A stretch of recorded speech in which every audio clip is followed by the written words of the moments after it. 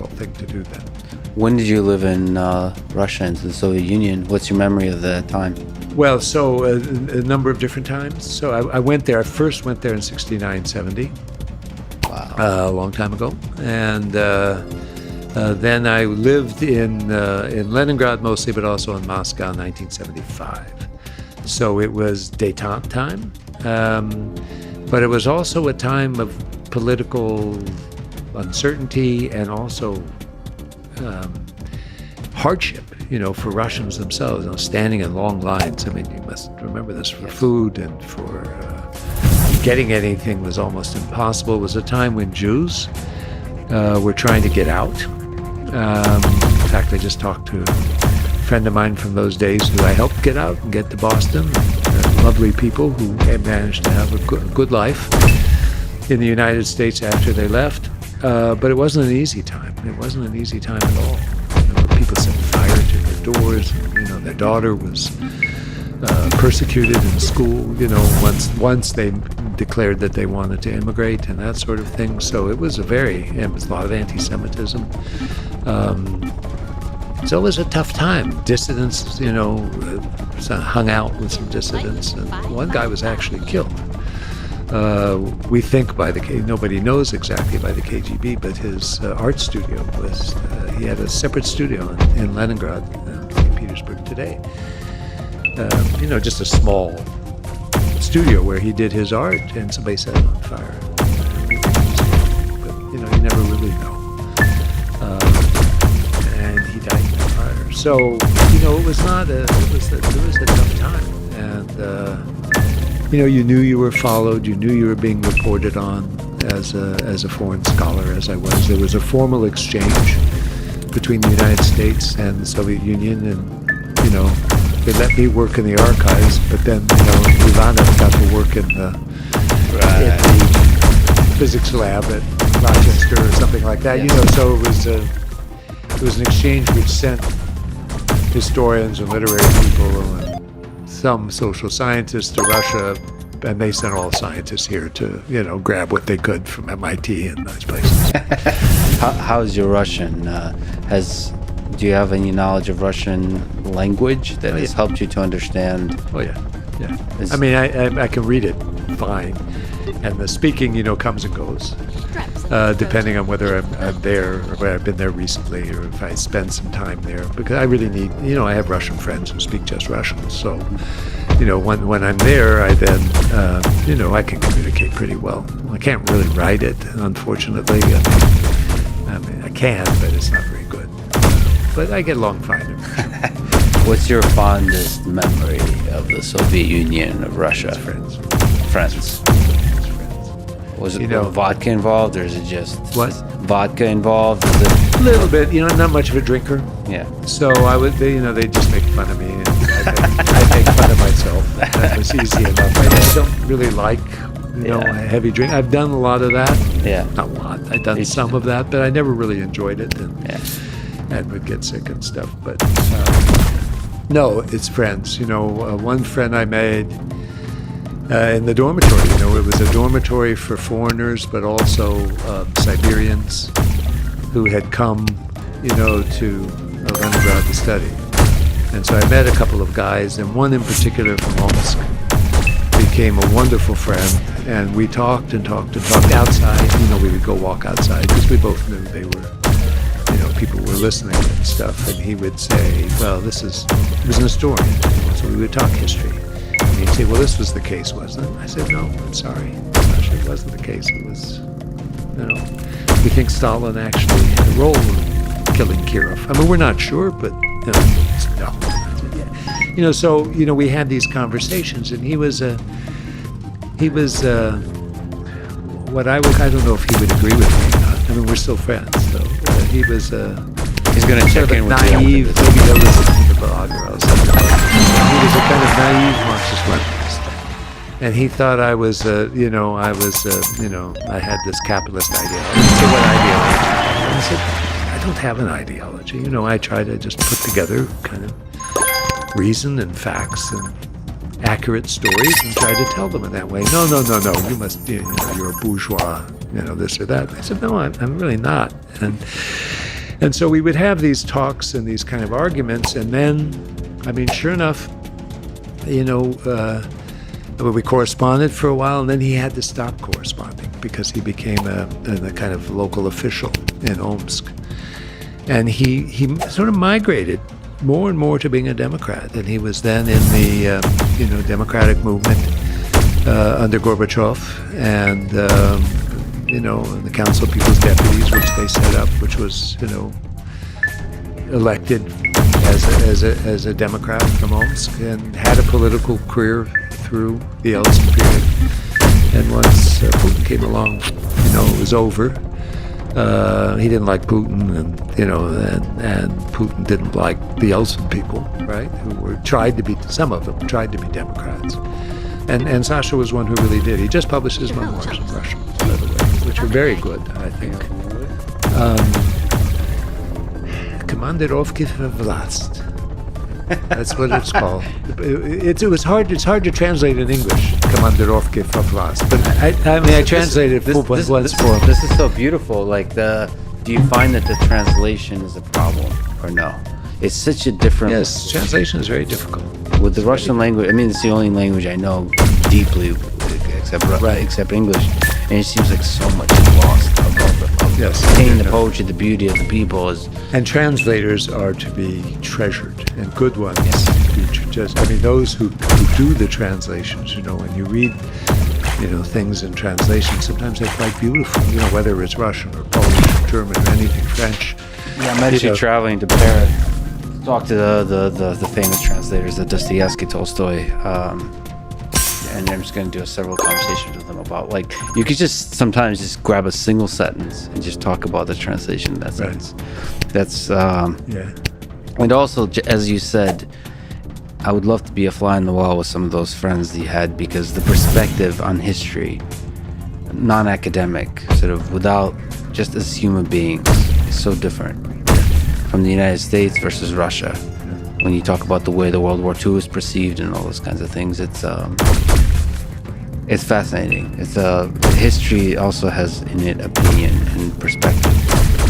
And so sometimes stripping that away is really difficult, and I guess that is your job, and at its highest form, that is what you do as a historian. Well, Norman, спасибо большое, что сегодня со мной поговорили.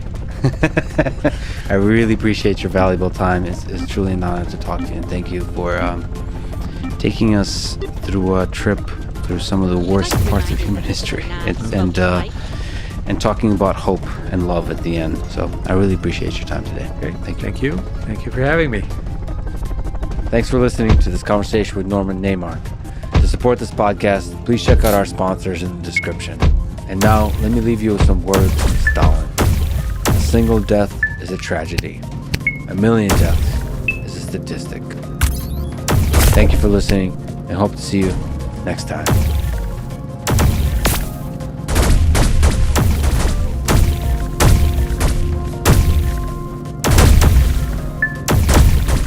Following is a conversation with Richard Wrangham, a biological anthropologist at Harvard, specializing in the study of primates and the evolution of violence, sex, cooking, culture, and other aspects of ape and human behavior at the individual and societal level.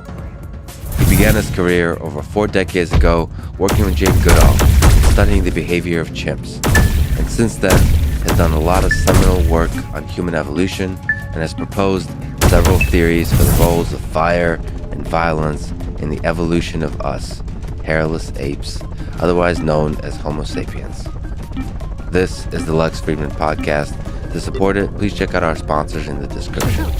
And now, here's my conversation with Richard Wrangham.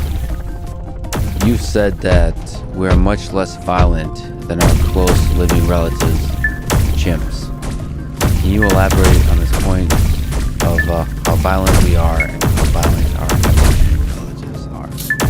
Well, I haven't said exactly that we're less violent than chimps. What I said is that there are 2 kinds of violence. One stems from proactive aggression and the other stems from reactive aggression. Proactive aggression is planned aggression. Reactive aggression is impulsive, defensive. It's reactive because it takes place in seconds after the threat. And the thing that is really striking about humans compared to our close relatives is the great reduction in the degree of reactive aggression. So we are far less violent than chimps when prompted by some relatively minor threat within our own society. And the way I judge that is with not super satisfactory data, but the study which is particularly striking is one of people living as hunter-gatherers in a really upsetting kind of environment, namely people in Australia living in a place where they got a lot of alcohol abuse, there's a lot of domestic violence. It's all a sort of a society that is as bad from the point of view of violence as an ordinary society can get. There's excellent data on the frequency with which people actually have physical violence and hit each other.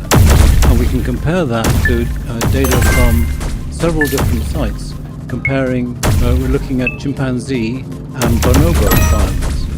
And the difference is between 2 and 3 orders of magnitude. The frequency with which chimps and bonobos hit each other, chase each other, charge each other, physically engage is somewhere between 500 and 1,000 times higher than in humans. So there's something just amazing about us, and it's been recognized for centuries. Aristotle drew attention to the fact that we behave in many ways like domesticated animals because we're so unviolent. But people say, well, what about the hideous engagements of this 20th century, the First and Second World War, and much else besides? And that is all proactive violence. All of that is gangs of people making deliberate decisions to go off and attack in circumstances which, ideally, the attackers are going to be able to make their kills and then get out of that. In other words, not face confrontation. That's the ordinary way that armies try and work. And there, it turns out that humans and chimpanzees are in a very similar kind of state. That is to say, if you look at the rate of death from chimpanzees conducting proactive coalitionary violence, it's very similar in many ways to what you see in humans. So we're not down-regulated with proactive violence, it's just this reactive violence that is strikingly reduced in humans. So chimpanzees also practice kind of tribal warfare. Indeed they do, yeah. So this was discovered first in 1974, it was observed first in 1974, which was about the time that the first major study of chimpanzees in the wild by Jane Goodall had been going for something like 5 years during of the chimpanzees being observed wherever they went. Until then, they'd been observed at a feeding station where Jane was luring them in to be observed by seeing bananas, which is great. She learned a lot. But she didn't learn what was happening at the edges of their ranges. Mm-hmm. So 5 years later, it became very obvious that there was hostile relationships between groups. And those hostile relationships sometimes take the form of the kind of hostile relationships that you see in many animals, which is a bunch of chimps in this case shouting at a bunch of other chimps on their borders. But dramatically, in addition to that, there is a second kind of interaction, and that is when a party of chimpanzees makes a deliberate venture to the edge of their territory, silently, and then search for members of neighboring groups. And what they're searching for is a lone individual. So I've been with chimps when they've heard a lone individual under these circumstances, or what they think is a lone one, and they touch each other and look at each other and then charge forward, very excited, And then, while they're charging, all of a sudden, the place where they call the lone call erupts with a volley of calls. It was just one calling out of a larger party. And our chimps put on the brakes and scoot back for safety into their own territory.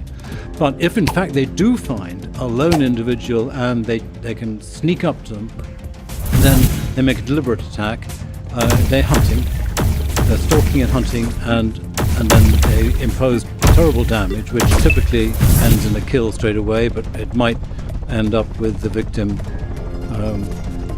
so damaged that they'll crawl away and die a few days or hours later.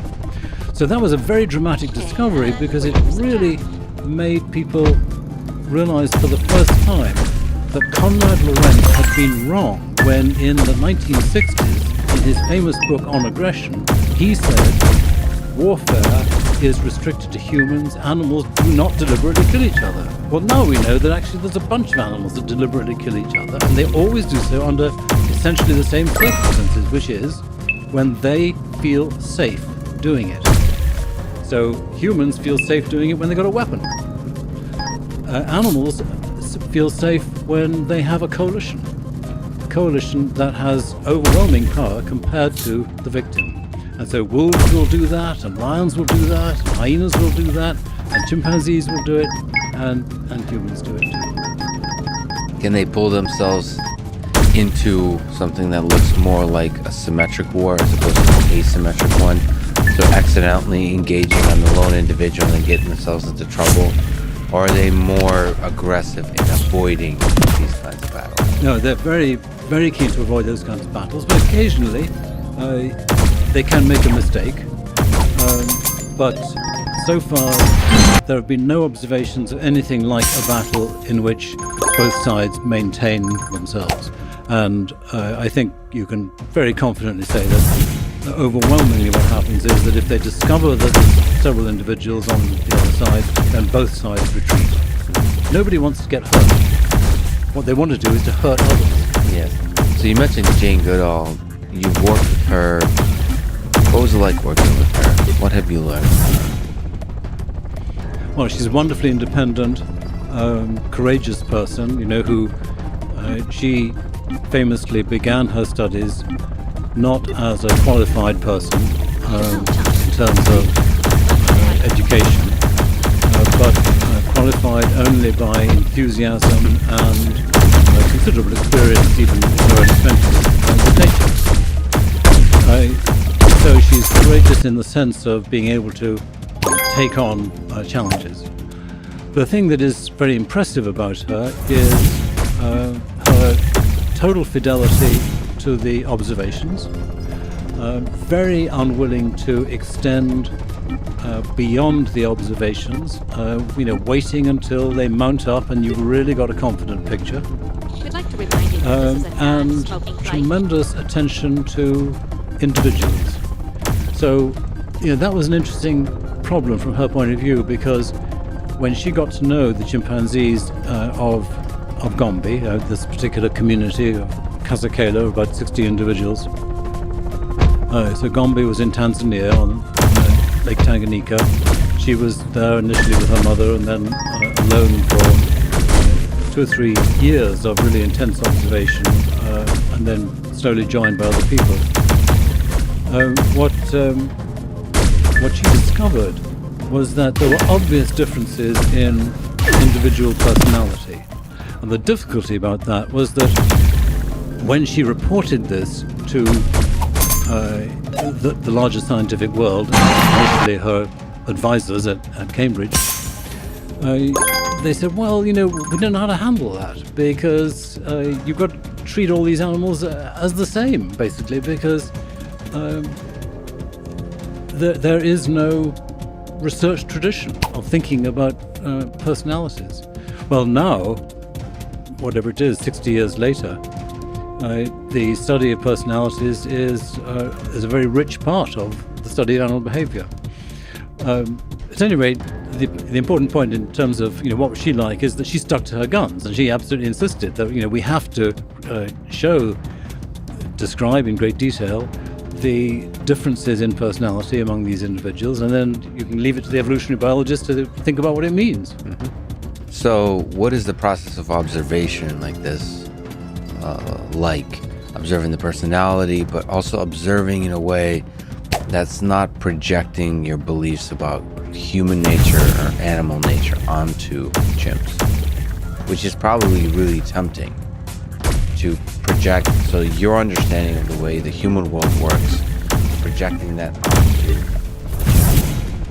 Yes, I mean, it's particularly difficult with chimps because chimps are so similar to humans in their behavior that it's very easy to make those projections, as you say. The process involves making very clear definition of what a behavior is.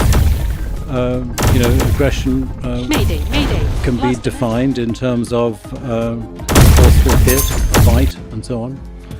And writing down every time these things happen, and then slowly totting up the numbers of times that they happen, from individual A towards individuals B, C, D, and E, so that you build up a very concrete picture rather than interpreting at any point and stopping and saying, well, they seem to be rather aggressive. So the sort of formal system is that you build up a pattern of the relationships based on a description of the different types of interactions, the aggressive and the friendly interactions, and all of these are defined in concrete, and so that from that you extract a pattern of relationships, and the relationships can be defined as relatively friendly, relatively aggressive, competitive, based on the frequency of these types of interactions. And so one can talk in terms of individuals having a relationship which on the scores of friendliness is 2 standard deviations outside the mean. I mean, it's... In which direction, sorry? In both directions? Well, I mean, that would be, obviously, the friendly ones would be the ones who have exceptionally high rates of spending time close to each other, of touching each other in a gentle way, of grooming each other, and, by the way, finding that those things are correlated with each other. So it's possible to define a friendship with a capital F in a very systematic way, and to compare that between individuals, but also between communities of chimpanzees and between different species. So that, we can say that in some species, individuals have friends, and others they don't at all. What about just because there's different personalities and because they're so fascinating, what about sort of falling in love or forming friendships with chimps? Like really,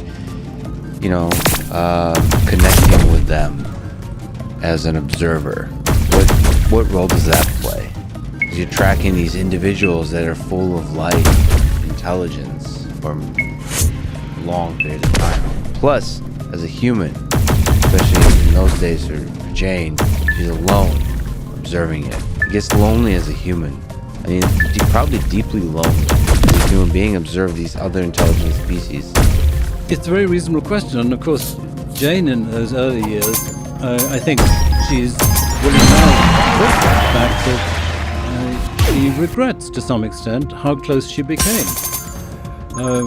And the problem is not just from the humans, the problem is from the chimpanzees as well, because they do things that are extremely affectionate, if you like. At one point, Jane offered a ripe fruit to a chimpanzee called David Greybeard.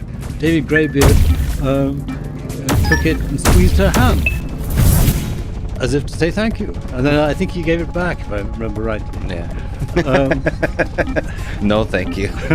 Right. It's almost like thank you and returning the affection by giving the fruit. Yeah, exactly. If they did something. No, it was a gentle squeeze. I mean, chimpanzees could squeeze you very hard, as occasionally has happened. Some chimps are aggressive to people, and others are friendly. And the ones that are friendly tend to be rather sympathetic characters because they might be ones who are having problems in their own society. So Jomeo in Gombe used to come and sit next to me quite often, and he was having a hard time making it in that society, which I can describe to you in terms of the number of aggressive interactions if you want, just to be informed about it. So all of this is to be very firmly resisted.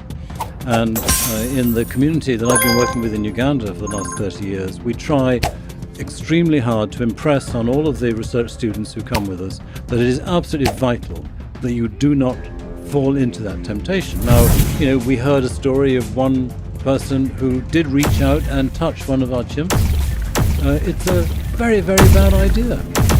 Not because the chimp is going to do anything violent at the time, but because if they learn that humans are as weak physically as we are compared to them, then they can take advantage of it. And that's what happened in Gombe. So after Jane had done the very obvious thing when you're first engaged in this game of allowing the infants to approach her and then tickling them and playing with them, some of those infants had the personality of wanting to take advantage of that knowledge later.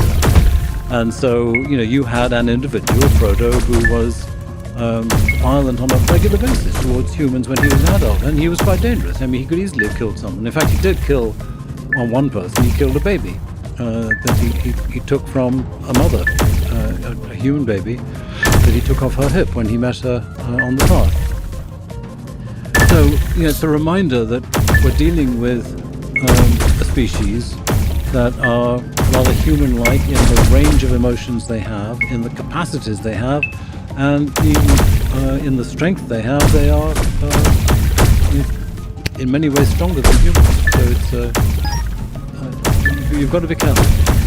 In the full range of friendliness and violence, the capacity of these very human things. Yes, I mean it's very obvious with violence, as we talked about, that they will kill not just strangers. They can kill other adults within their own group. They can kill babies as strangers. They kill babies in their own group. So, this is a long-lived individual. Obviously, these killings can't have very often because otherwise they'd all be dead.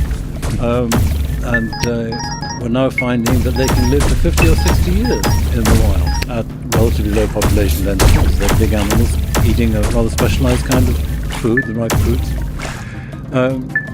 So it doesn't happen all the time. With friendliness, they are very strong to support each other. They very much depend on their close friendships, which they express through physical contact, and particularly through grooming. So grooming occurs when one individual approaches another. I might present for grooming, a very common way of starting, turning their back or presenting an arm or something like that, and the other just riffles their fingers through the hair. And that's partly just soothing, and it's partly looking for parasites, but mostly it's just soothing. Yes. And the point about this is it can go on for half an hour. It can go on for sometimes even an hour. So this is a major expression of interest in somebody else. When did your interest in this one particular aspect of chimp, which is violence, when did the study of violence in chimps become something you were interested in? Well, for my PhD in the early 1970s, I was in Gombe with Ecuador and was studying feeding behavior.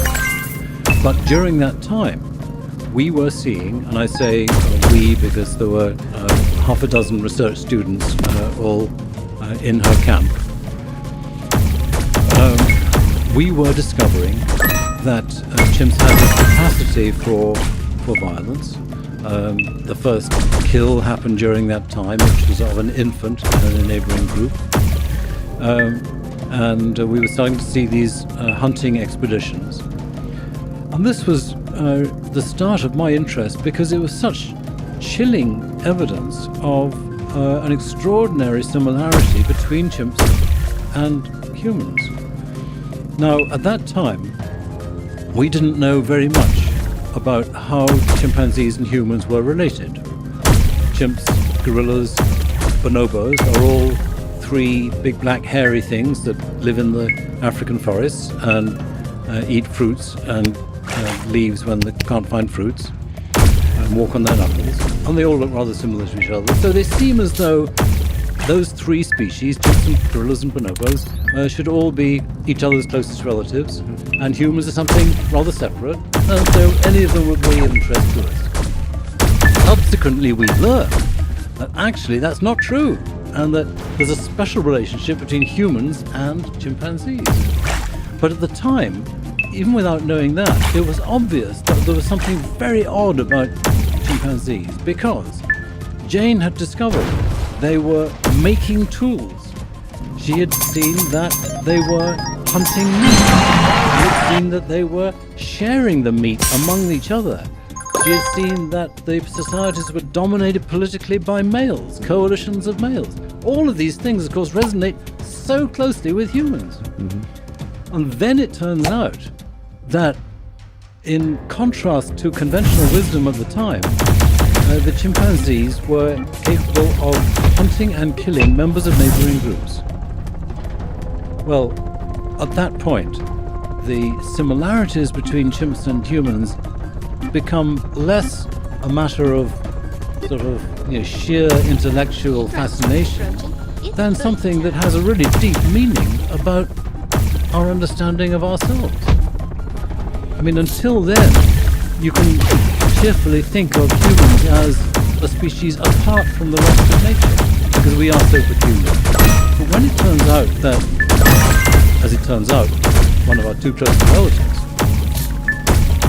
has got these features that we share, and that one of the features is something that is the most horrendous, as well as fascinating, aspect of human behavior, then how can you resist just trying to find out what's going on? So I have to say this. I'm not sure if you're familiar with the man, but fans of this podcast are. So we're talking about chimps. We're talking about violence. My now friend, Mr. Joe Rogan, is a big fan of those things. I'm a big fan of these topics. I think a lot of people are fascinated by these topics. So as you're saying, why do we find the exploration of violence and the relations between chimps so interesting? What can they teach us about ourselves? Until we had this information about chimpanzees, it was possible to believe that the psychology behind warfare was totally the result of some kind of recent cultural innovation that had nothing to do with our biology. Or, if you like, that it's got something to do with sin and God and the devil and that sort of thing. But what the chimps tell us, after we think carefully about it, is that it seems undoubtedly the case that our evolutionary psychology has given us the same kind of attitude towards violence as occurred in chimpanzees.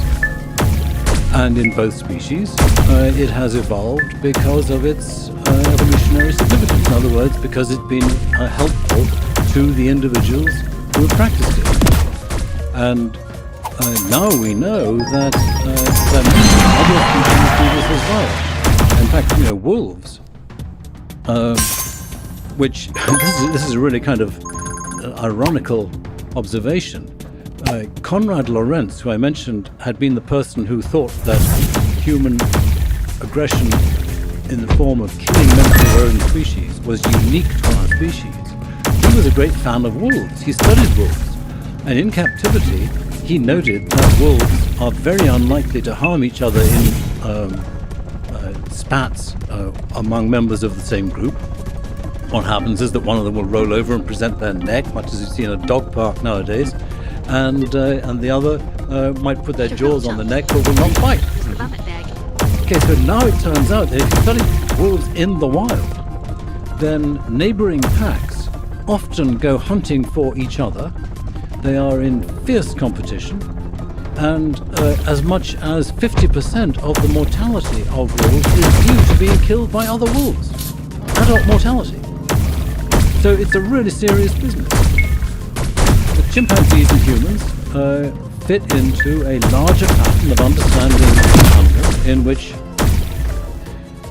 you don't have an instinct for violence. What you have is an instinct, if you like, to use violence adaptively.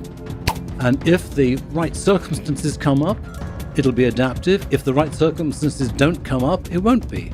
So some chimpanzee communities are much more violent than others because of things like the frequency with which a large party of males is likely to meet a lone victim.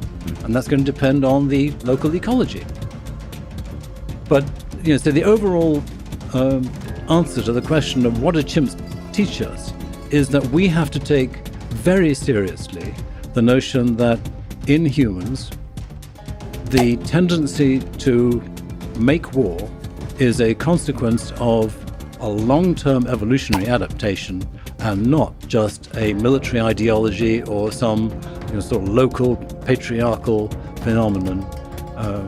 And of course, a reading of history, a judicious reading of history, fits that very easily because war is so commonplace. It's not an accident, so it's not a construction of human civilization. It's deeply within us, violence. So what's the difference between violence on the individual level versus group? It seems like with chimps and with wolves, there's something about the dynamic of multiple chimps together that increase the chance of violence.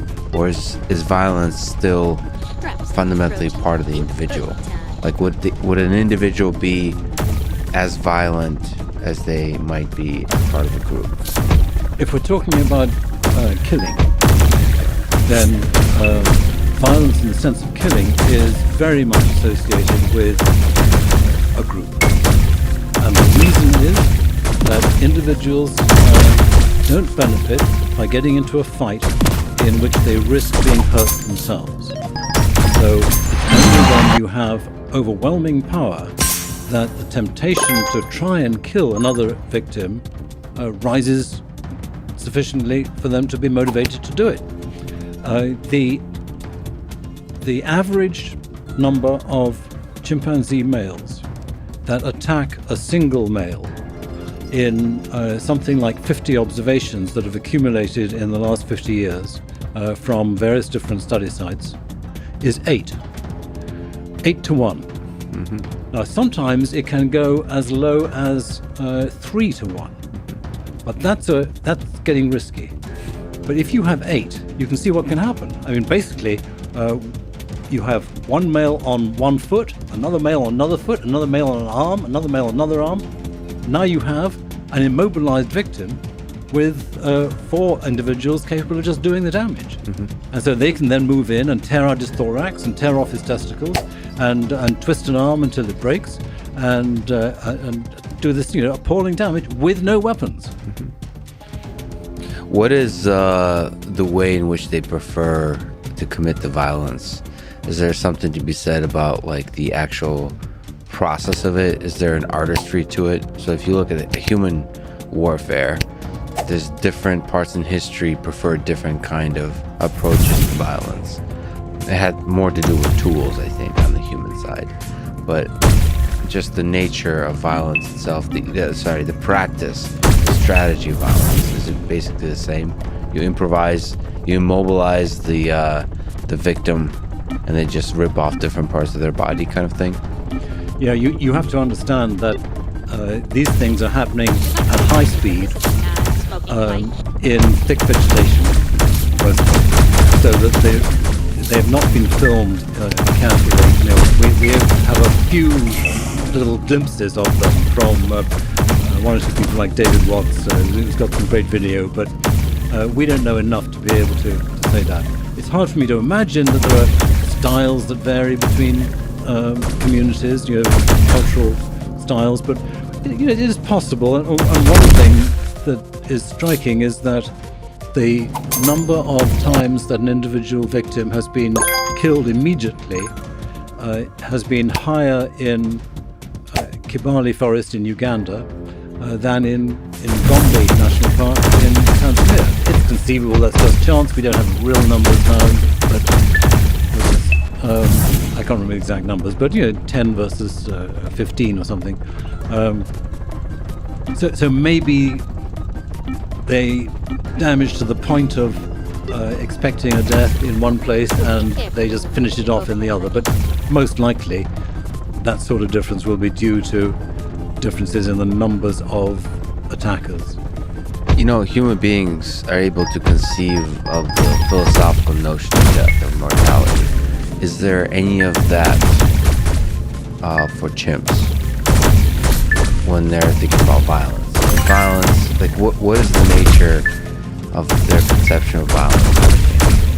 Do they realize they're taking another conscious being's life, or is it some kind of like optimization over the use of resources or something like that? I can't think of any way to get an answer to the question of what they know about that. I think that the way to think about motivation is rather like the motivation in sex. So when males are interested in having sex with a female, whether it's in chimpanzees or in humans, they don't think about the fact that what this is going to do is to lead to a baby. Mostly. You're right. Mostly what they're thinking about is, I want to get my end away. And I think that it's a similar kind of process with the chimps. What they are thinking about is, I want to kill this individual. And it's hard to imagine that taking the other individual's perspective and thinking about what it means for them to die is going to be an important part of that. In fact, there's reason to think it should not be an important part of it. It might inhibit them, and they don't want to be inhibited. The more efficient they are in doing this, the better. But I think it's interesting to think about this whole motivational question, because it does produce the sort of rather haunting thought that there has been selection in favor of enthusiasm about killing.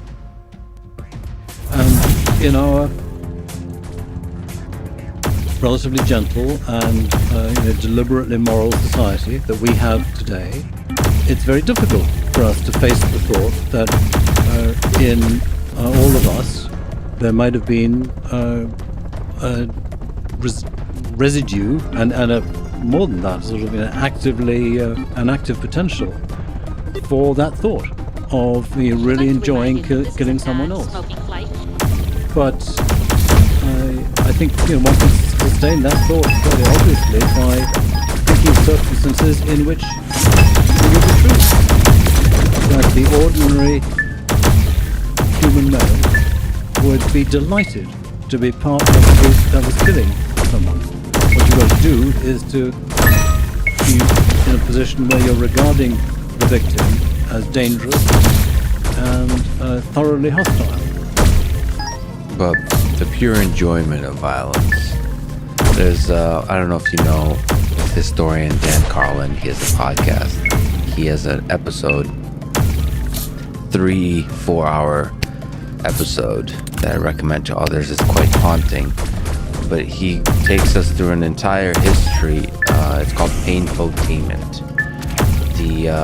The history of humans enjoying the murder of others in a large group. So like public executions were long part of human history. And there's something that for some reason humans seem to have been drawn to just watching others die. And he ventures to say that may still be part of us. For example, he said if it was possible to televise, to stream online, for example, the execution and the murder of somebody, or even the torture of somebody, that a very large fraction of the population on Earth would not be able to look away. They'd be drawn to that somehow. As a very dark thought that we were drawn to that. So you think that's part of us in there somewhere? That selection, that we evolved the enjoyment of killing and the enjoyment of observing those in our tribe doing the killing. Yes, I mean, and that word you produced at the end is critical, I think, because it would be a little bit weird, I think, to imagine a lot of enjoyment about people in your own tribe being killed. Right. I don't think we're interested in violence for violence's sake that much. It's when you get these social boundaries set up, and in today's world, happily, we kind of are already one world. You have to dehumanize someone to get to the point where they are really outside our recognition of a tribe at some level, which is the whole human species. But in ancient times, that would not have been true, because in ancient times, there are lots of accounts of hunters and gatherers in which the appearance of a stranger would lead to an immediate response of shooting on sight, because what was human was the people that were in your society, and the other things that actually looked like us and were human in that sense were not regarded as human.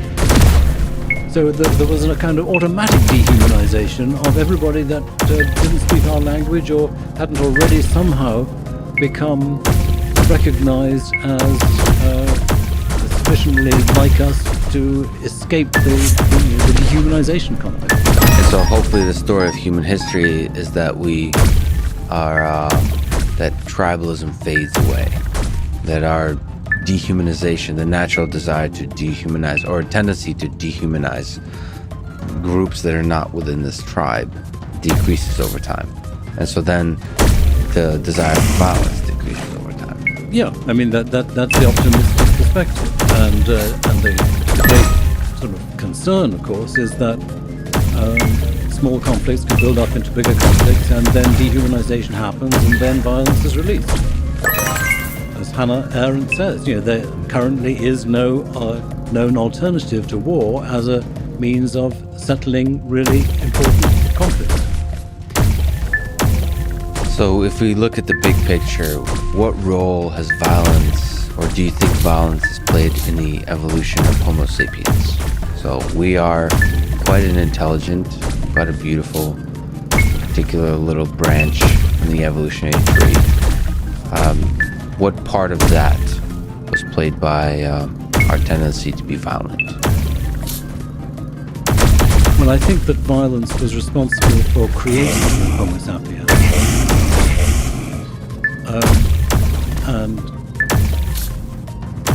that raises the question of what Homo sapiens is. Yes. Yeah, exactly. So, nowadays people begin the sort of concept of what Homo sapiens is by thinking about features that are very obviously different from all of the other species of Homo. And our large brain, our very rounded cranium, our relatively small face. These are characteristics which are developed in a relatively modern way by about 170,000 years ago, say. That's one of the earliest skulls in Africa that really captures that. But it has been argued that that is an episode in a process that has been started substantially earlier, and there's no doubt that that's true. Homo sapiens is a species that has been changing pretty continuously throughout the length of time it's there, and it goes back to 300,000 years ago. 315 literally is the time, the best estimate of a date for a series of bones from Morocco that have been dated 3 or 4 years ago at that time, and have been characterized as earliest Homo sapiens. Now, at that point, they are only beginning the trend of sapienization, and that trend consists basically of gracilization, of making our ancestors less robust, shorter faces, smaller teeth, smaller brow ridge, narrower face, thinner cranium, all these things that are associated with reduced violence. Okay, so that's saying that's Homo sapiens beginning. So it began sometime 300 to 400,000 years ago, because by 315,000 years ago, you've already got something recognizable. So you're more on that side of things, that those is gradual process. It's not 150, 170,000 years ago. It started like 400,000 years ago, and it's just started 300 to 400,000 years ago, and if you look at 170, it's got even more like us, and if you look at 100, it's got more like us again, and if you look at 50, it's more like us again. It's all the way. It's just getting more and more like the moderns. So the question is, what happened between 300,000 and 400,000 years ago to produce Homo sapiens?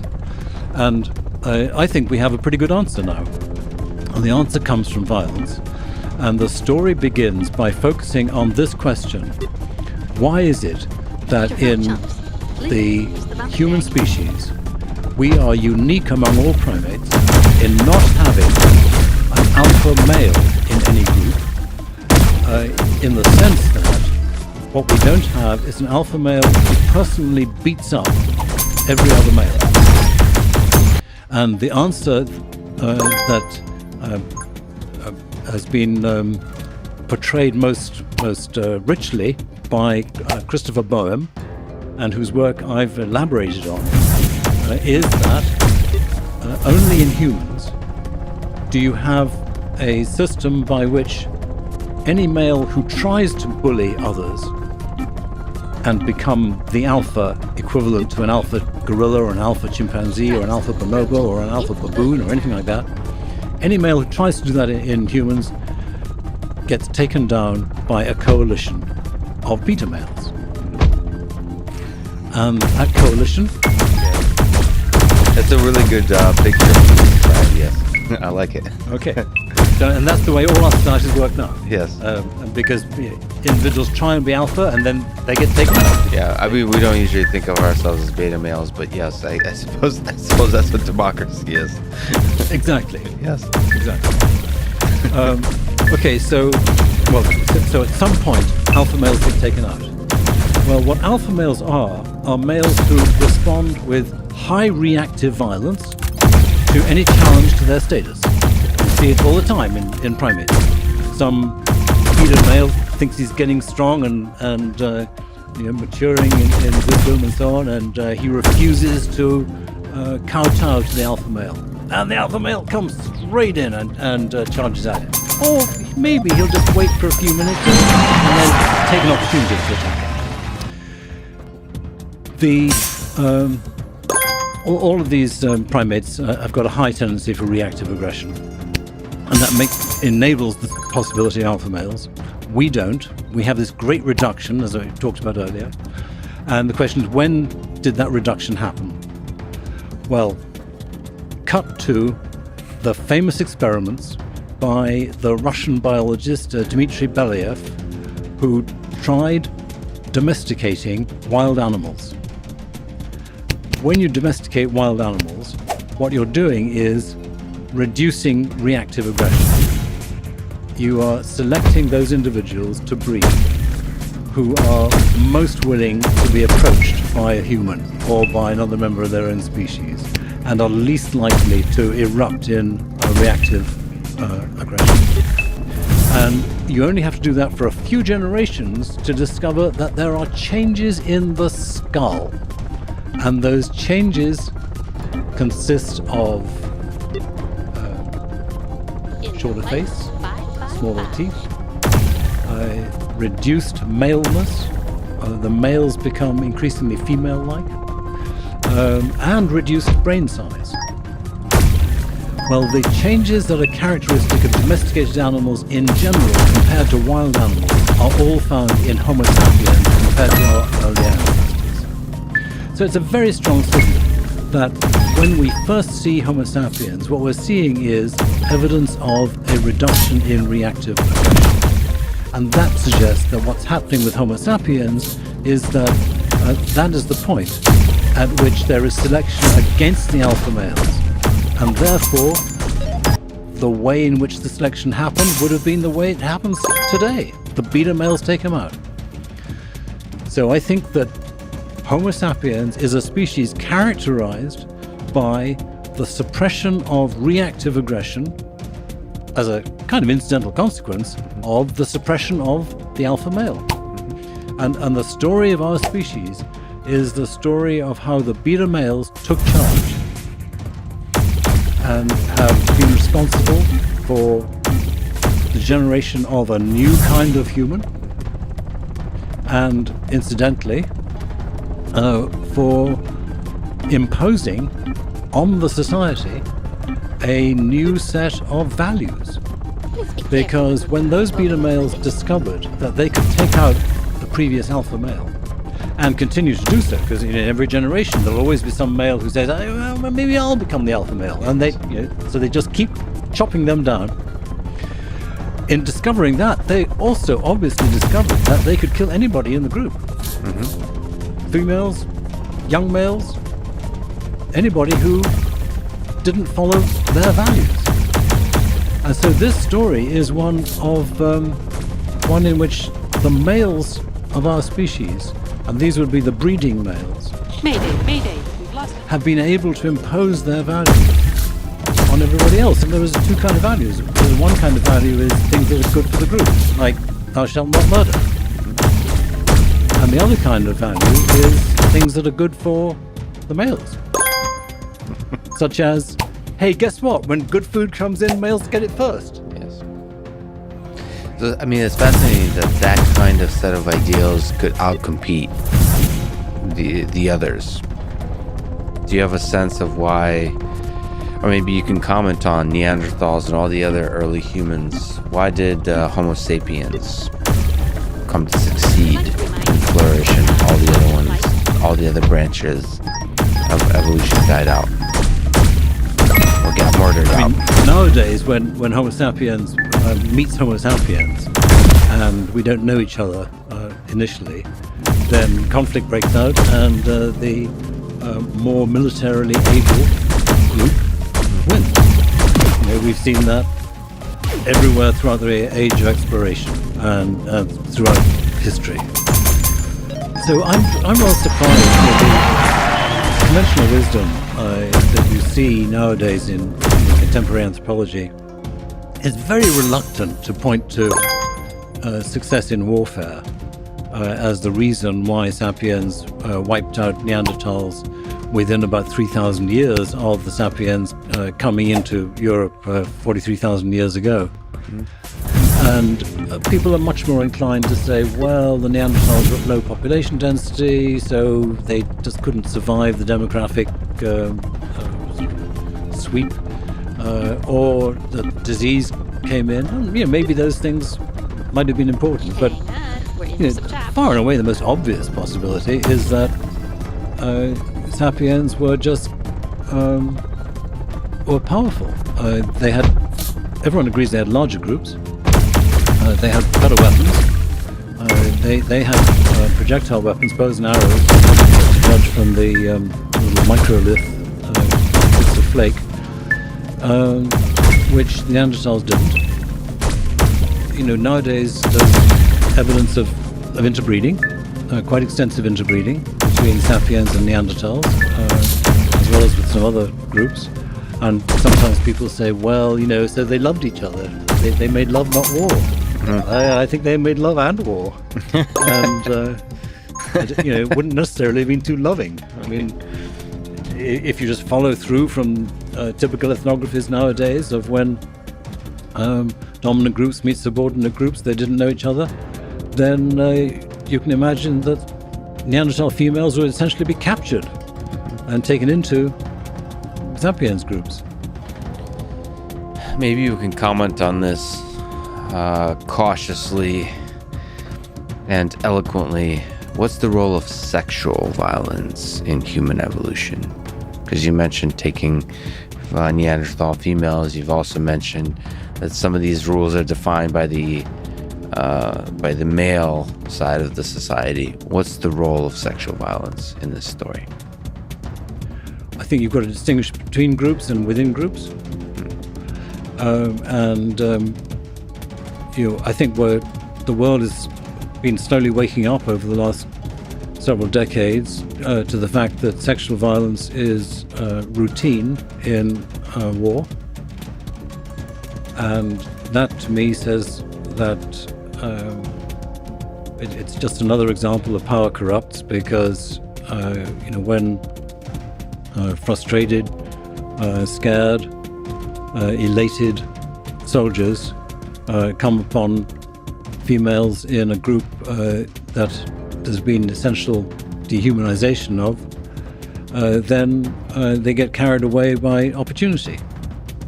It is not always possible to argue that this is adaptive nowadays, because you get lots and lots of stories of women being abused to the point of being killed.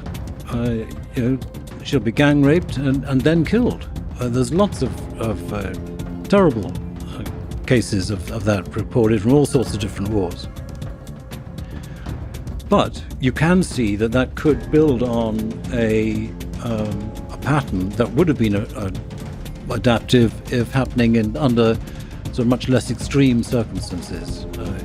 The war is very extreme nowadays, in the sense that you get battles in which people are sent by a military hierarchy into a war situation in which they do not feel what hunters and gatherers would typically have felt, which would have been that if we attack, we have an excellent chance of getting away with it. Nowadays, you're sent in across the Somme or whatever it is, and there's a very high chance you will be killed, and that's totally unnatural and a novel evolutionary experience, I think. Then there's sexual coercion within groups, and so that takes various kinds of forms. But nowadays, of course, I think people recognize increasingly that the principal form of sexual intimidation and rape occurs within relationships. Mm-hmm. It's not stranger rape that is really statistically important. There's much more what happens behind the walls of a bedroom where people have been living for some time. And just two sort of thoughts and observations about this. One is that it may seem odd that that males should think it a good idea, as it were, to impose themselves sexually on someone with whom they have a relationship. But what they're doing is intimidating someone in a relationship in which the relative power in the relationship has continuing significance for a long time. And that power probably goes well beyond just the sexual. It's to do with domestic relationships. It's to do with the man getting his own way all the way. It's power dynamics, and the sexual aggression is one of the tools to regain power, gain more power, and that kind of thing. Yeah, exactly.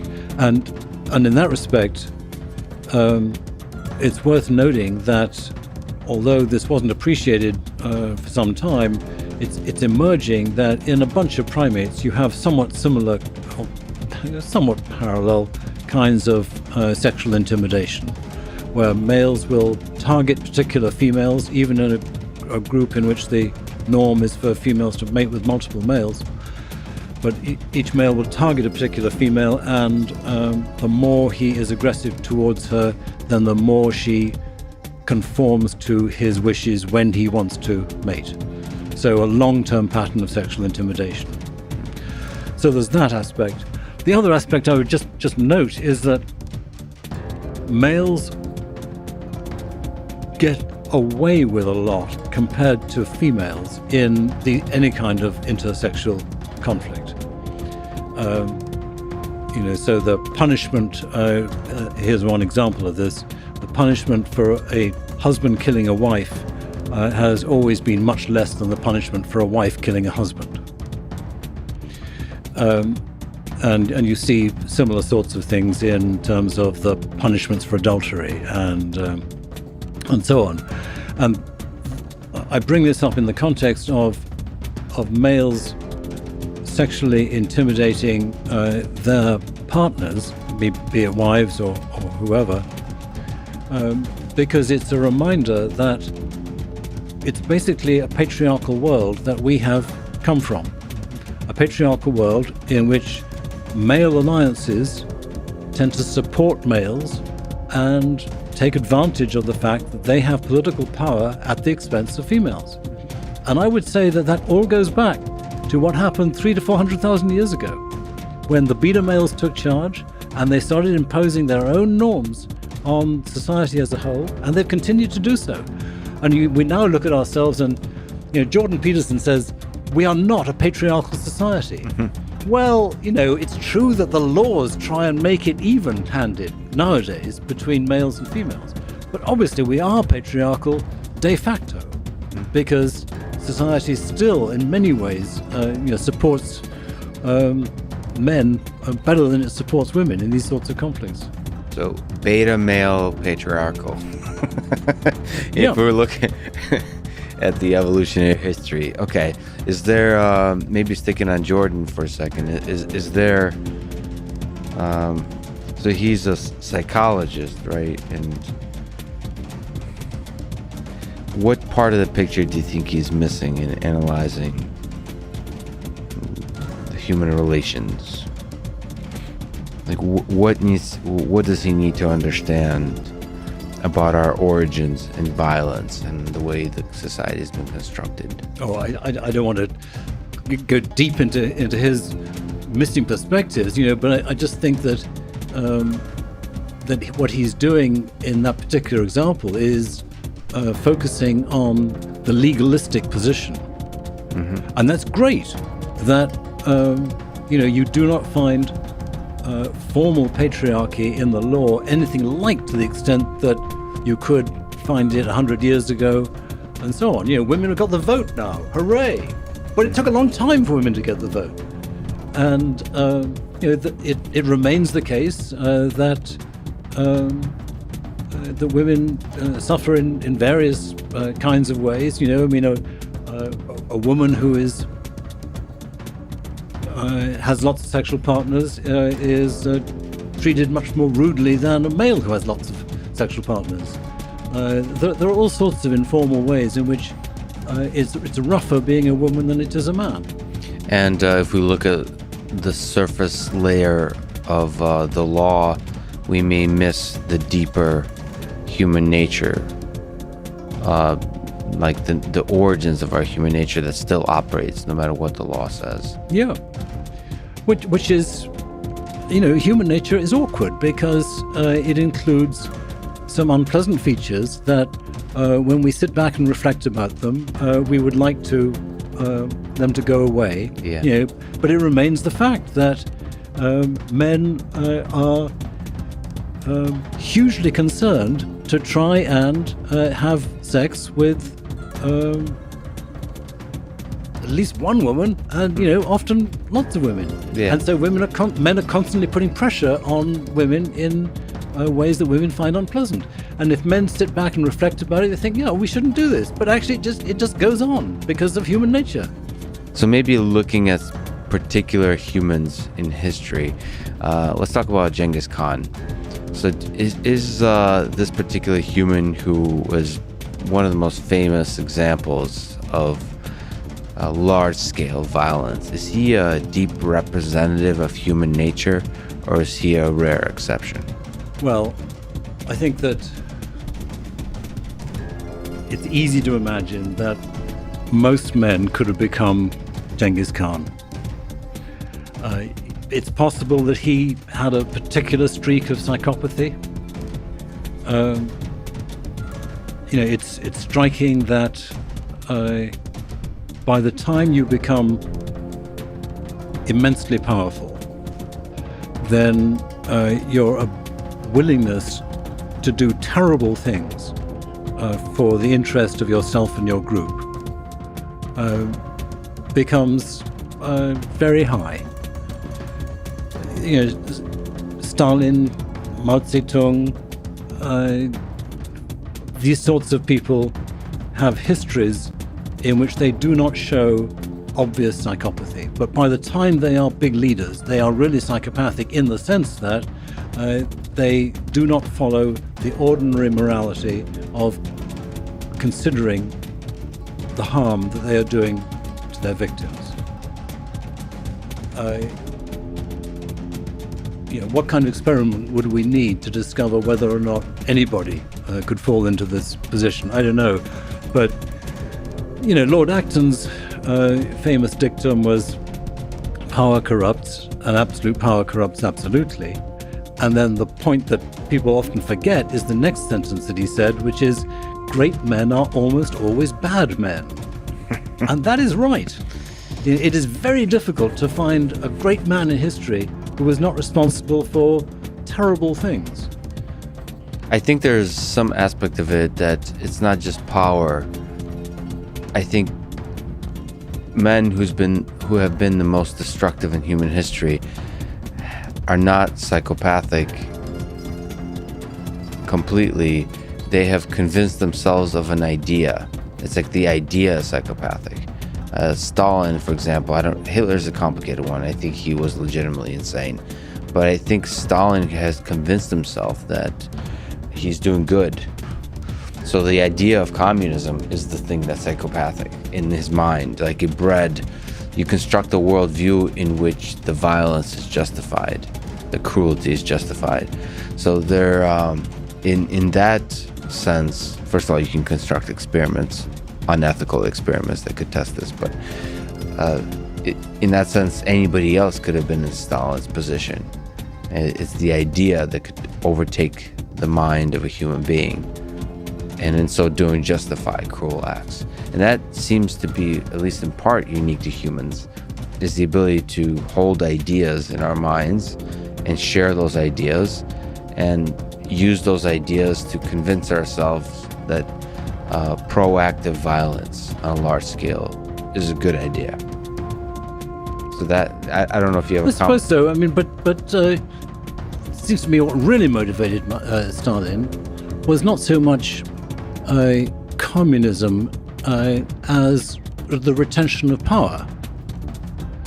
So once he became leader, and in the process of becoming leader, he was absolutely desperate to get rid of anybody who was a challenger. He was deeply suspicious of anybody, even on his side, who might possibly be showing glimmerings of willingness to challenge him. So, when he apparently had Kirov murdered, Kirov was a great communist. Trotsky was a great communist. But what he was worried about was that they were rivals to him. I suppose the thought is, I am the best person to bring about a global sort of embrace of communism, and others are not. And so we have to get rid of those others. Well, I suspect you're being very charitable here, but I mean, maybe you know enough about Stalin to really... Yes. Well, so the point I'm making, I do quite a bit, is from my understanding and sense, of course we can't know for sure, is he believed in communism. This wasn't purely a game of power. Now, he got drunk with power pretty quickly, but he really believed for, I believe, his whole life that communism is good for the world. And that, I don't know what role that belief plays with the more natural human desire for power. I don't know, but it just seems like... As we agreed, he's killing a lot of communists on his journey. But it's not, that calculus doesn't work that way. There's humans who are communists, and then there's the idea of communism. So for him, in his delusional worldview, killing a few people is worth the final result of bringing communism to the whole world. But it was more than that again, because I mean, he really wanted power for the Soviet Union, and so surely the reason that he orchestrated the export of wheat from Ukraine, and in so doing was willing to lead to mass starvation, was because he wanted to sell it on the market in order to be able to build up the power of the Soviet Union. You know, alternative view of communism might have been, well, you know, let's just make sure everybody survives and make sure everybody has enough to eat, and we'll all be mutually supportive in a communal network. But no, but he wanted the power for the country. Well, I guess exactly. So that it's not even communism, the set of ideas, or like Marxism or something like that. It's the country. I guess what I'm saying is it's not purely power for the individual. It's power for a vision for this great nation, the Soviet Union. Yeah. And it's similar with Hitler. The guy believed that this is a great nation, Germany. And like it's a nation that's been wronged throughout history and needs to be righted. And there's some dance between the individual human and the tribe. Yes, no, absolutely. Yes, and so just like chimpanzees, you know, we are fiercely tribal, and the tribalism resides particularly in male psychology, and it's very scary, because once you assemble a set of males who share a tribal identity, then they have power that they can exert with very little concern about what they're doing to damage other people. Do you think this, so Nietzschean will to power, we talked about the corrupting nature of power, do you think that's a manifestation of those early origins of violence? What's the connection of this desire for power and our proclivity for violence? You know, what we're talking about is tribal power, right? Power on behalf of a group. Yes. And that seems to me to go right back to a deep evolutionary origin, because you see essentially the same thing in a whole bunch of animals. You know, most of the sort of cognitively complex animals live in social groups in which they have tribal boundaries. So what you see in chimpanzees is echoed in almost all of the primates. The difference between us and, you know, chimpanzees and humans on the one hand and other primates on the other is that we kill and they don't. And the reason they don't is because they never meet in the context where there are massive imbalances of power. So two groups of baboons, you know, there's 30 on this side and 50 on this side, fine. Nobody's going to try and kill anybody else because there's serious risks involved. But nevertheless, they are tribal, so you know they will have fairly intense intergroup interactions in which everybody knows whose side is on who is on whose side, and the long-term consequences of winning those battles, non-lethal battles, is that the dominants get access to larger areas of land, more safety and so on, with chances are better record of reproductive success subsequently. Do you think this, from an evolutionary perspective, is a feature or a bug? Our natural sort of tendency to form tribes? So what's a bug? Oh, sorry, this is a computer programming analogy, meaning like it would be more beneficial. Is it beneficial or detrimental to form tribes from an evolutionary perspective? Yeah, but What does it mean? What does a bug mean? yes, right. I mean, Well, yeah, You know, like where's evolution going anyway? it's beneficial from it's beneficial in the sense that it evolved by natural selection Yes. to benefit the individuals who did it. Yes. But if by bug you mean something that, from the point of view of the species, it would be great if you could just wipe this out, Right. because the species would somehow do better Yes, as a exactly. result. Then yes, but then males are a bug. Come on now. It's there's some nice things to males. Speaking as a male, The fact that there are some nice things to males doesn't mean that they're not bugs. Maybe they're quite nice bugs, but it would be much better for the species as a whole not to have males who impose this violence on the species as a whole. Yeah. As somebody who practiced controlled violence and doing a lot of martial arts, yeah, I'm not sure. It does seem kind of fun to have this kind of controlled violence. Also sports. Also, I mean, the question of conflict in general, I guess that's the deeper question. Don't you think there's some value to conflict for the improvement of society, for progress? That this tension between tribes, isn't this like experiment, a continued experiment we conduct with each other and to figure out what is a better world to build? Like, you need that conflict of good ideas and bad ideas to go to war with each other.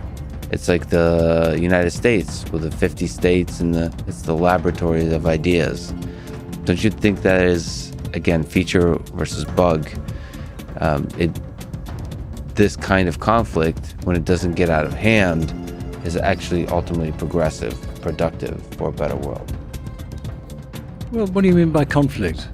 I mean, you can have conflict in the sense of people have different ideas about the solution to a problem. And so their ideas are in conflict. They can sit down and on a log and chat about it, and then decide, okay, you're right, or I'm wrong, or whatever. But if by conflict you mean a great idea to build a nuclear bomb and set that off, then no, I don't see why it's a good idea to have all this violence. Yeah, there's...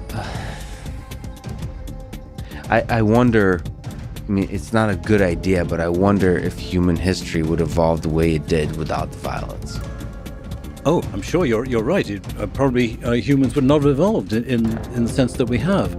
But I would hope that the course of violence in evolution will continue in the way it has.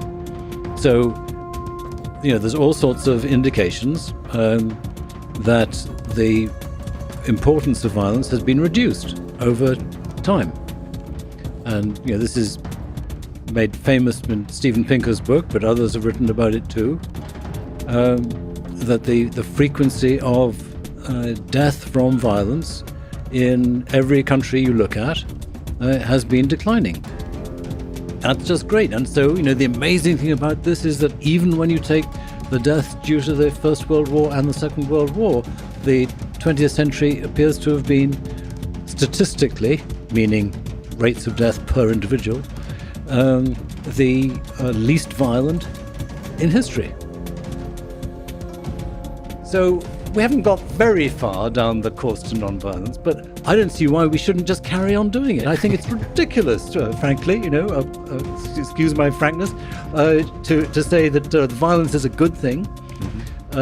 I think that it would be a wonderful concept if we could evolve somehow to a world, 3,000 years from now, where violence is really regarded as simply appalling, and that they look back on our time and can't believe what we were doing. Yeah, but of course violence takes a lot of different shapes. As we start to think deeper and deeper about living beings on Earth, for example, the violence we commit and the torture we commit to animals, and then perhaps down the line, as we talked offline about, is with robots and that kind of thing. So there's just so many ways to commit violence to others. And some people now talk about violence in the space of ideas, which, of course, to me at least, is a bit of a silly notion relative to use that same V word for the space of ideas versus actual physical violence. But it may be that a long time from now we see that even violence in the space of ideas is quite a manifestation of that same kind of violence. And so it is interesting where this is headed. And I think you're absolutely right. A world a non-violent world does seem like a better world. I wonder if the constraints on resources somehow make that world more and more difficult, especially as we run out of resources. Well, it's got to be very, very different from what we're doing nowadays. And it's unimaginably different. If we could imagine it, then maybe we could work towards it. At the moment, nobody knows how to work towards it. Well, that's kind of the stories of humans, is we don't really know the future. We're trying to ad hoc kind of develop it as we go, and sometimes get into trouble. Yeah. That's the violence. But George Orwell's vision in 1984 was of 2 or 3 world powers, each so powerful that nobody could diminish could destroy the other.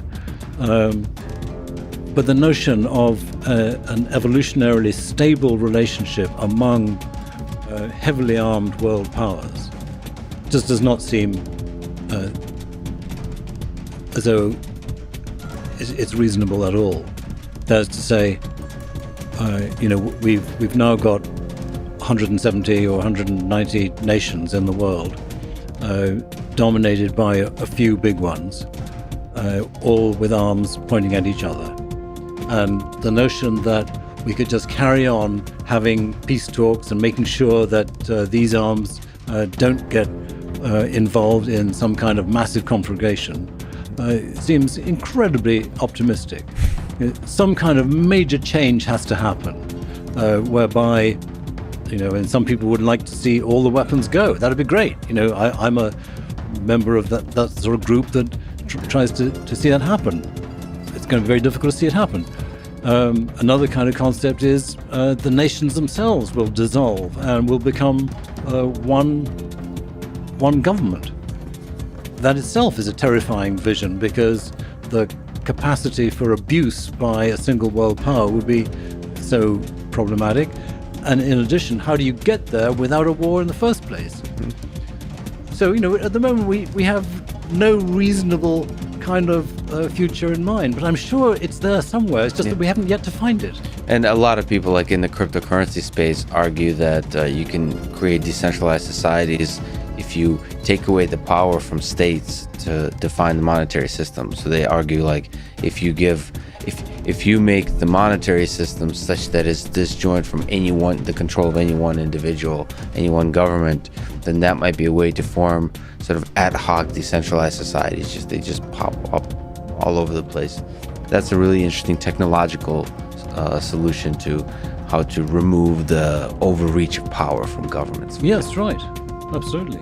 And it may well be that the future will emerge out of some sort of quite surprising direction like that. Is it nevertheless surprising to you that we have not destroyed ourselves with nuclear weapons? So the mutually assured destruction that we've had for many decades, from somebody who studies violence, how does that make sense to you? Well, I mean, I'm surprised only in the sense that accidental, the fact that we have not had an accident yet has been quite remarkable. Because all the accounts are that we've come very close to having very serious accidents where people on either side have misread intentions or apparent launches and so on. So yes, I think it is remarkable. There's a nasty generalization that can be made that the longer that powerful states go without having wars, then the worse the war is afterwards. And you can sort of see that kind of makes sense, because basically what's happening with these tribal groups that the nations are at the moment is that after a big war, like the Second World War, they establish new kinds of dominance relationships. And then during the periods of peace, what happens is that the de facto dominance relationships change, because some nations become poorer, some become richer, some become more militarily powerful, and so on. Generally, economy and military go hand in hand. So, right now, China emerged from the war as a relatively low status state and is now high status. So if these were chimpanzees, what would happen is that you would predict a conflict, because you need to have a readjustment of the formal dominance relationships to recognize the new, in practice, dominance relationships recognized by the economy and the military. So the longer that you have of a period of peace following a war, then the more these tensions of unresolved, changed dominance relationships build up. And the longer they take to occur, then the more challenging are going to be the conflicts. It's a terrifying view because we've been out of conflict for quite a bit. That's right. Maybe it's building up. so it's a scary view. But on the other hand, things have changed hugely with the advent of nuclear weapons, because at least that conforms to this psychology that is very clear in other animals, which is you don't want to get into a fight if you are going to get hurt. So that's the whole principle of MAD, mutually assured destruction. And it's doubtless been why powerful nations like America and Russia have not used their nuclear weapons since 1945. So if we can overcome the problem of accidental launches, then maybe the fact of MAD does fit into human psychology in a way that means that we really will resolve our tensions without using them. But we haven't yet really faced that challenge. The Soviet Union collapsed because of the poor economy, but with China, desperate to take back Taiwan, and America shifting its focus on the Pacific, the potential for something going wrong is clearly very high. So what's the hopeful case that you can make for a long-term surviving and thriving human civilization, given all the dangers that we face? Well, I can't really exactly make one. I would just say that we're talking about the dangers. Obviously, the dangers are there. Yeah. But what I would sort of think about is the notion that surprises come from all sorts of different directions. You work in robotics, and I could well imagine that there will be advances in robotics that in some way I can't even conceive will somehow undermine the motivation for conflict. Something about by the time chips have been planted in human brains and we're all instantly sharing information in a way that we never did before, will this change the nature of human existence in such a way that these conflicts get resolved? So remove the conflicts, but keep some of the magic, the beauty of what it means to be human. So still be able to enjoy life, the richness of life, the full complexity of life. Because you can remove conflict by giving everybody a pill, and then they go to sleep, right? You still want life to be amazing, exciting, interesting. And so that's where you have to find the balance. Well, it's all science fiction stuff, and so how it's going to work out, totally unclear. I don't see any worry about the magic of life disappearing. First of all, you somehow get rid of males. I think you really need to get rid of males, because males are the source of a major problem, which is the lust for power and the resulting conflict. But you don't think the males are also a source of beauty and creation? No. I don't have anything against males as individuals and that sort of thing. And males have clearly done a lot. They've been incredibly exploratory and creative, and what they've done in art and music has been wonderful and that sort of thing. On the other hand, I'm not sure there's anything particularly special, and I think that probably females could do the same thing just as well when given the chance.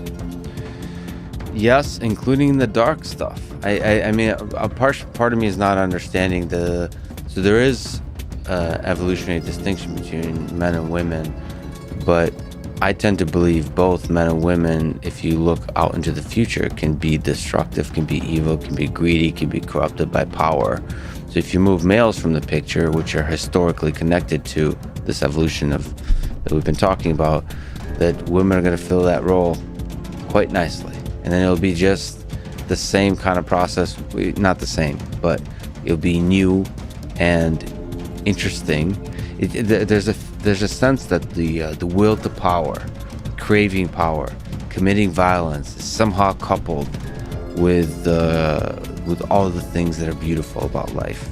That if you remove conflict completely, if you remove all the evil in the world, it seems like you're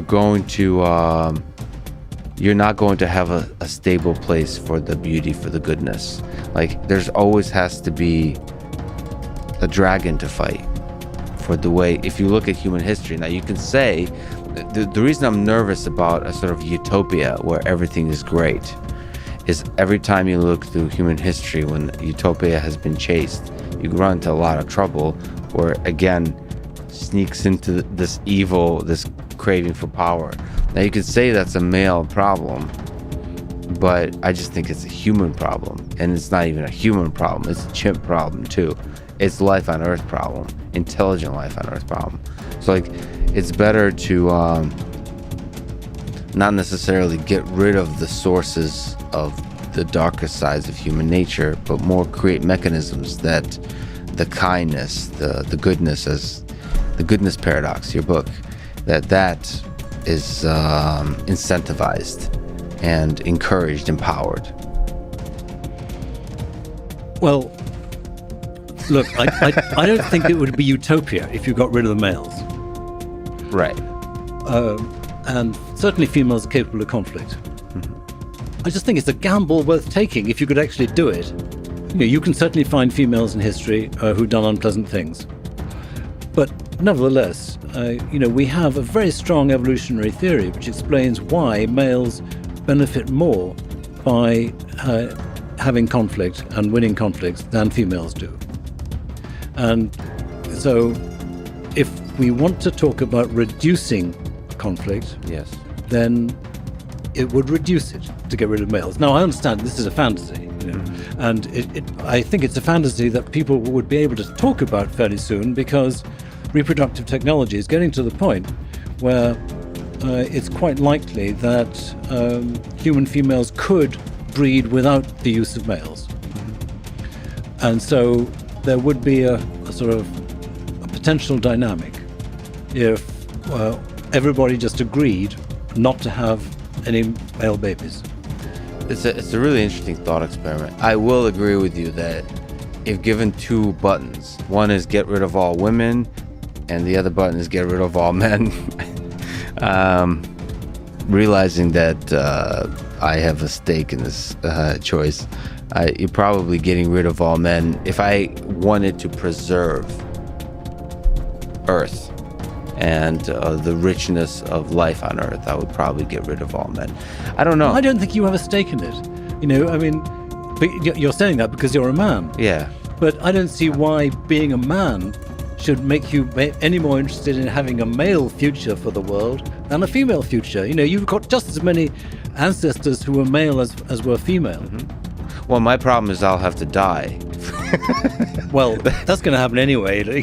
I know, but I prefer to die tomorrow, not today. I prefer to hit the snooze button on the whole mortality thing. But it's interesting. But this is not suggesting that males have to die in order to make room for females. It's just, all you have to do is just say, don't let's have any more males born. Interesting. Of course, the difficulty is that because we're tribal, some country somewhere would say, well, we're not going to do that. Yeah. And then guess what? They'd take over, because they're males. So that's why it's impossible to imagine it actually happening. You know what? I'm gonna take that and actually think about it. I don't know. I'm uncomfortable. There's a certain kind of woke culture that I've been kind of uncomfortable with because it's not women necessarily. It's more just there's a lot of bullying I see. So there's a lack of empathy and a lack of kindness towards others that's created by that culture. But you're speaking about something else. You're speaking about reducing conflict in this world and looking at the basics of our human nature and its origins in the evolution of Homo sapiens, and thinking about which kind of aspects of human nature, if we get rid of them, will make for a better world. It's an interesting thought experiment, worth But thinking it is about. only a thought experiment. It's got no practical meaning. right now. Yeah. And I take your point that males get a hard rap nowadays in some ways because the balance of social power is moving against. Quite rightly, in a strong sense, of course, against all the nasty things that males do. But what people sometimes fail to remember is that life is very hard for males who don't have the power, who don't have money, who don't have access to women. I'm sympathetic to incels.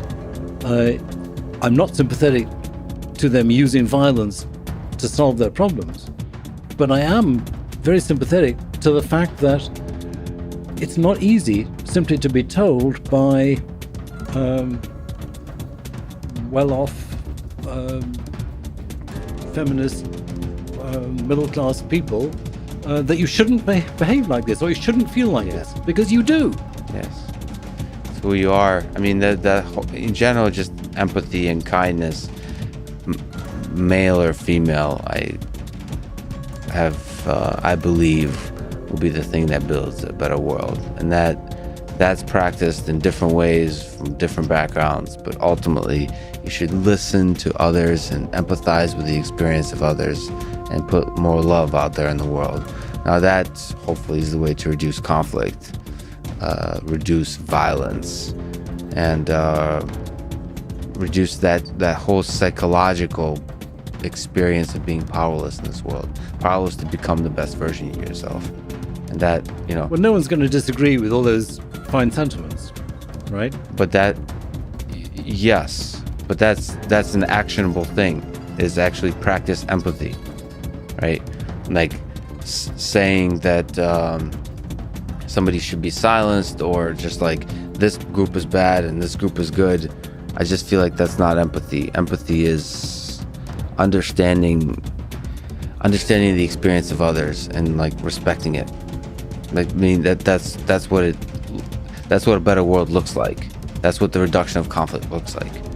It's like, as opposed to saying my tribe is right, your tribe is wrong. Forget the violence or non-violence part. That act of saying my tribe is right, that tribe is wrong, removing that from the picture, that's the way to make a better world. Like, that's the way to reduce the violence, I think. Not necessarily removing the people who are causing the violence. You have to get to the source of the problem. And I don't mean the evolutionary source, but the mindset that creates the violence is usually just a lack of empathy for others. Yeah, but you can't just teach that, because our evolutionary psychology puts us in particular directions.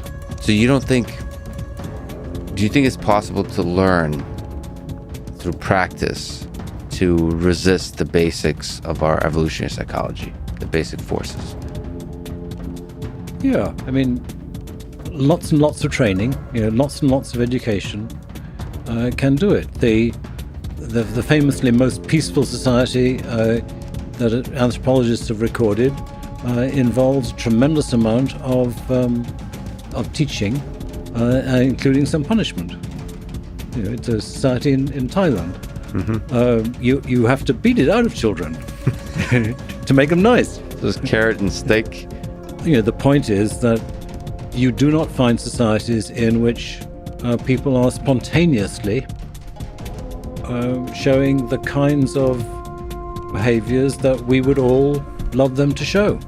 It requires work. It requires work. What is your book titled Goodness Paradox? What are the main ideas in this book? Well, the paradox is the fact that humans show extremes in relationship to both violence and non-violence. And the violence is that we are one of these few animals in which we use coalitionary proactive violence to kill members of our own species, and we do it in large numbers, just like a few other species. And the non-violence is we're particularly extreme in how repressed we are in terms of reactive violence. And I told you the story of how we get there. So what's so extraordinary about it is that most animals are either high on both or relatively low on both. So chimpanzees are high on proactive violence and reactive violence. Bonobos are less than chimpanzees on both of those, but still hundreds of times more reactively aggressive than humans are. What we've done is retain proactive violence being high and got reactive violence really being low. And so we have these wonderful societies in which we're all so incredibly nice to each other and tolerant and calm and can meet strangers and have no problem about leading to any kind of conflict. At the same time as we are one of the worst killing machine species that's ever existed. So what's so extraordinary about this is that if you look at the political philosophers of the last few hundred years, you've got this fight famously between Thomas Hobbes and Jean-Jacques Rousseau, or literally you've got the fight between their followers. So the followers of Hobbes say, well, Hobbes was right because he says that we are naturally violent and you need a Leviathan, a sort of central government or a king to be able to suppress the violence. So we're naturally horrid and we can learn to be good. Whereas Jean-Jacques Rousseau is interpreted as saying the opposite, that we are naturally good and it's only when culture intervenes and horrid ideologies come in that we become uncivilized. And so people have had this endless fight between are we naturally corrupt or are we naturally kind? Mm-hmm. And that has gone on for years, and it's only in the last 2 or 3 decades that anthropologists like Christopher Boehm and Bruce Naft have said, look, it's obvious what the answer is. We are both of these things. And what is so exciting now is I think we can understand why we are both. And the answer is we come from ancestors that were elevated on proactive aggression, that were hunters and killers, both of animals and of each other. And you've got to include that as almost certain from the past. And then now we've taken our reactive aggression and we've downregulated it, and that's given us power.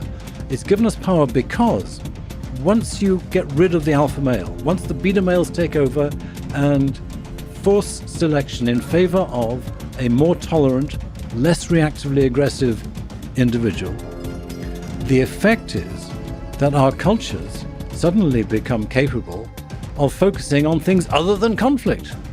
And so we have social groups in which individuals, instead of constantly being on edge in the way that chimpanzees are with each other, are able to interact in ways that enable them to share looking at a tool together, or share their food together, or pass ideas from one to the other, or support each other when they're ill, or whatever the issue is. Cooperate in ways that make the group far more effective. So you asked earlier, what did I think about why sapiens was able to expand at the expense of Neanderthals so dramatically around 40,000 years ago? And the answer is that whatever it was, it had something to do with the sapiens' ability to cooperate. That was what gave them bigger groups. That's what enabled them to have a far more effective way of living. And I suspect it was to do with weapons and military aspects. But even if it wasn't that, the greater cooperation that sapiens were showing would have been hugely important. Mm-hmm. So sapiens then had groups of, who knows exactly how big they were, but scores of people to judge from their remains, whereas Neanderthals were living in widely separated small groups of maybe as many as 15 or 20 people sometimes, where they saw others so rarely that they were inbreeding at high levels. Fathers having babies with their daughters. Very different world. Very different world. And that's probably what our world was like before we got sapiens. Before we got sapiens. And it's fascinating that there was that kind of violence against... once you get rid of the alpha males, you have now the freedom to have kindness amongst the beta males. Like not kindness, but collaboration. That's the better word. Yes, right. Much more cooperation, not just among the males, but among the beta males, but also among the gamma males and the females. Yeah, I don't know what a gamma male is, but I imagine there's a whole alphabet. Well, I don't know about the whole alphabet, but I think the big layers are the married men, and the unmarried men. Because the married men had a problem with the unmarried men. Right, I mean, you see it in ethnographies of hunters and gatherers recently, where the unmarried men would be given rules, such as, I mean, a very extreme rule in northern Australia was you cannot come to the camp for months. You have to go away and live somewhere out in the bush, because we don't want you anywhere near our wives. And then another kind of rule is if you are in the camp, you must be in the firelight all the time. Otherwise, we don't know what you're doing out in the dark. So real efforts to control them, because the men who had lots of wives did not want those horrid bachelors sneaking around the place. I love this. You also wrote the book titled Catching Fire, How Cooking Made Us Human. What's the central idea in this book? The subtitle, How Cooking Made Us Human, refers not to Homo sapiens, but to Homo erectus. So human there means the genus Homo. And Homo erectus is the first full member of the genus Homo, in the sense that it looked like us, just with a sort of slightly more robust build and a smaller brain. And the central idea of Catching Fire is that it was the control of fire that was responsible for the emergence of Homo erectus, and therefore the genus Homo, which happened 2 million years ago. And it was an evolution from a line of Australopithecines. And Australopithecines are the creatures from whom we evolved. They were present in Africa from something like 6 or 7 million years ago up to 1 million years ago. And then a branch led off to Homo around 2 million years ago. And the way to think of Australopithecines is that they were like chimpanzees standing upright. So they were erect bipedal walkers. They were like chimpanzees in the sense that they had brains about the size of a chimpanzee. They were literally about the body size of a chimpanzee, a little bit smaller actually. And they had big jaws because they were still eating raw food. They had big teeth and big jaws. And then around 2 million years ago, the line of Australopithecines, which ended with an intermediate species, a kind of missing link area, because it's not missing, called habilis, sometimes called Homo habilis, but more properly, in my view, called Australopithecus habilis. That gave rise to Homo erectus, and Homo erectus, here's how different it was. It had a smaller mouth, a smaller jaw, smaller teeth, and to judge from its ribs and pelvis, smaller gut. In addition, it had lost what Australopithecines all had, which was adaptations for climbing in the trees. And that meant that Homo erectus must have slept on the ground. And since it slept on the ground, it should have been able to defend itself somehow against predators. And I can't think of any way that they could have done that unless they had fire. So there are two major clues to why it was with Homo erectus that our ancestors first acquired the control of fire. One is the fact that they were clearly not sleeping in trees in the way that chimpanzees and gorillas and bonobos and all the other primates do. And the other is that there was this striking reduction throughout the gut, reduction in size of the mouth and the chewing apparatus, and in the gut itself. And that conforms to what we see nowadays about humans, which is that our guts are about 2/3 of the size of what they would be if we ate raw food, to judge by the great apes.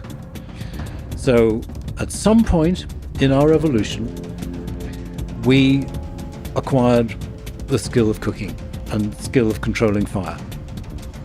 At no time between 2 million years ago and the present do we see any changes in our anatomy that can, as it were, justify the enormous change that happens when you are an animal that learns to control fire. But at 2 million years ago, we have exactly what you'd expect, namely the gut's becoming smaller because the food is becoming softer and much more easy to digest, so you don't have to work so hard in your body to digest it. And, as I say, commitment to sleeping on the ground, which I think you'd be absolutely crazy to do nowadays on a moonless night in the middle of Serengeti unless you had fire. I've slept out quite a lot in various parts of Africa in the bush, and you will not catch me just lying on the ground in an area with lots of predators unless I got a fire with me. You're going to get eaten. You're going to get terrified and you're going to get eaten. Okay, so there's a million questions I want to ask. So one, is it very naturally coupled, the discovery of controlled fire and cooking with fire? Is that an obvious leap? Well, here's what we know. We know that all the animals that we've tested like to eat their food cooked more than they like it raw. Okay. So this is true for all the great apes. We've tested them. That's fascinating, by the way. Why is that? Oh, that's just like a property of food, I suppose. Yes, I think what it is that animals are always looking for any kind of way to get food that is easier to digest. And there are various signals in the food, such as the amount of sugar there, the amount of free amino acids, because the amino acids can be tasted, and the physical qualities of the food be particularly important, how tough the food is. Always prefer softer food, provided it feels safe, it tastes safe. And these kinds of sensory cues are all there in cooked food. It's soft, it doesn't have so many toxins, it's not so noxious to taste, easier to chew, so everyone loves it spontaneously. Your dogs and your cats prefer cooked food to raw food. Well, maybe you can say that's a consequence of domestication. But even, as I say, all of the great apes, you test naive ones and they prefer it cooked if they can. So then obvious, once you have fire, you're going to accidentally discover that food changes when you apply fire to it, and then it's going to be the big crazy new fad. Yeah, you took the words out of my mouth. I mean, if they have fire at all, and their food rolls into it, 5 minutes later it tastes better than it did before. Yeah. How big of an invention, from an engineering perspective, do you think is the discovery of fire? Do you think for Homo Erectus, Homo sapiens, do you think it's the greatest invention ever? Yeah, I think that the control of fire has been ultimately responsible for essentially how grandiose do I want to be here? The entire human story, going back to Homo. It is what changed us from being a regular kind of animal.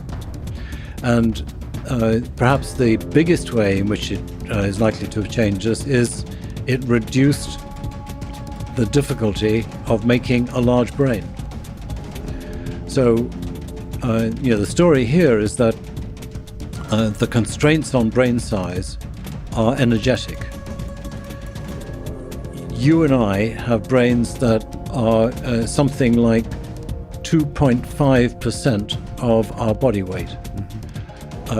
It consumes around 25% of all of our calories. So it's disproportionate. There are other expensive organs in our body as well, such as the heart. What's different about the brain is that in addition to us being able to fuel it in a way that other animals can't, we also have reasons for wanting to have an even bigger brain, whereas we don't want an even bigger heart. So what those reasons are is unclear.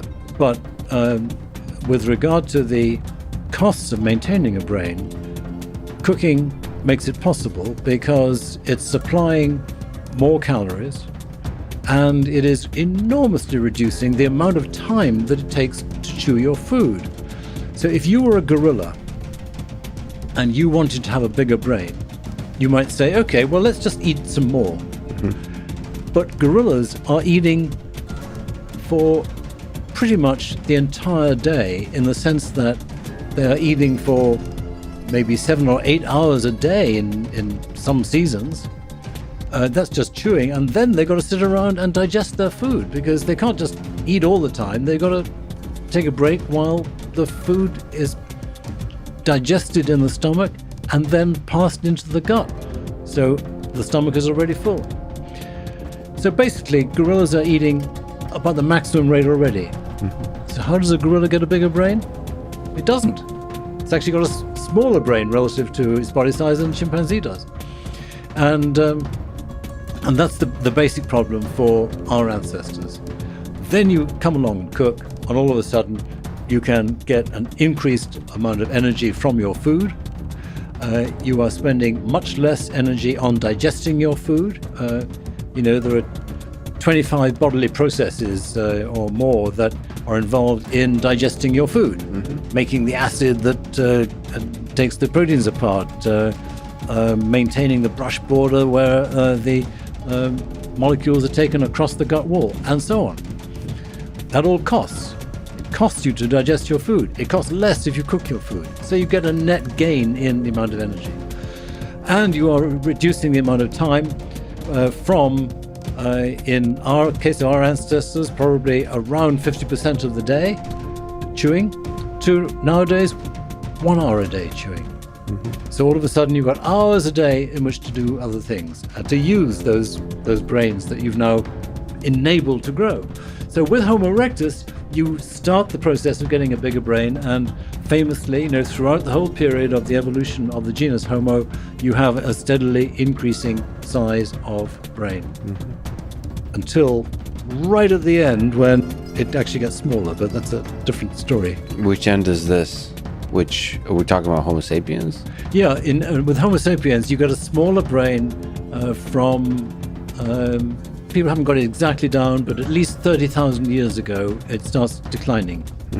And so the fascinating thing about that is that all domesticated animals have smaller brains than their wild ancestors.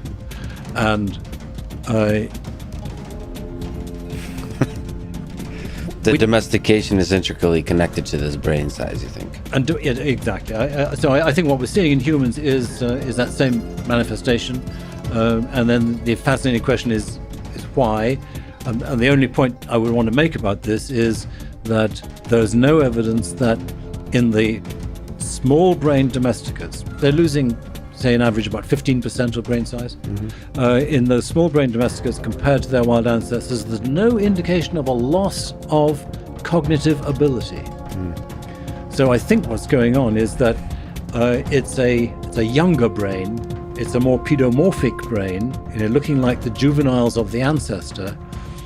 But just as our kids are very smart and can learn amazing things compared to adults, all they lack is wisdom and maturity. But they, in terms of sheer cognitive ability, they got it. And I think that's the same with domesticated animals compared to their wild ancestors, and probably therefore with Homo sapiens, say 30,000 years ago, compared to their ancestors. So we have smaller brains than Neanderthals. Size, Richard, isn't everything. Exactly. What's the connection between fire, cooking, and the eating of meat? Which came first, do you think? Humans starting to enjoy the eating of meat, or the invention of fire and the use of fire for cooking?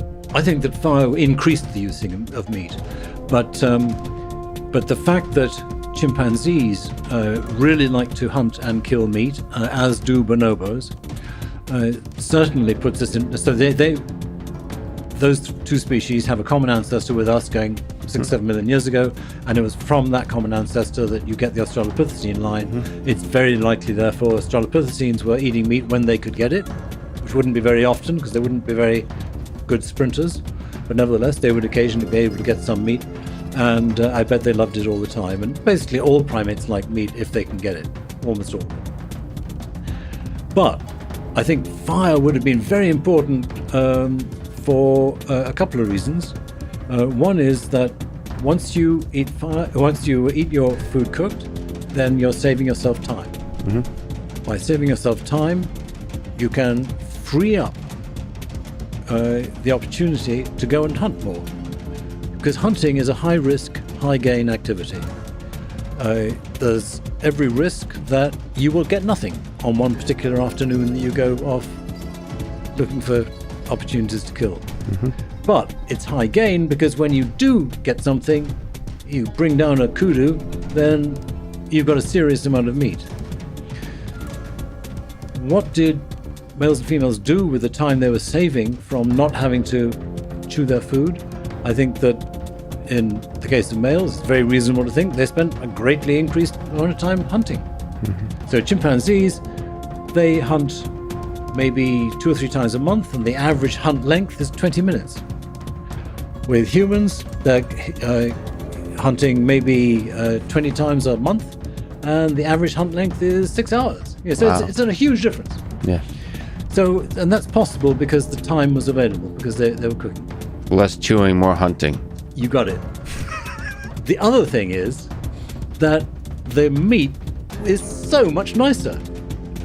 So when a chimpanzee kills a monkey, and I mean they are so excited about killing a monkey, they are so excited about going into the hunt, and when they make the kill, then there's screams everywhere, and some try to seize it and capture it and take it away from the others, and eventually the strongest one has it, and the others sit around begging and trying to get some and tear it off, and so they all love it. There are others who he often goes to the top of a tree in order to be able to get away from all of these beggars and scavengers, and while he's there, drops of blood or little scraps fall down to the bottom, and the junior members of society, the females and young and that sort of thing, they are racing through to find a particular leaf that's got a drop of blood on it so they can lick it. I mean, they love it. But yes, it takes them a lot of time to chew it. I mean, it's the same thing as for cooked food in general. So they are getting meat very slowly into their bodies. And there sometimes comes a time when they just say, I've had enough of this, I need real food. And they'll drop the meat and go off and eat fruit again, because they can get fruit into their bodies so much faster than they can get meat. So once they're cooking, that problem is solved, and they can eat the meat just much more readily. So I think that meat eating would become important for 2 reasons with cooking. So the key, not to oversimplify, but the key moments in human history are with the Homo erectus, the discovery of fire and the use of fire for cooking, and then with Homo sapiens, the beta males killing off the alpha males so that the cooperation can exist, and cooperation leads to communication and language and ideas, the sharing of ideas, that kind of thing. Well, yes, the only thing I would modify on that is that you have to ask, how is it that the beta males were able to kill the alpha male? Right. And we now know that although chimpanzees do kill males within their own group sometimes, it's not a process of killing the alpha male. It's taking advantage of opportunity when some male gets into a bad position, but it's not a systematic ability to kill the alpha male. And you can see why, because they don't have language. And without language, it's very difficult to know how confident you can be of the support of others against a particular individual within your own group. Yes. When you're attacking someone from another group, that problem is solved. We all hate yes, those guys. But the alpha male has got alliances within his group. Some of those allies might be willing to turn against him. Some of them might be harboring deep feelings of resentment. But how does anyone else know that? So in other words, I think that you have to have some kind of language that is pretty good to solve the problems of gaining confidence that 5 of you, say, or some number, can trust each other in this final attack. And even nowadays, it's difficult. You mentioned Stalin. It's like, why was everybody terrified?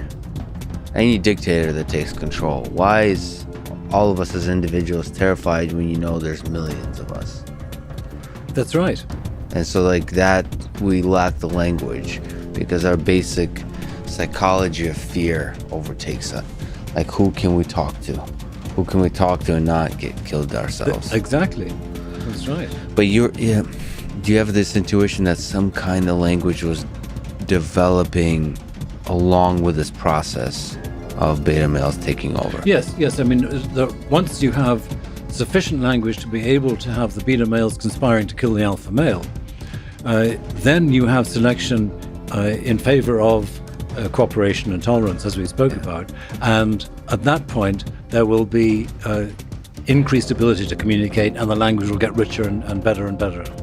So yes, absolutely. Positive feedback loop once you get the situation started. Can you maybe comment on the full complexity and richness of the human mind through this process? We've been casually saying cooking, fire, and beta males leading to cooperation. But how does the beauty of the human mind emerge from all of this? Is there other further steps we need to understand? Or is it as simple as this language emerging from taking over the alpha male and the cooperation? Or am I also over-romanticizing how amazing the human mind is? Is it just like one small step in a long journey of evolution?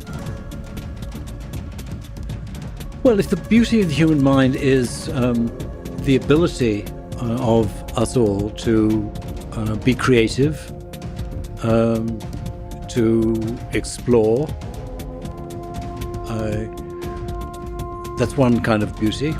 Another kind of beauty is the empathy that we can show, and we think of that as beautiful because it is a kind of rare and special ability compared to the sort of ordinary selfishness that can commonly predominate.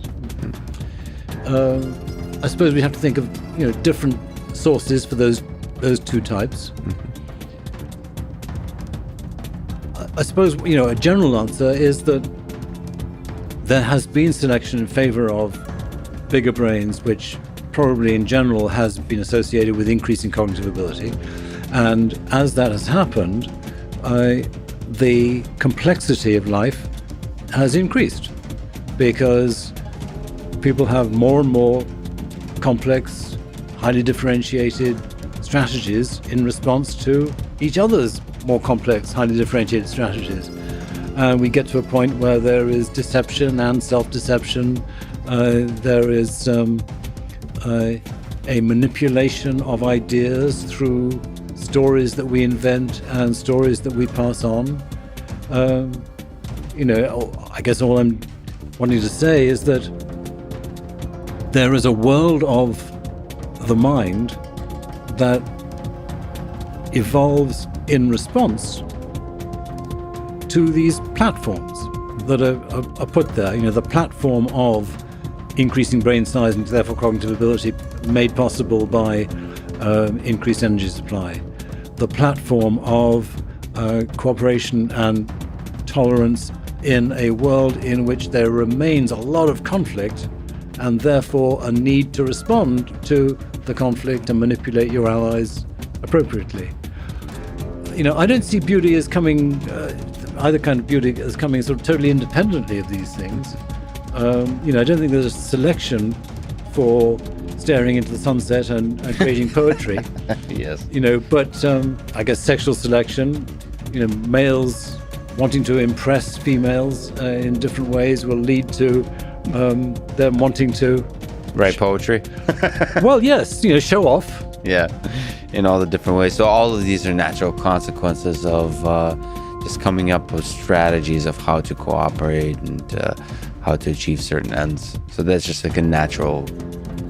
Yeah, I mean, we haven't spoken about sexual selection, but that is a really important part of it. They trying to outcompete each other in, normally without any physical conflict, just in order to be able to be chosen by mates of the opposite sex, and that is certainly a major source of creativity. So you've studied chimps. You also, all the other relatives, gorillas. What do you find beautiful and fascinating about chimps, about gorillas, about humans? Maybe you can paint the whole picture of that little local pocket of the evolutionary tree. How are we related? What is the common ancestor? What are the interesting differences? I know I'm asking a million questions, but can you paint a map of what are chimps, gorillas, and humans, like how we're related, and what you find fascinating about each? In Africa, straddling the equator, there is a strip of rainforest that relies on the combination of high temperatures and rainfall that you get around the equator. That rainforest goes into about 22 countries, and throughout those countries you have chimpanzees, although they've gone extinct in 2 of them. In just a fraction of them, but 5 countries, you've got gorillas, where there are mountains. And in 1 country, on the left bank of the Great Congo River, you have bonobos. So in the African forest, you've got these 3 African apes, the only African apes, all of which are very similar in much of their way of life. They walk on their knuckles through the forest, looking for fruit trees and eating herbs when they can't find fruits. Gorillas represent the oldest chain.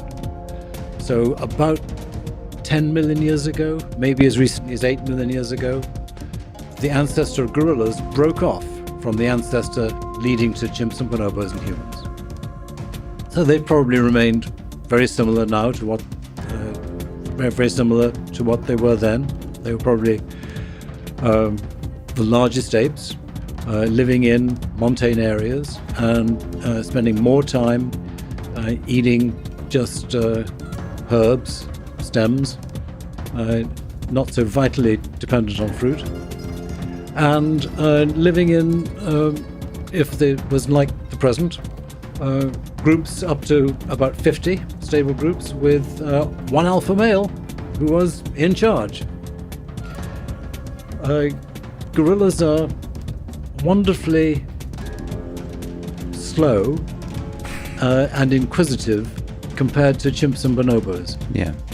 I had the privilege of spending a week or 2 with gorillas at Diane Fossey's camp before she was murdered, and I went out with 2 women, Kelly and Barb, to a particular group, and there was a young female in the group called Simba, and Simba approached us and stared at the 2 women, and then she came towards me and she very deliberately reached out her knuckles and touched me on the forehead. She was watched in doing this by a young male who was quite keen on her, and he was called Digit. And about 5 minutes later, Digit stood in front of us on the path, and Kelly was in front of me, and then there was Barb, and then there was me. And he came charging down the path, and he sidestepped around Kelly, and he sidestepped around Barb, and me, he just knocked with his arm and sent me flying about 5 yards into the bushes. And I loved the way that was a very deliberate response, and I loved the way that Simba had been so interested in me and and held my eye. Chimps and bonobos never hold your eye, but gorillas really look as though they're trying to sort of figure out, what are you thinking about? That was a species that goes back for something like 10 million years. In that situation, was there a game being played? Well, I mean, I felt that Digit was telling me, I don't want you messing with Simba. But was Simba using you? Oh, I see. Well, that's a fun idea. I don't see why she should be using me, but you mean testing how strongly the Digit was prepared to intervene to... Yeah, exactly. That's come straight out of a sort of adolescent high school playbook. All right. Well, that's no, all. No, there's nothing wrong with it for that. I don't know. I never thought of that, and you never know. It's possible.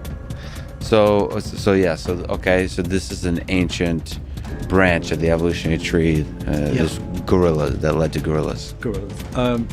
So then the next thing that happened on the evolutionary tree was 6 or 7 million years ago, when you have the line between chimps and bonobos on the one hand and humans on the other splitting. And basically what happened is that at that point a chimp-like ancestor leaves the forest, gets isolated in an area outside the forest and adapts, and that becomes the Australopithecines. And meanwhile the chimpanzees and bonobo ancestor continues in the forest. And later what happens is that one branch of that crosses the Congo River and becomes the bonobos. That was only about 2 million years ago, maybe 1 million years ago. Now the chimps that remained in the forest throughout this time and occupied all the countries across from west to east Africa now, again, we assume that they're pretty similar to the ones that live nowadays, where there's some variation from west to east.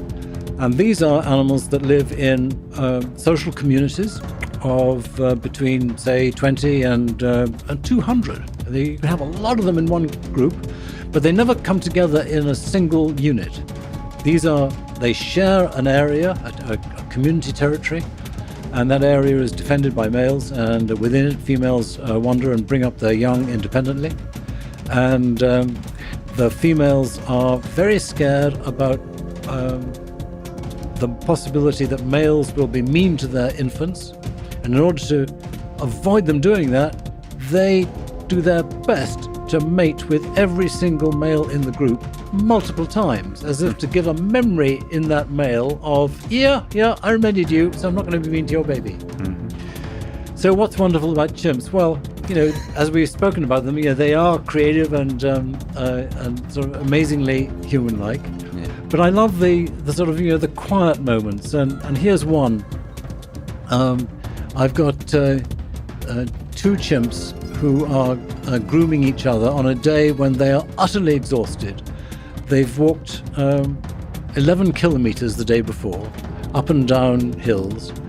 And on this particular day, all they do is they get to one tree and they eat from that tree. And other than that, they only walk about 100 yards and they go back to sleep in the nest in which they woke up. So they're utterly exhausted. And they're just eating non-stop because they're trying to recover their energy. And this is Hugh and Charlie. And we think they were probably brothers, though we never actually got the genetic evidence to prove it. Well, I never remember now who it is, but let's say that they both come down from the tree, and they're both carrying branches of the food. They're eating actually seeds from these branches. They're both engaged, even in the midday sun, when they want to come down and shade themselves for a bit on the ground. They're still eating. But then Charlie finishes his branch, and he starts grooming Hugh. And Hugh continues eating from his branch. Charlie eventually gets bored with this after a few minutes, and he reaches out and he lifts the branch from which Hugh is still taking seeds and puts it over his head and puts it behind his back as far as possible away from Hugh. Hugh doesn't do anything. He just finishes his mouthful And then he turns to Charlie and grooms him. So this very polite way of saying, will you groom me, please, has worked. Then Hugh grooms around Charlie's back and around to the right side, and then down his arm to a point where he can reach the branch again. And then he picks up the branch and continues. Nonchalantly. Right. Yeah. So in other words, they a very sort of simple little strategy, Yeah. but it just shows the courtesy with which they can treat each other. Mm-hmm. And the days I love with chimps are when you see that sort of thing, or when you see mothers just lying in a sunlit patch in the forest with their babies bouncing on top of them, just having a wonderful, peaceful time. And that's what most of their lives are like. So chimpanzees are the species that kind of unites the rest of the apes, because a gorilla is in many ways just a big version of a chimpanzee. If you can sort of engineer a chimpanzee in your mind to be bigger, it basically turns into a gorilla. And then bonobos on the left bank of the Congo River are like a domesticated form of chimpanzee, but obviously humans didn't domesticate them, so they're self-domesticated. They are less aggressive, and they show all the marks of domestication that domesticated animals do compared to wild animals in their bones. So they have reduced differences between males and females, in which the males are more like females. They have smaller brains, they have shorter faces, smaller teeth, and smaller bodies. All the things that domesticated animals show. And bonobos live in this environment in a strikingly peaceful way compared to the chimpanzees. There's no indication that they will have these aggressive kills, and enough data now to show that there's a statistical difference in the frequency with which it would happen. And bonobos are famously erotic. The females have enlarged sexual parts, which swell to a particularly large size compared to the female chimpanzees. And the females have a lot of interactions with each other in which they excitedly rub their clitorises together and appear to have orgasms. And Wow. These occur in the context of some kind of social tension. And they sometimes happen before, they sometimes happen after the social tension, and they seem to be devices, these interactions, for ensuring that everyone's friends and reducing the chances that they're actually going to get into a fight. Just a kind of conflict resolution through sex, or some kind of pleasurable sexual experience. Well, it's often characterized as make love, not war. That's right. Make love, not war. Okay. You mentioned to me offline that you have a deep love for nature. If we look at the world today, how can we ensure that the beautiful parts of nature remain a big part of our lives as human beings, in the way we think about it, in the way we also keep it around, preserve it? We keep it part of our minds and part of our world.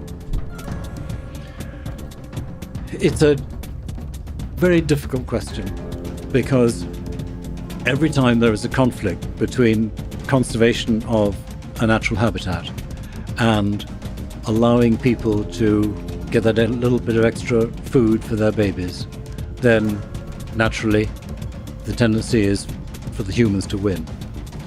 So we have this steady erosion in the face of tremendous efforts to conserve nature. We have a continuing steady erosion of habitats and all the species, and the numbers are always in the wrong direction. Occasionally you get sort of wonderful little examples of something being saved, but the overall trend is clear. And it's very difficult to see how one can ever escape that, because it's not human. Now that we are essentially a single tribe, to want to save an elephant if it means killing 20 humans. So I think the only way in which we can really conserve is if we put tremendous effort into conserving the very best representative areas of nature.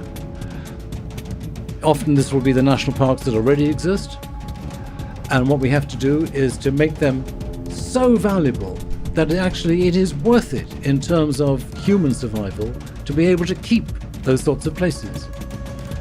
That's the attitude that my colleagues and I have taken in Uganda, where we want to keep the Kibale National Park alive, which has got the largest population of chimpanzees in Uganda, and it's got elephants and wonderful birds and wonderful butterflies and wonderful plants and so on, and visitors, and lots of visitors. It may be that we're going to have huge increases in the amount of charges that you pay for ecotourism, and you need to make sure that ecotourism is done right.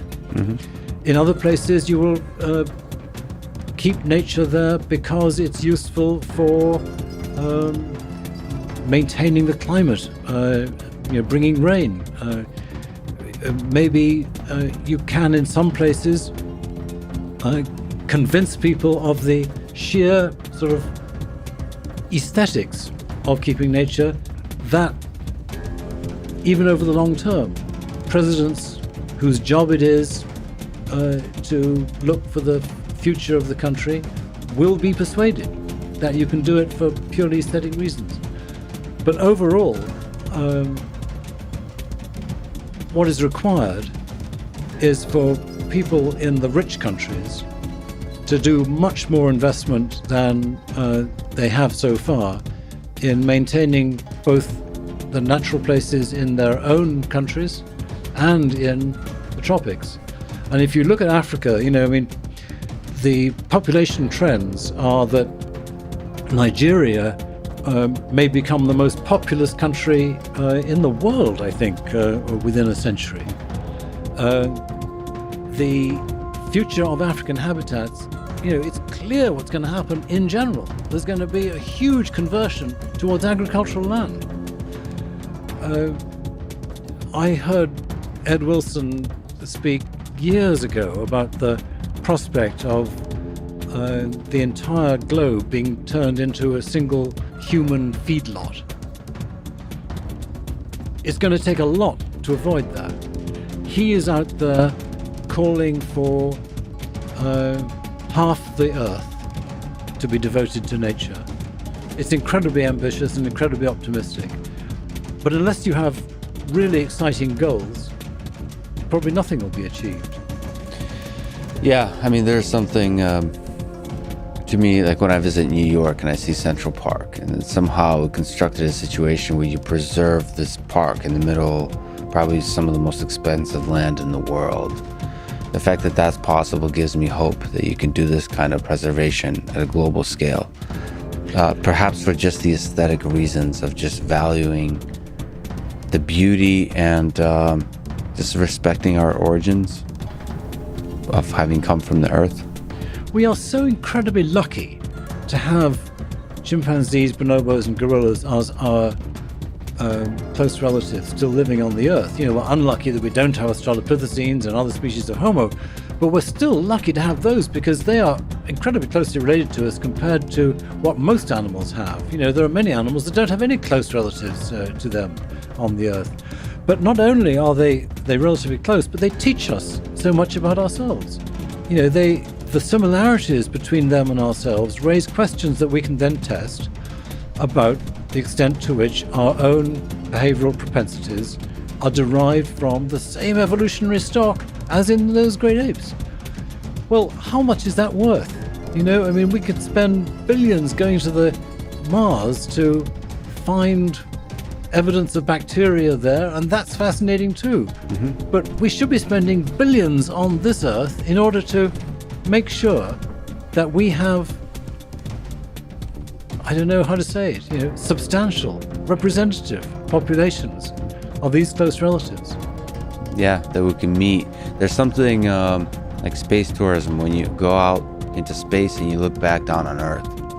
That's, to a lot of people, including myself, is worth a lot. But why is that worth a lot? Is because it's humbling and beautiful in the same way that meeting our close, evolutionary relatives is humbling and beautiful. Just to know that this is what we come from. This is who we are. Not just for the understanding or the science of it, but just like something about just the beauty of witnessing this.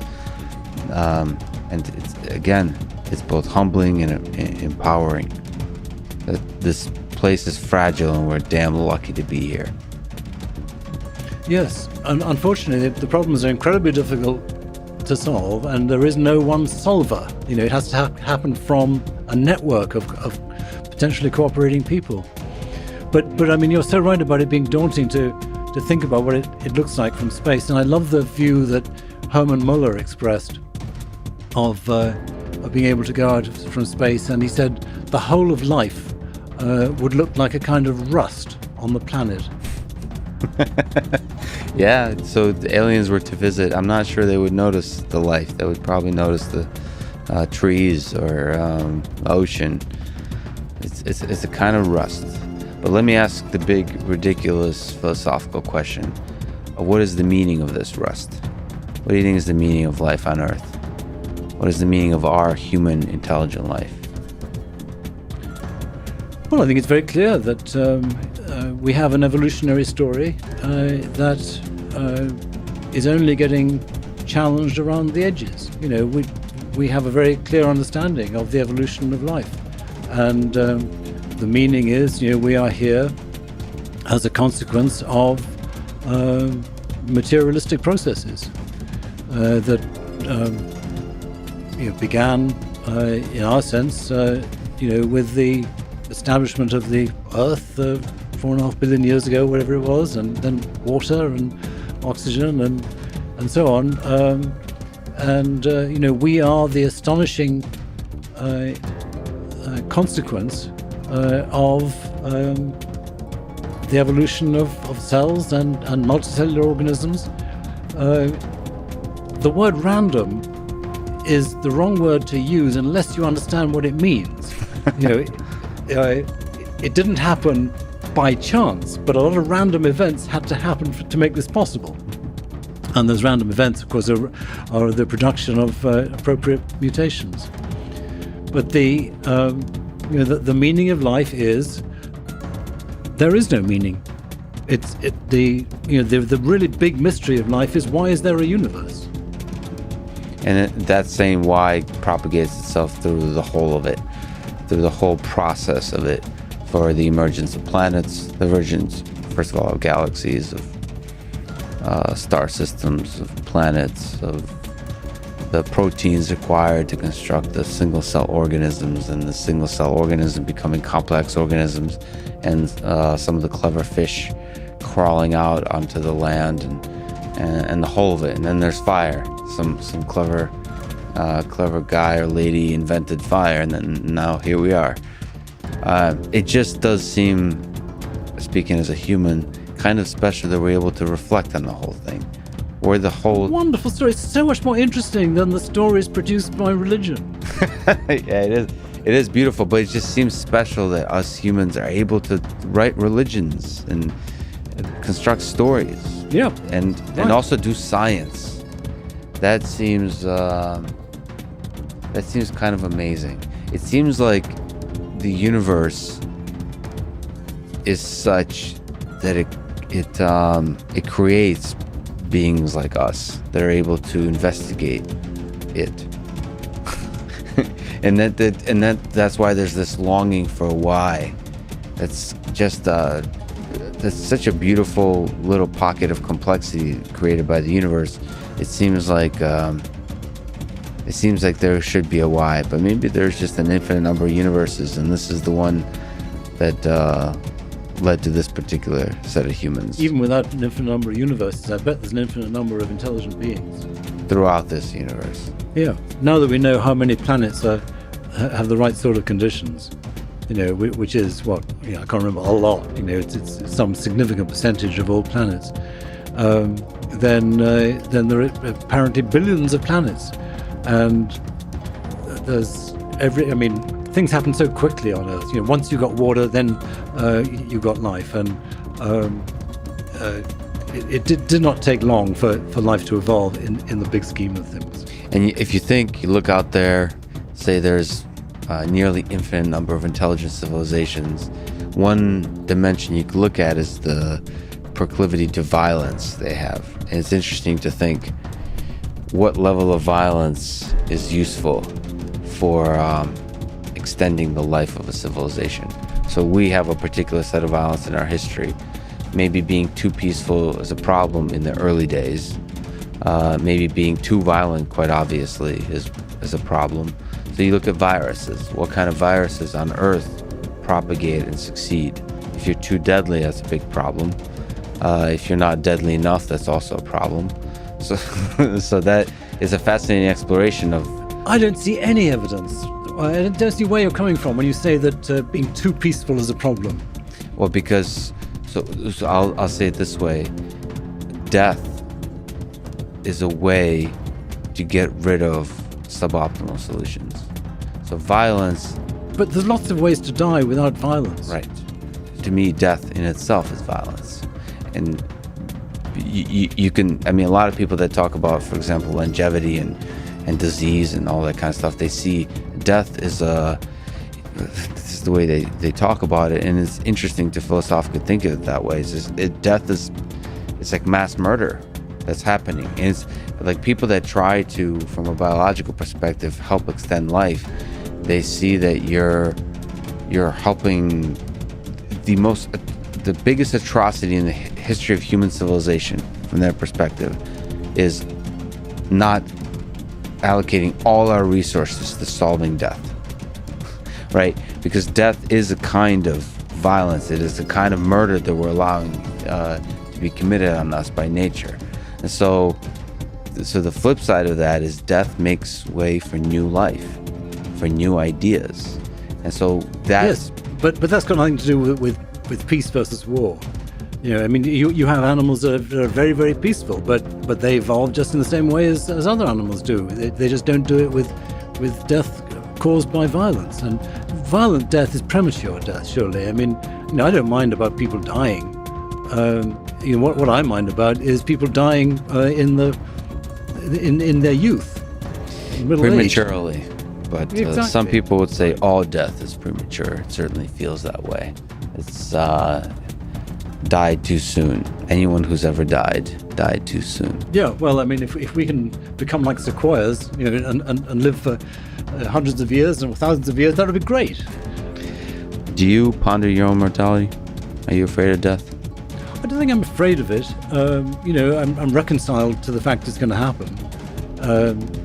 I just feel frustrated because I enjoy life, you know, and I don't want to leave the party.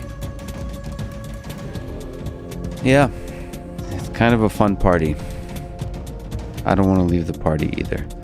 So however we got here, we made one heck of an awesome party. And you're right. Having a party with a little bit less violence in it is an even more fun party.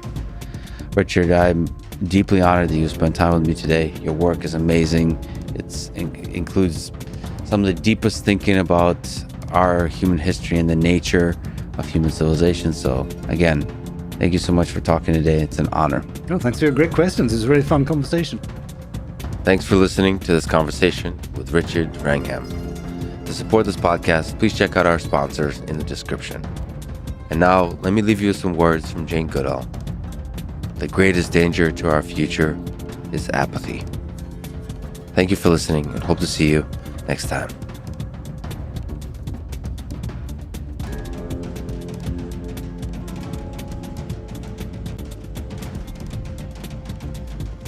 In 1300, like what people believed, the way they lived their lives was in the understanding that to be human was to be created in the image and likeness of God.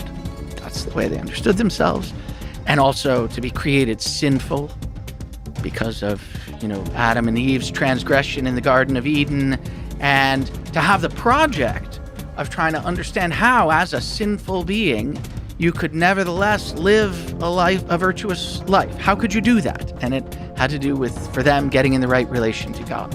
Nietzsche says we that doesn't make sense to us anymore in the end of the 19th century. God is dead, says Nietzsche famously. And what does that mean? Well, it means something like the role that God used to play in our understanding of ourselves as a culture isn't a role that God can play anymore. And so Nietzsche says the role that God used to play was the role of grounding our existence. He was what it is in virtue of which we are who we are. And Nietzsche says the idea that there is a being that makes us what we are doesn't make sense anymore. That's like Sartre's atheism. Sartre is taking that from Nietzsche. And so the question is, what does ground our existence? And the answer is nihil, nothing. And so nihilism is the idea that there's nothing outside of us that grounds our existence. And then Nietzsche asked the question, well, what are we supposed to do about that? How do we live? And I think Nietzsche has a different story than Sartre about that. Nietzsche doesn't emphasize this notion of radical freedom. Nietzsche emphasizes something else. He says we're artists of life. And artists are interesting because the natural way of thinking about artists is that they're responding to something. They find themselves in a situation and they say, this is what's going to make sense of the situation. This is what I have to write. This is the way I have to dance. This is the way I've got to play the music. And Nietzsche says we should live like that.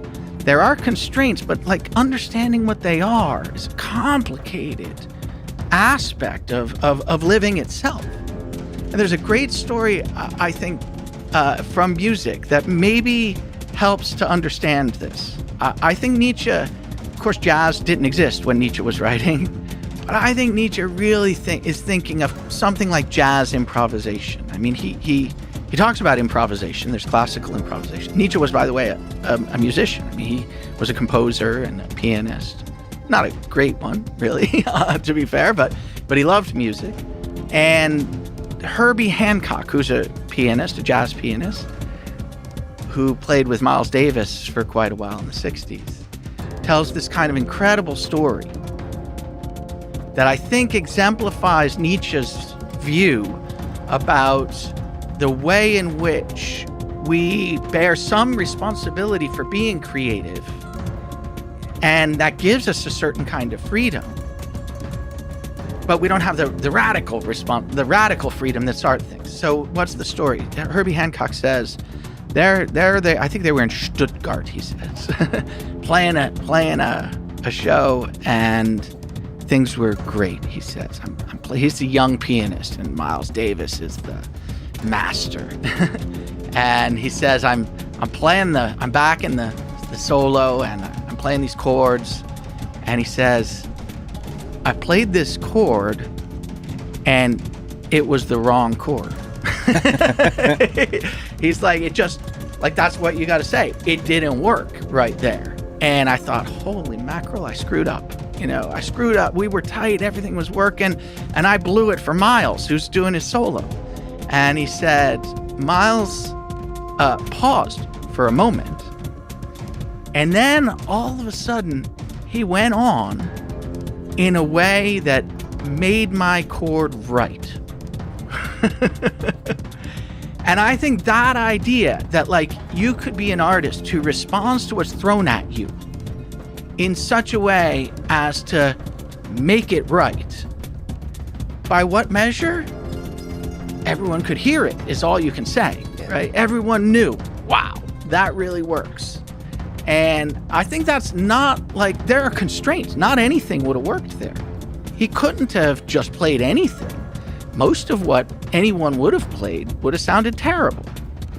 But the constraints aren't like pre-existing. They're sort of what's happening now in the moment for these listeners and these performers. And I think that's what Nietzsche thinks the right response to nihilism is. We're involved, but we're not radically free to make any choice and just stand behind it the way Sartre thinks. Our choices have to be responsive to our situation, and they have to make the situation work. They have to make it right. And there's something about music too. So you basically have to make music of all the moments of life. And there is something about music. Why is music so compelling? And when you listen to it, something about certain kinds of music, it connects with you. It doesn't make any sense. But in that same way, for Nietzsche, you should be a creative force that creates a musical masterpiece. Exactly. And I think what's interesting is the question, what does it mean to be a creative force there? There's a traditional notion of creation that we associate with God. God creates ex nihilo, out of nothing. And you might think that nihilism thinks that we should do that, create ex nihilo, because it's about how there's nothing at our ground. But I think the right way to read Nietzsche is to recognize that we don't create out of nothing. Miles Davis wasn't nothing. That situation pre-existed him. It was given to him. Maybe by accident, maybe it was a mistake, whatever. But he was responding to that situation in a way that made it right. Mm-hmm. He wasn't just creating out of nothing. He was creating out of what was already there. So that makes that first date with the clammy hand even more complicated, because you're given a clammy hand, you're going to have to make art and music out of that. Exactly. And that's the responsibility for both of them. Wow, that's a lot of responsibility for a first date, because you have to create. It's the emphasis isn't just on making decisions. It's on creating. But also on listening, right? I mean, right. Miles Davis was listening. He heard that. He knew it was wrong. The question was, what do I play that makes it right? So let me ask about Nietzsche. Is God dead? What did he mean by that statement? Yeah. What's, in your sense, the truth behind the question and the possible set of answers that our world today provides? Good. So, I think that there's something super perceptive about Nietzsche's diagnosis of the condition at the end of the 19th century. So not so far from the condition that I think we're currently in. And I think there's an interesting question what we're supposed to do in response. But what is the condition that we're currently in? When Nietzsche says God is dead, I think, like I was saying before, he means something like the role that God used to play in grounding our existence is not a role that works for us anymore as a culture. And when people talk about a view like that nowadays, they use a different terminology, but I think it's roughly what Nietzsche was aiming at. They say we live in a secular age.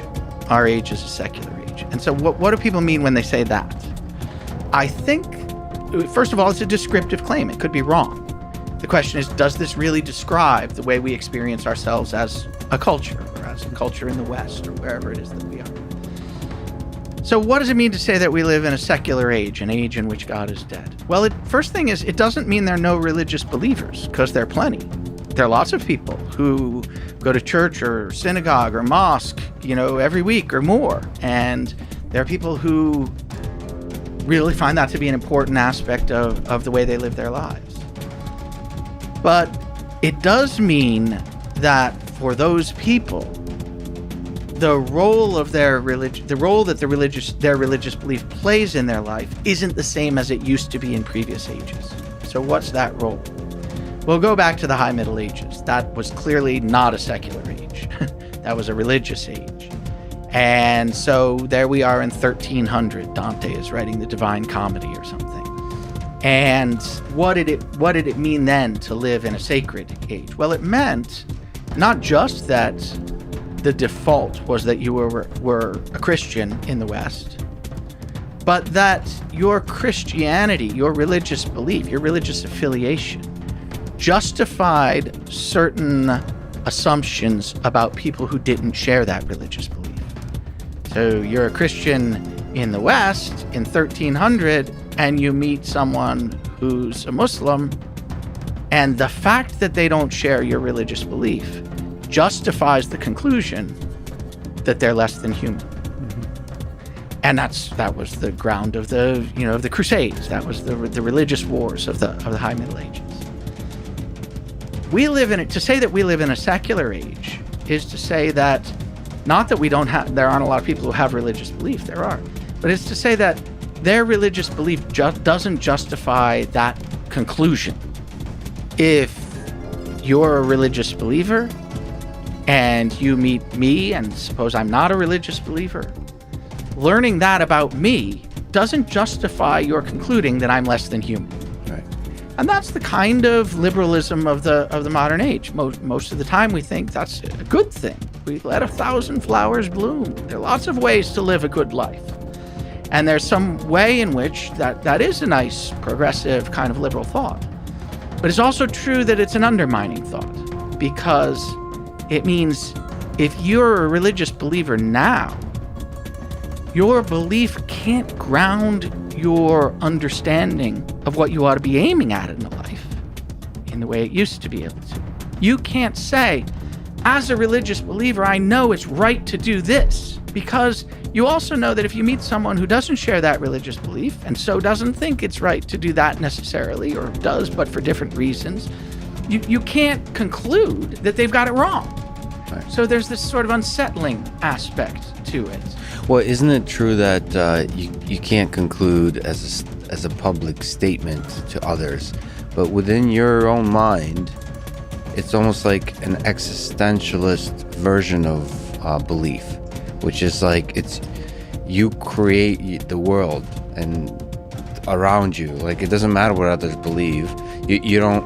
There's not. It's actually almost like empowering thought. So as opposed to the more traditional view of religion, where it's like a tribal idea, like where you share that idea together. Here you have the full, back to Sartre, full responsibility of your beliefs as well.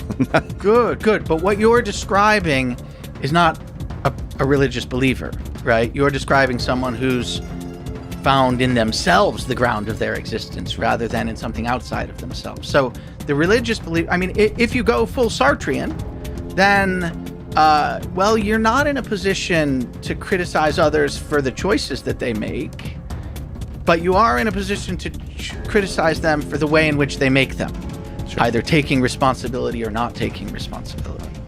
But the religious believer used to be able to say, look, the choices that I make are right because God demands that I make them. And nowadays, and so it would be wrong to make any others. And nowadays, our kind of, to say that we live in a secular age is to say, well, you can't quite do that and be a religious believer. Your religious belief can't justify that move, and so it can't ground your life in the way it does. So it's sort of unsettling. I think that's one of the interpretations of what Nietzsche might have meant when he said God is dead. God can't play the role for religious believers in our world that he used to.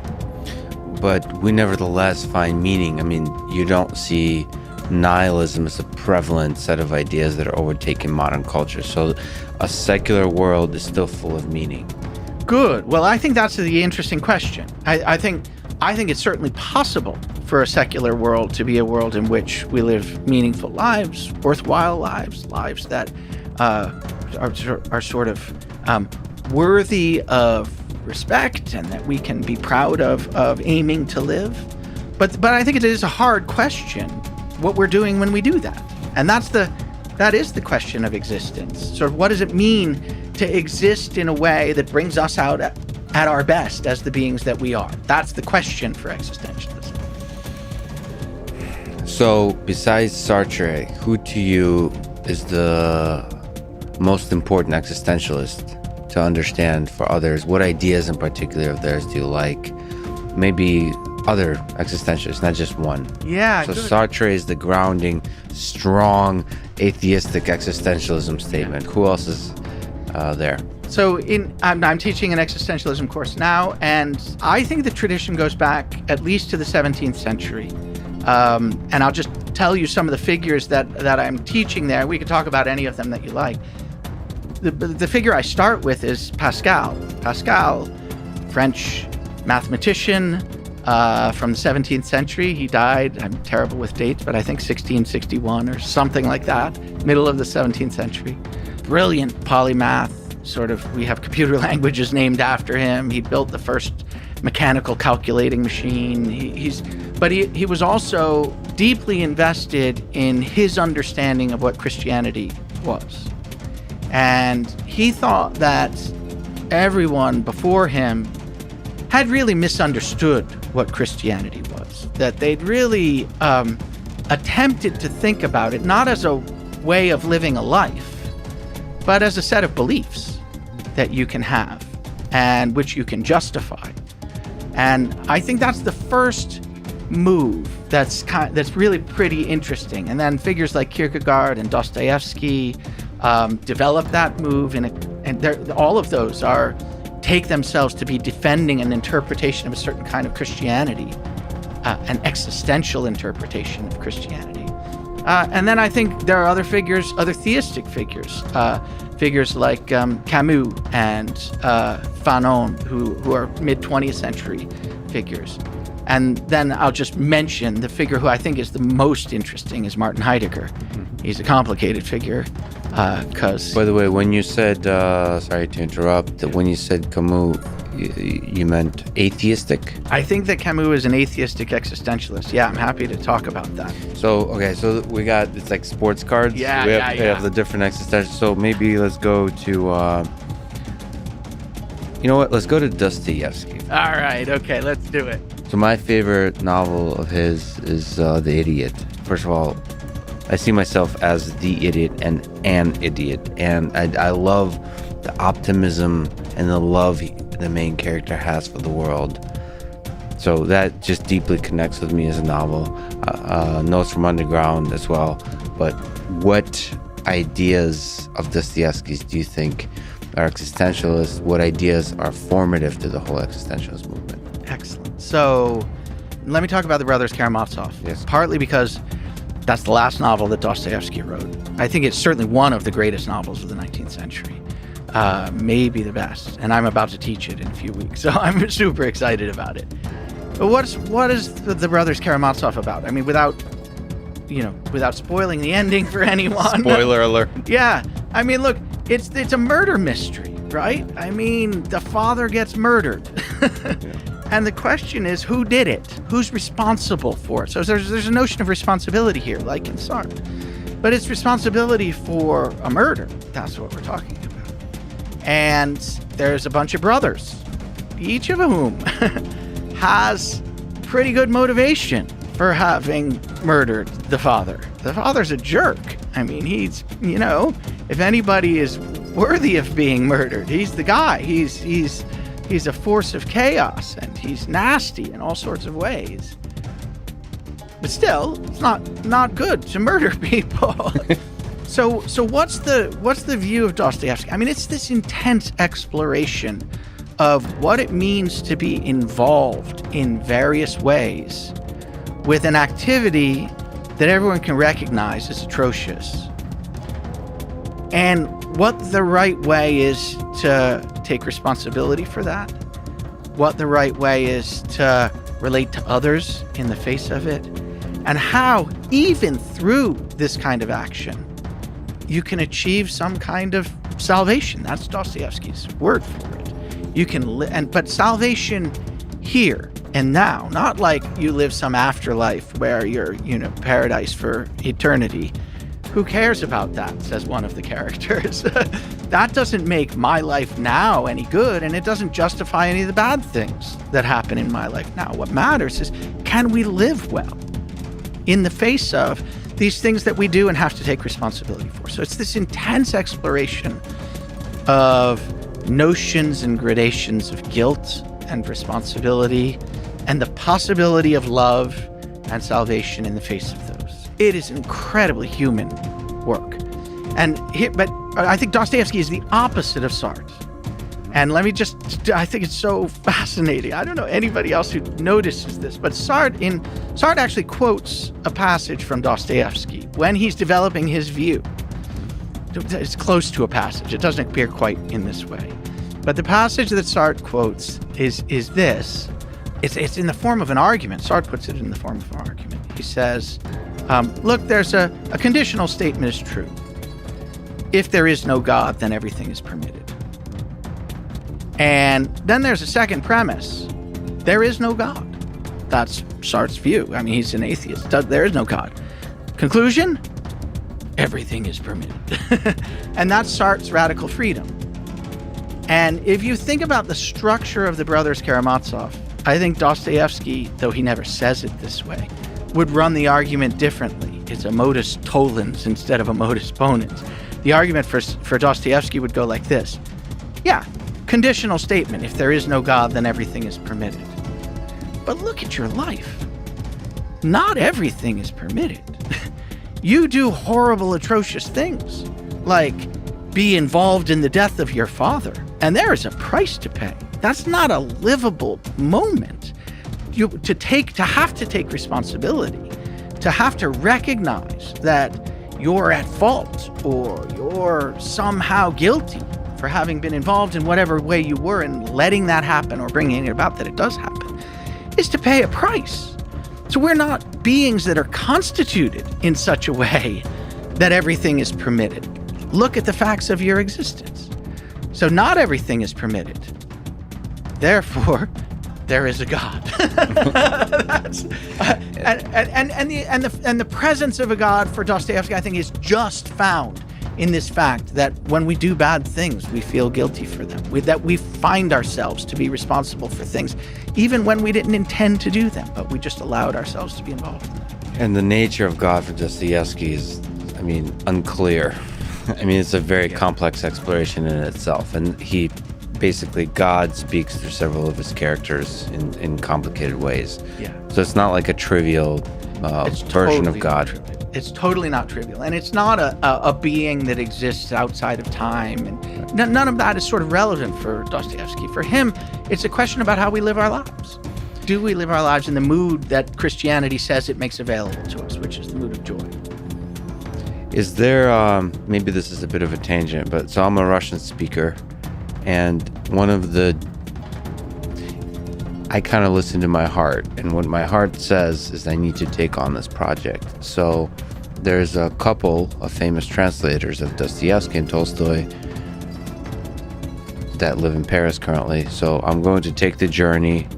We agreed to have a full conversation about Dostoevsky, about Tolstoy, and a series of conversations. And the reason I fell in love with this idea is I just realized in translating from Russian to English how much deep philosophical thinking is required. Just to single sentences. They spent weeks debating single sentences. So, and all of that is part of a journey to Russia for several reasons. But I want to explore something in me that longs to understand and to connect with the roots where I come from. So maybe can you comment whether it's on the Russian side or the German side or other French side? Is there something in your own explorations of these philosophies that you find that you miss because you don't deeply know the language? Or how important is it to understand the language? Good. I think it's super important, and I'm always embarrassed that I don't know more languages and don't know the languages I know as well as I would like to.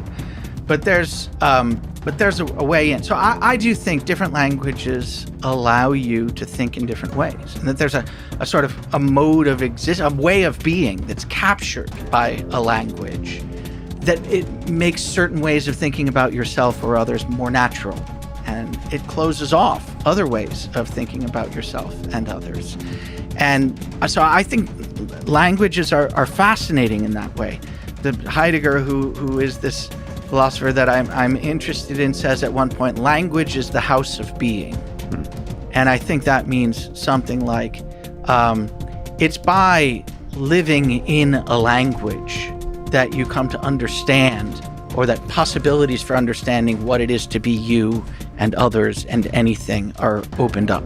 And different languages open up different possibilities. And we had that discussion offline about James Joyce, how I took a course in James Joyce, and how I don't think I understood anything besides The Dead and the short stories. And you suggested that it might be helpful to actually visit Ireland, visit Dublin, to help you understand, maybe fall in love with the words. And so that presumably is not purely about the understanding of the actual words of the language. It's understanding something much deeper. The music of the language or something. Music of the ideas. Absolutely. Something like that. It's very hard to say exactly what that is, but when you hear an Irish person who really understands Joyce read some sentences, they have a different cadence, they have a different tonality, they have different music, to use your word. And all of a sudden you think about them differently. And the sentences sort of draw different thoughts out of you when they're read in certain ways. That's what great actors can do. But I think language is rich like that. And the idea, which philosophers tend to have, that we're really studying the crucial aspects of language when we think about its logical form, when we think about the sort of claims of philosophical logic that you can make, or how do you translate this proposition into some symbolic form. I think that's part of what goes on in language. But I think that when language affects us in the deep way that it can, when great poets or great writers or great thinkers use it to great effect, it's way more than that. And that's the interesting form of language that I'm interested in. It's kind of a challenge I'm hoping to take on. Is I feel like some of the ideas that are conveyed through language are actually can be put outside of language. So one of the challenges I have to do is to have a conversation with people in Russian, but for an English audience, and not rely purely on translators. There would, of course, be translators there that help me dance through this mess of language, but also, like, my goal, my hope is to dance from Russian to English back and forth for an English-speaking audience and for a Russian-speaking audience. So not this pure, this is Russian, it's going to be translated to English, or this is English, it's going to be translated to Russian, but dance back and forth and try to share with people who don't speak one of the languages the music that they're missing, and sort of almost hear that music as if you're sitting in another room and you hear the music through the wall. Like, get a sense of it. I think that would be a waste if I don't try to pursue this being a bilingual human being. And I wonder whether it's possible to capture some of the magic of the ideas in a way that can be conveyed to people who don't speak that particular language. I think it's a super exciting project. I look forward to following it. I'll tell you one thing that does happen. So we read Dostoevsky in translation. Occasionally I do have Russian speakers in the room, which is super helpful. But I also encourage my students to some of them will have different translations than others. And that can be really helpful for the non-native speaker, because by paying attention to the places where translators diverge in their translations of a given word or a phrase or something like that, you can start to get the idea that somehow the words that we have in English, they don't have the same contours as the word in Russian that's being translated. And then you can start to ask about what those differences are.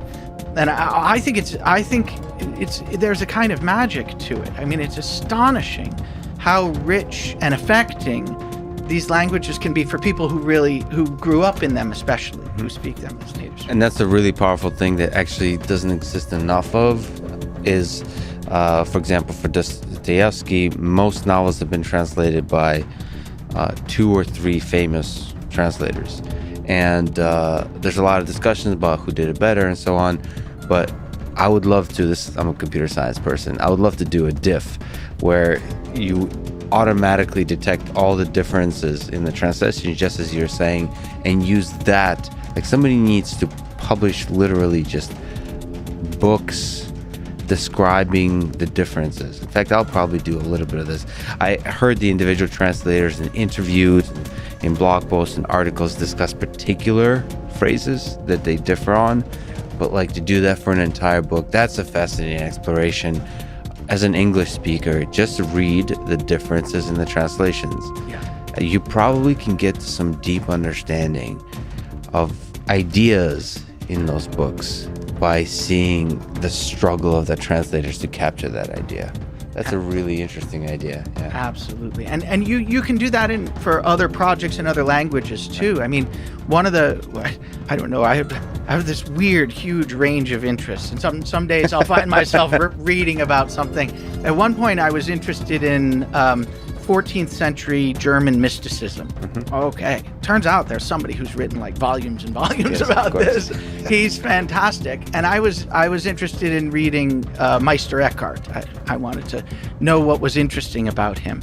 And the the sort of move that this guy, Bernard McGinn, who's the great scholar of this period, made was to say what Eckhart did, and everybody knows this, he translated Christianity into the vernacular. He started giving sermons in German to the peasants. Sermons used to be in Latin, and nobody could speak Latin. Can you imagine sitting there for a 2-hour sermon in a language that you don't know? So he translated it into German. But in doing it, the resources of the German language are different from the resources of the Latin language. And there's a word in Middle High German, Grund, which is like, we translate it as ground. And it's got this earthy feel to it. It sort of invokes the notion of soil and what you stand on and what things grow out of, and sort of what you could run your fingers through that would have a kind of honesty to it. And there's no Latin word for that. But in Eckhart's interpretation of Christianity, Grund, that's like the fundamental thing. You don't understand God until you understand the way in which he is our ground. And all of a sudden, this mysticism gets a kind of German cant that makes sense to the people who speak German and that reveals something totally different about what you could think that form of existence was, that was covered over by the fact that it had always been done in Latin. Yeah, that's fascinating. Yeah. So okay, we talked about Dostoevsky and the use of murder to explore human nature. Let's go to Camus, who is maybe less concerned with murder and more concerned with suicide as a way to explore human nature. So he is probably my favorite existentialist, probably one of the more accessible existentialists, and like you said, one of the people who didn't like to call himself an existentialist. So what are your thoughts about Camus? What role does he play in the story of existentialism? So I find Camus totally fascinating. I really do. And for years, I didn't teach Camus because the famous thing that you're referring to, The Myth of Sisyphus, which is a sort of essay, it's published as a book, super accessible, really fascinating. He's a great writer, really engaging. The opening line is something like, there is but one truly significant philosophical question, Yes. and that is the question of suicide. And I thought, I can't teach my 18-year-olds, like how... Yeah. I just thought that's terrible. Like, how can I mean, it's not wrong. Like, but do I want to bring that into the classroom? Yeah. And so I read it. I read the essay. I avoided it for a long time because of that line. And I thought, I'm not going to be able to make sense of this in a way that will be helpful for anyone. But finally, one year, maybe 7 or 8 years ago, I sat down to read it. I thought, I've got to really confront it.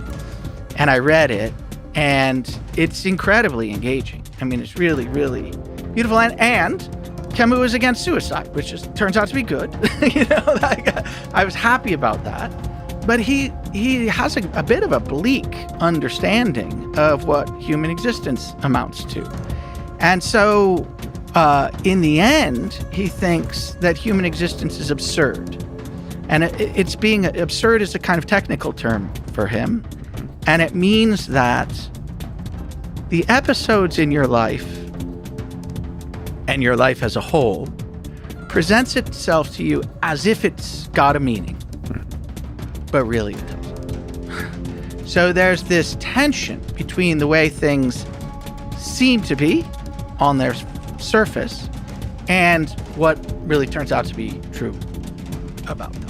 And he gives these great examples. Like, you probably remember these. He says, there you are, you're walking along the street, and there's a plate glass window in a building, and through the window you see somebody talking on a telephone.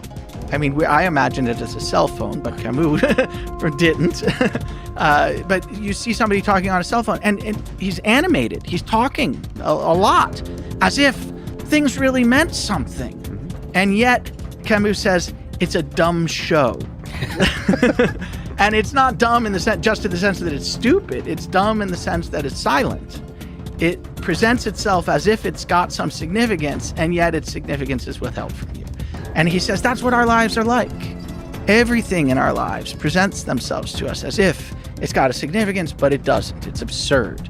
And then he says, really what our lives are like, they're like the lives of Sisyphus.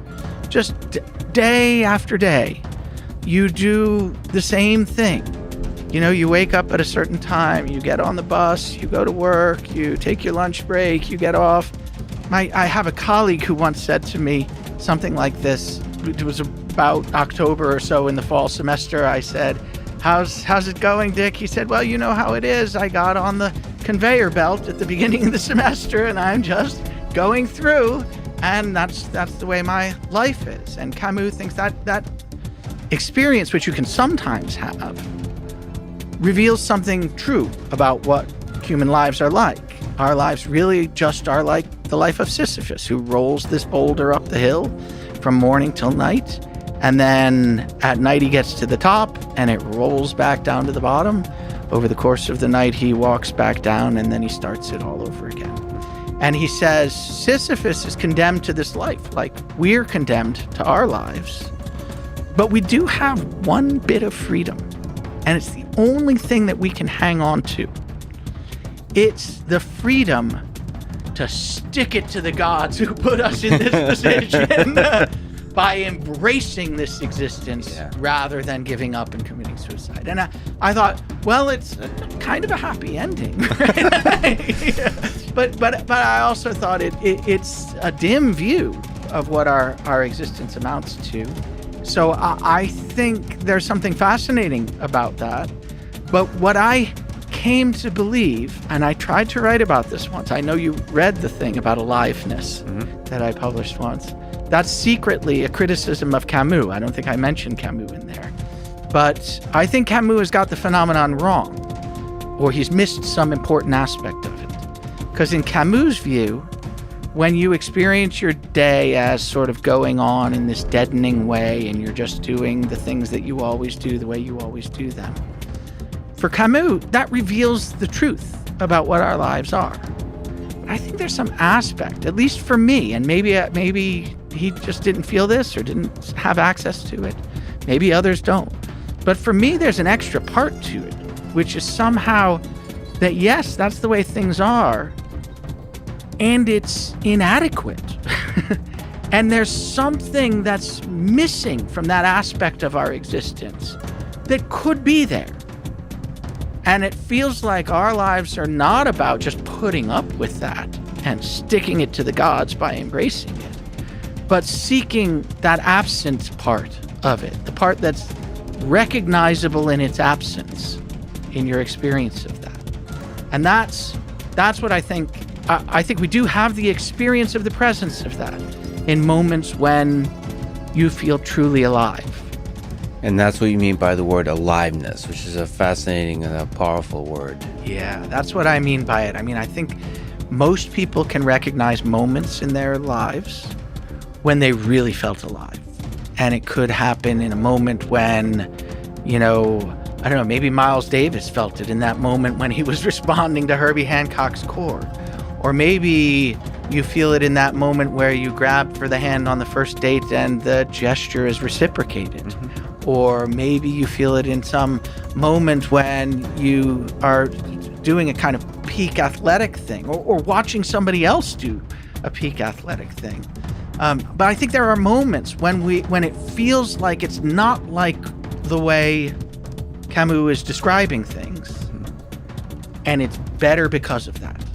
So I think one really powerful way for me to understand aliveness is to think about, to go into a darker territory, is to think about suicide. And I've known people in my life who suffer from clinical depression.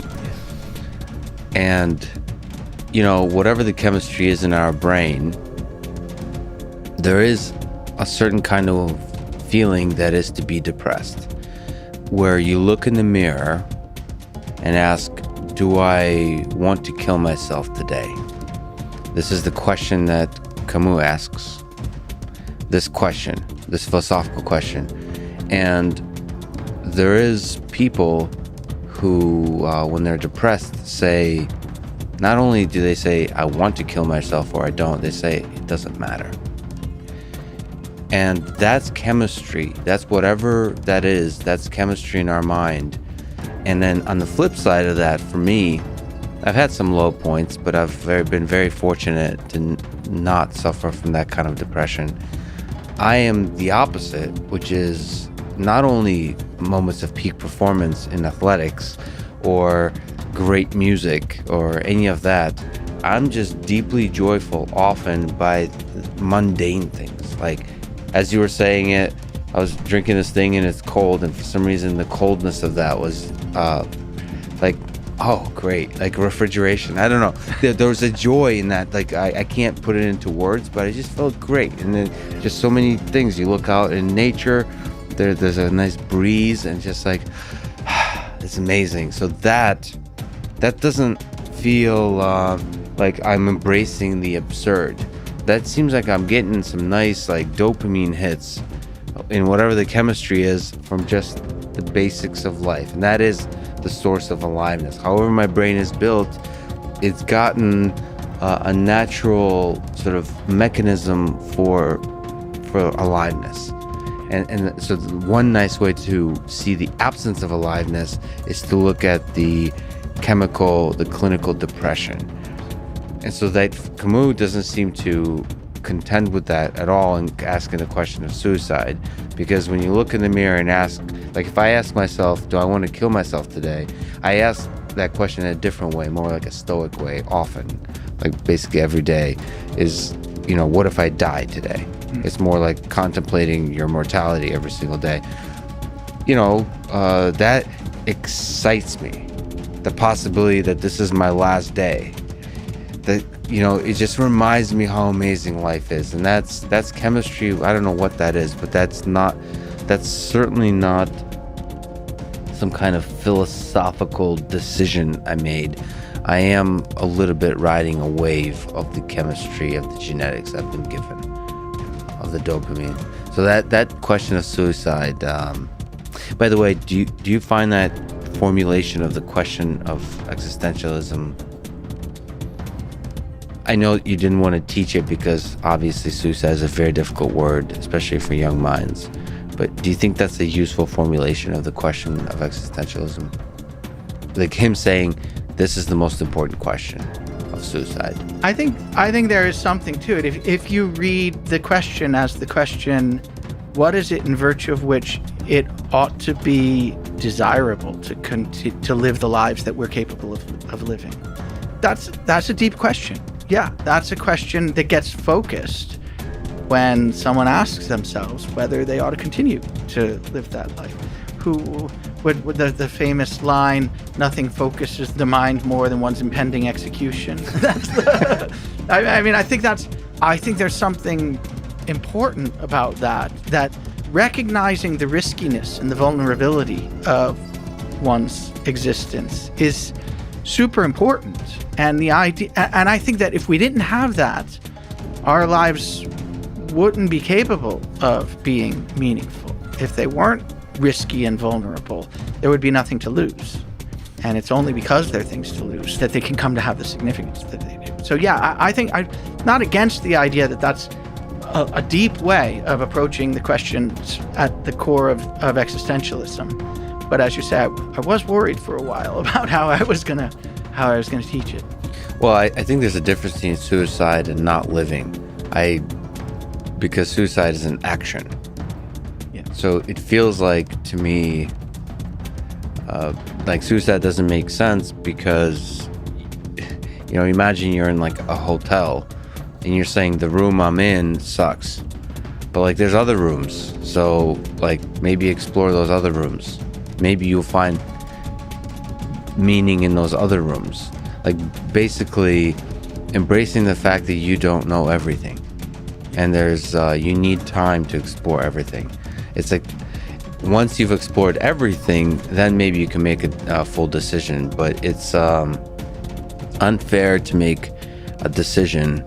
It's, I would say, unethical to make a decision until you've explored all the rooms in the hotel. Yeah.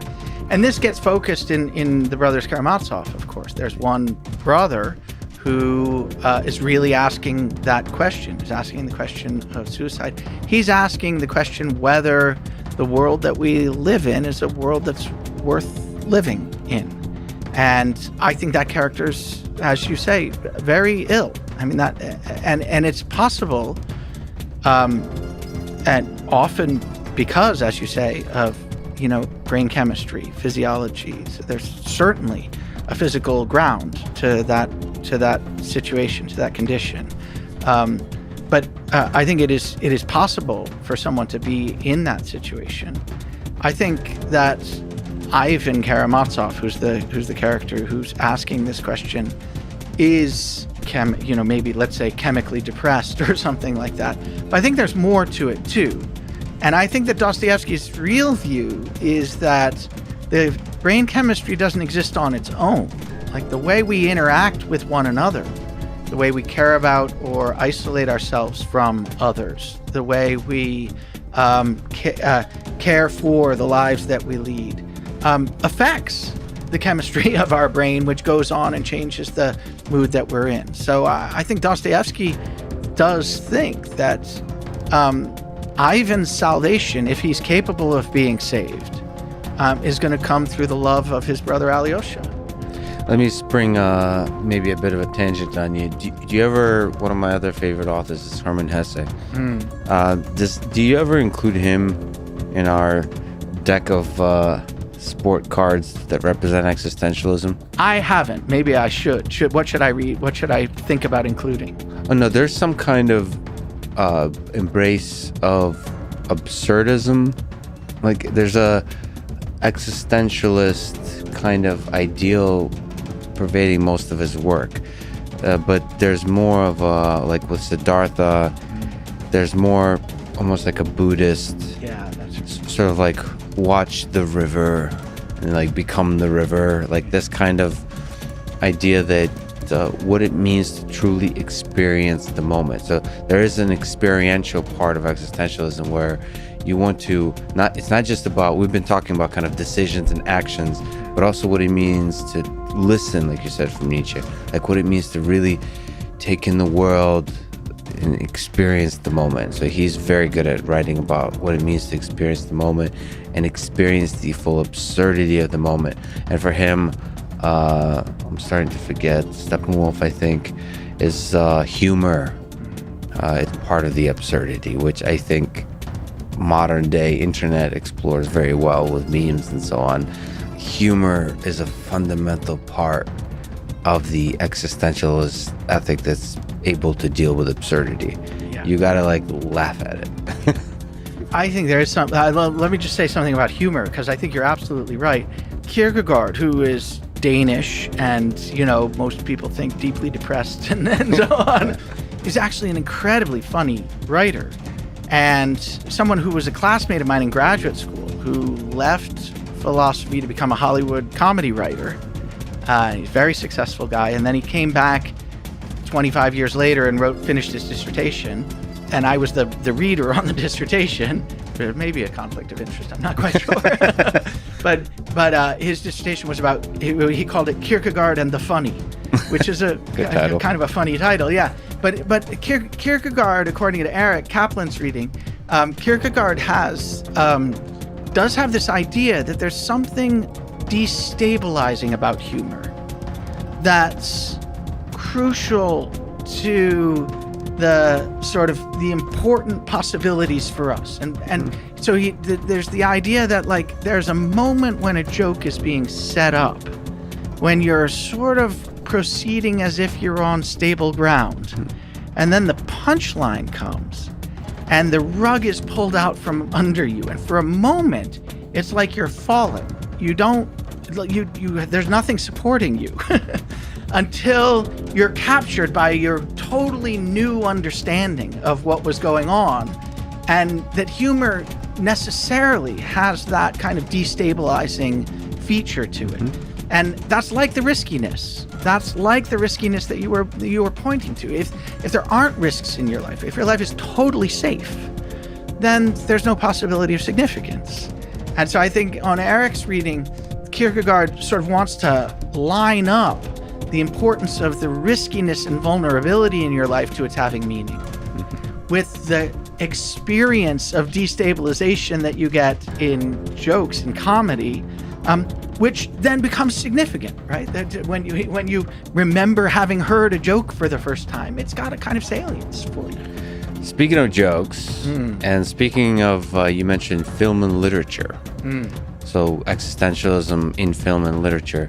I think for a lot of people, especially nihilism, was experienced in the great work of art, modern work of art called Big Lebowski. I don't know if you've ever seen that film, but there's a group of nihilists in that film. They're just like, they don't care about anything. I think they happen to be German, at least they have German accents. So maybe can you talk about notable appearances of existentialism in film? And if you at all ever bring up Big Lebowski, if that ever comes into play. So I know that people think about the Big Lebowski in this context. Yeah. I did actually rewatch it not so long ago. We have kids, and I thought maybe it's time. It wasn't really time for the 11-year-old. No.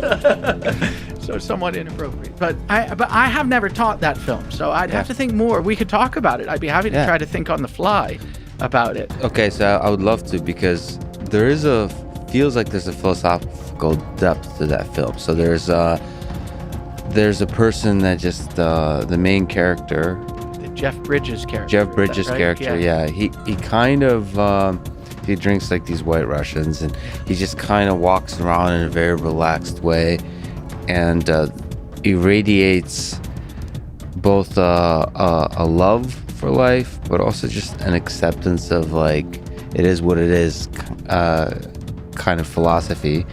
And then there's a bunch of characters that have very busy lives, trying to do some big projects that are dramatic in some way, make some huge amounts of money. So it kind of actually reminds me of The Idiot by Dostoevsky in a certain kind of sense. And then there's these players, I mean, they're phrased as nihilists, but they kind of don't care to enjoy life. They want to mess with life in some kind of way. And of course, there's interesting personalities that Jesus, the bowler, and then there's like Donnie, who is a bit clueless, and then there's the John Goodman character is talking about Vietnam and just takes life way too seriously, too intensely, and so on. So it just paints a full sort of spectrum of characters that are operating in this world, and perhaps most importantly for existentialism, are thrown into absurdity. Yeah.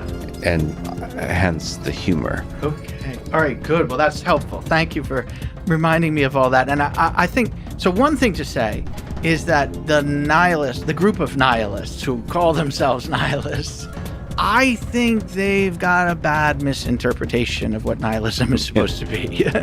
And there, this happened actually in the 1920s. There was a famous case of a couple of German students, Leopold and Loeb, who'd read a lot of Nietzsche. Nietzsche, was a kind of hero for the Nazis, even. I think based on a pretty bad misunderstanding of what he was up to. But Leopold and Loeb had the bad understanding first, and they were students. They'd read a lot of Nietzsche, and they thought, okay, nothing means anything. The only way that there's any significance in life is through our will to sort of powerfully bring something about. And if we're going to do that in a way that reflects the fact that nothing means anything, then what we should do is take these things, these actions that people always thought were bad, and do them and show that there's nothing wrong with doing them. And so they decided they would murder someone. Not because they were angry at them, just someone they'd never met. It was important that it was someone they'd never met. It was a totally unmotivated act. And they thought, we'll embrace nihilism by showing that we can act in such a way as to do something that, morality thinks is bad, and through our will, bring it about that we desire to do it for no reason that has anything to do with its potentially being interpretable as good. And I think that's a terrible misreading of what Nietzsche thinks the response to nihilism is. I mean, I think read that against the Miles Davis thing. Miles Davis' aim is to creatively bring it about that something works well in a situation where he is kind of constrained. So they thought two things. One, there are no constraints at all, not even the constraints of the situation that we find ourselves in. And two, we only become the beings that we really are when we act in against what you might have thought the constraints were. And I just think that's a bad misreading of what that kind of nihilism is up to. And I think maybe that group in The Big Lebowski has got that kind of bad misreading. But then the major characters are much more interesting. Go ahead, Yes, you were right. going to say something. So there's some kind of apathy to their particular nihilism. Could you comment on whether you see sort of apathy as a philosophy part of that nihilism? Sort of like, from an existentialist perspective, how important is it to care about stuff? Like really take on life?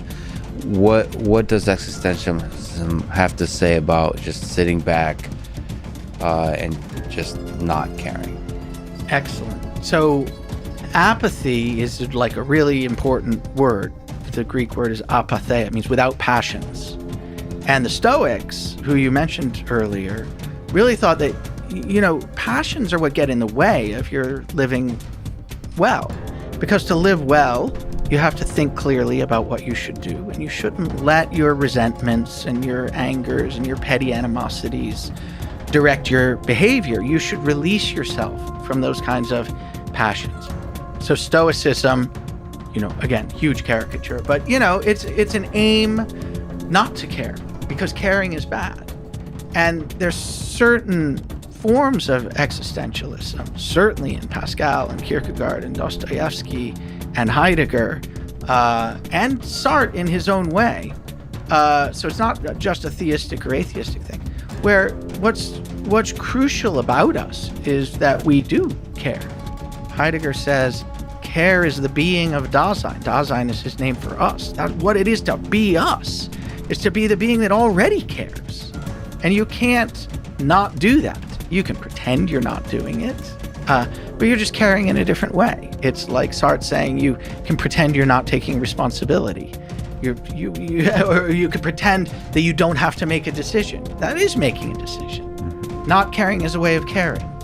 And so I think the existentialists that I'm interested in think that we do care. That's constitutive of what it is to be us. And so they'll think that the Stoics got it wrong, but that leaves open a huge range of moves about how we inhabit that existence well. Let me ask about Ayn Rand. Okay. So it just so happens that she's entered a few conversations in this podcast, and just looking at academic philosophy or just philosophers in general, they seem to ignore Ayn Rand. Do you have a sense of why that is? Did she ever come into play, her ideas of objectivism, come into play of discussions of a good life from the perspective of existentialism, in how you teach it, how you think about it? Is she somebody who you find at all interesting? So no, I don't think she is. But it's been a long time since I've read her stuff. I read it in high school. I read The Fountainhead in high school and Atlas Shrugged. But that's, at this point, a very long time ago. I think I read something about objective epistemology or something too. So, my view about her could be based on a total misunderstanding of what she's up to.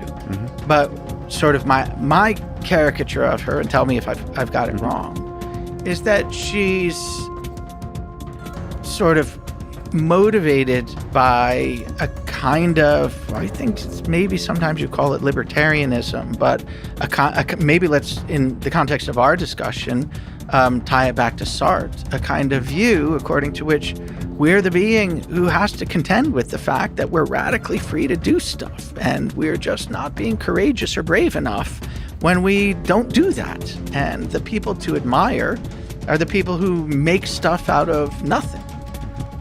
So maybe that's a bad caricature. No. I think I think that's pretty accurate. I'm not, again, very knowledgeable about the full depth of her philosophy, but I think she takes a view of the world that's similar to Sartre in the conclusions, but makes stronger statements about epistemology, that first of all, everything is knowable, and you should always operate through reason. Like reason is very important. Like it's like you start with a few axioms and you build on top of that, and the axioms that everybody should operate on are the same. Again, reality is objective, it's not subjective. And so from that, you can derive the entirety of how humans should behave at the individual level and at the societal level. And there's a few conclusions.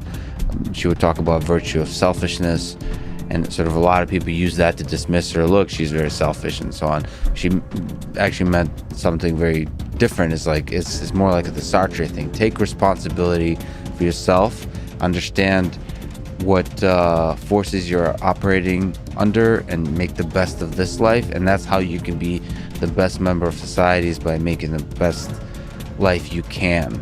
And just focus on yourself, like fix your own problems first, and then and that will make you the best member of society, of your family, of loved ones, of friends, and so on. I think the reason she's disliked, obviously on the philosophy side, she's disliked because, a little bit like Nietzsche, she's literary. I think the reason she's publicly disliked in sort of public conversations is because of how sure she is of herself. So which is some of the philosophers have been known to do, like make very strong statements, like hell is other people. But she was making very strong statements about basically everything. But it is the reason I bring her up is, she is an influential thinker that is not, for some reason, often brought up as such. It's not acknowledged how influential she is.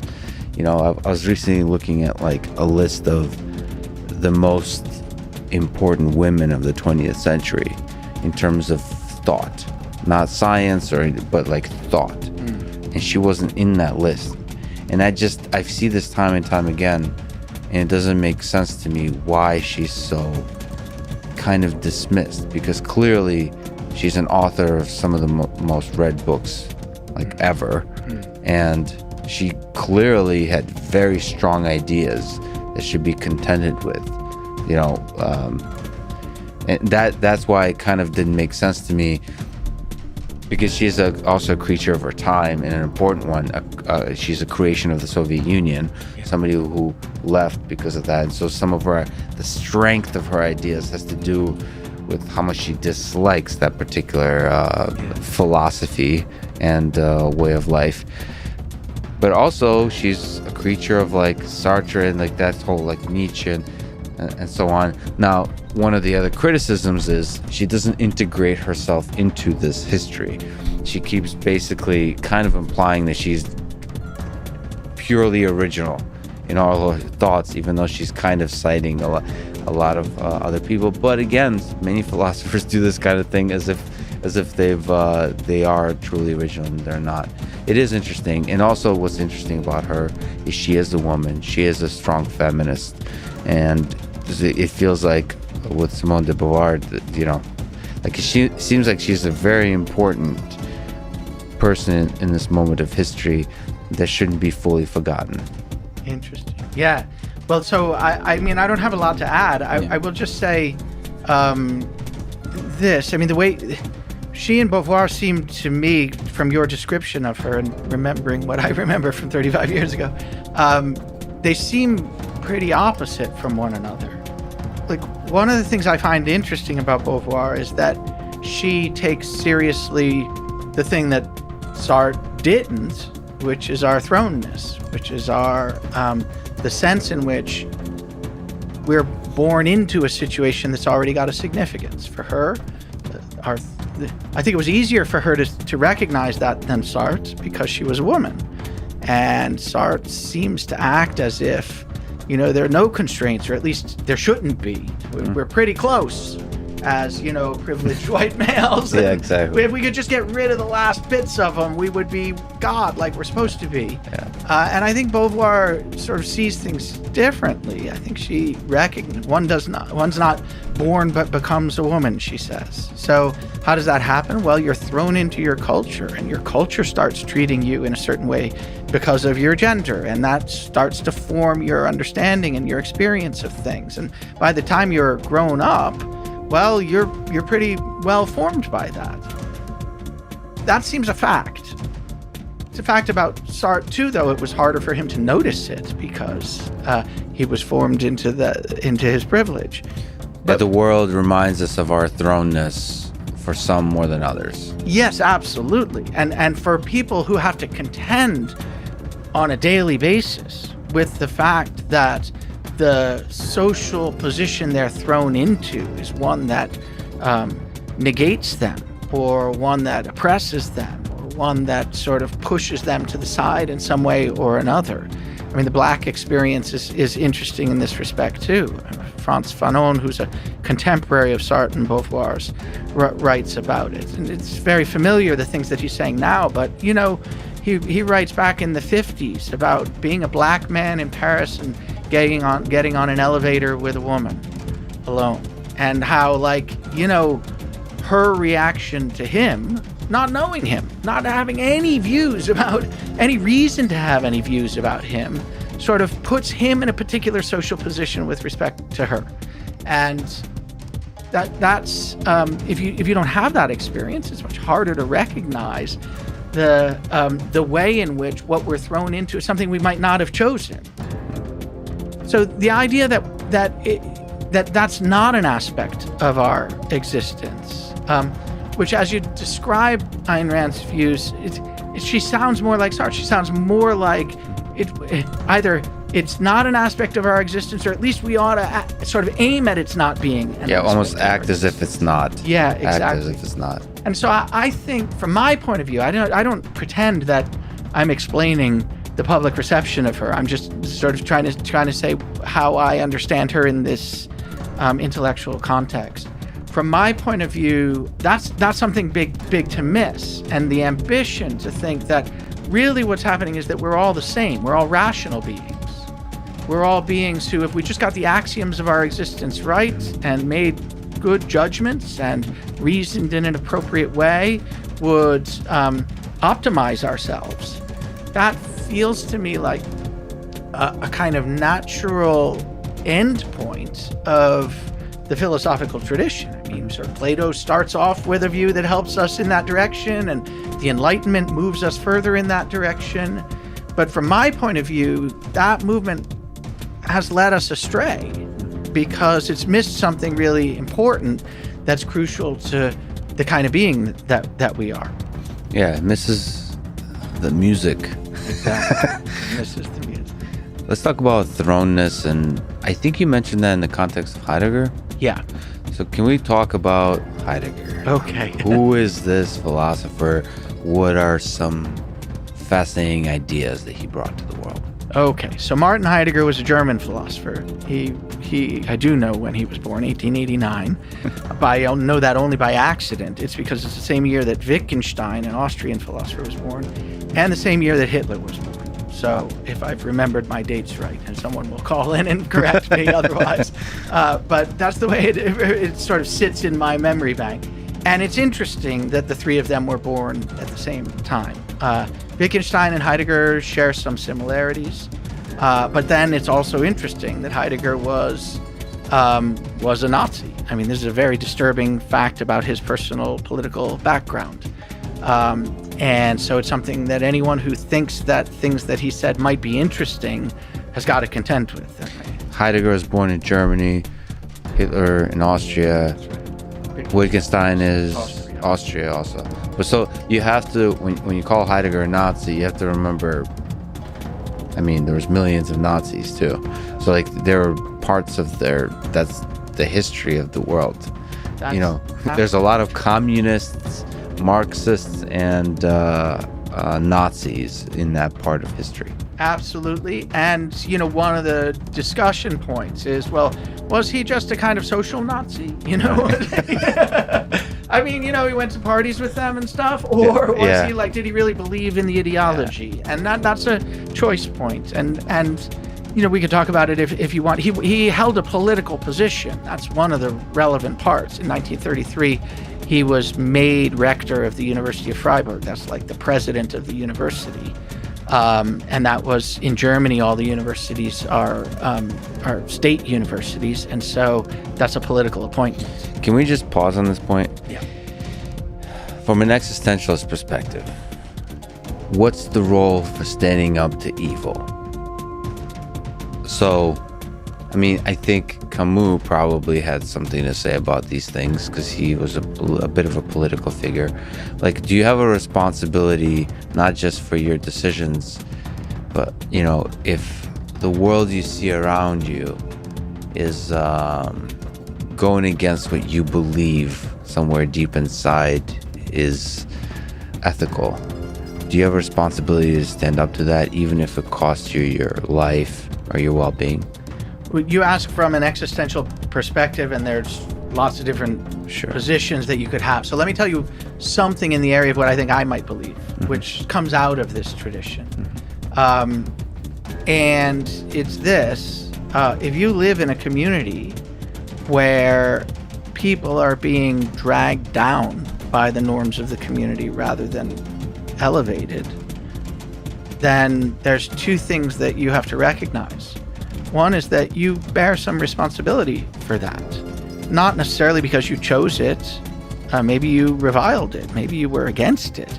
But there's some way in which we all act in accordance with the norms of our culture. We all give in to them in some way or another. And if those norms are broken, then there's some way in which we've allowed ourselves to be responsible for broken norms.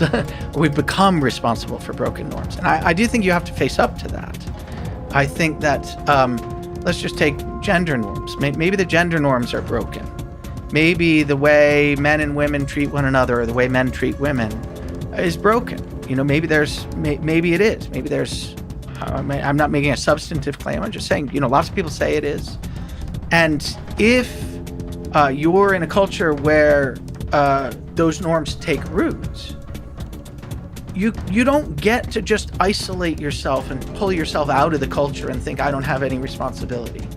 That you're already a part of the culture, even if you're isolating yourself from it. That's a way of rejecting the sort of part you play in the culture, but it's not a way of getting behind it. Now you're playing that role differently. You're saying, I don't want to take responsibility for what's going on around me. And that's a way of taking responsibility by refusing to do it. So I think we're implicated in whatever's going on around us. And if we're going to do anything in our lives, we ought to recognize that even in situations where you maybe didn't decide to do it, you could be part of bringing other people down. And then devote yourself to trying to figure out how to act differently so that the norms update themselves. And I think this is not a criticism of people. Alyosha, who we mentioned in The Brothers Karamazov, he's a character. He's a kind of saintly character in The Brothers Karamazov. But that one crucial moment in that story is when he realizes how awful he's been being to someone without ever even intending to do that. It's Grushenka, who's this sort of fascinating woman, and she's a very erotic woman. She's sort of sexual, and Alyosha, in my reading of it, is kind of attracted to her. But he's a young kid. He's 20 or whatever. And he's kind of embarrassed about it. And he lives in the monastery, and he's thinking maybe he wants to be a priest, and he's kind of embarrassed by it. So what does he do? Every time they run across one another in the street, he averts his gaze. And why is he doing that? Because he's kind of embarrassed. But how does Grushenka experience it? Well, she knows she's a fallen woman, and she knows that Alyosha has this other position in society. So her read on it is, he's passing judgment on me. He can see that he doesn't want to be associated with me.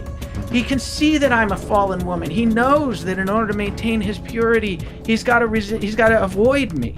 That's not what Alyosha intended to do, but that's the way it's experienced. And so there's this way he comes to recognize, oh my God, like what I'm supposed to do is love people in Dostoevsky's view of things.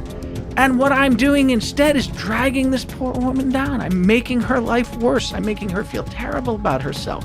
And if I actually came to know her, I'd recognize her condition is difficult.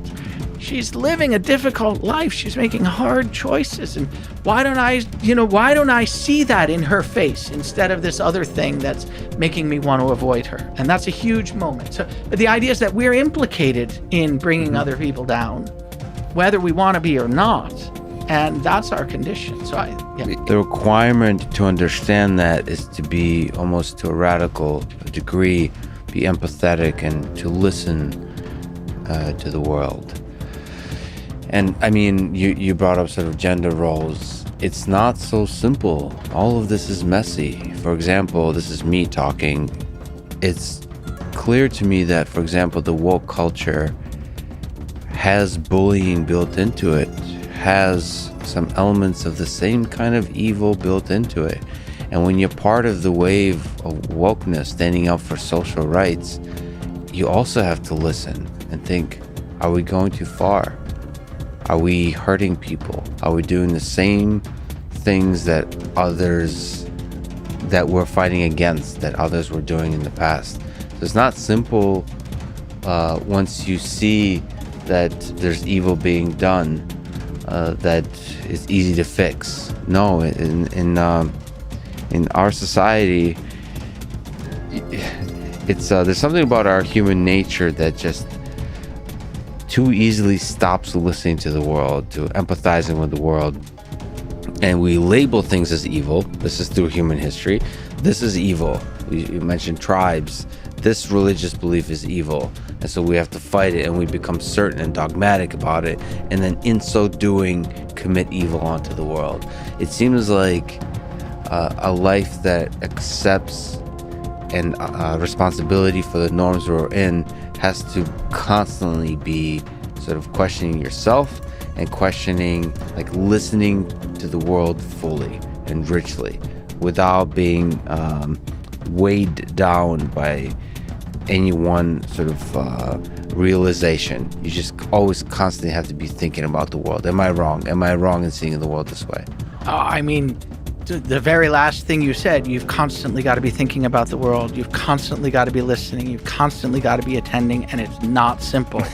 All that sounds exactly right to me. And the phrase that rings through my head is another one from the brothers Karamazov. Dmitri, this passionate, sort of sometimes violent brother who is also sort of deeply cares. I mean, because he's passionate, he's sort of got care through and through, but it's breaking him apart.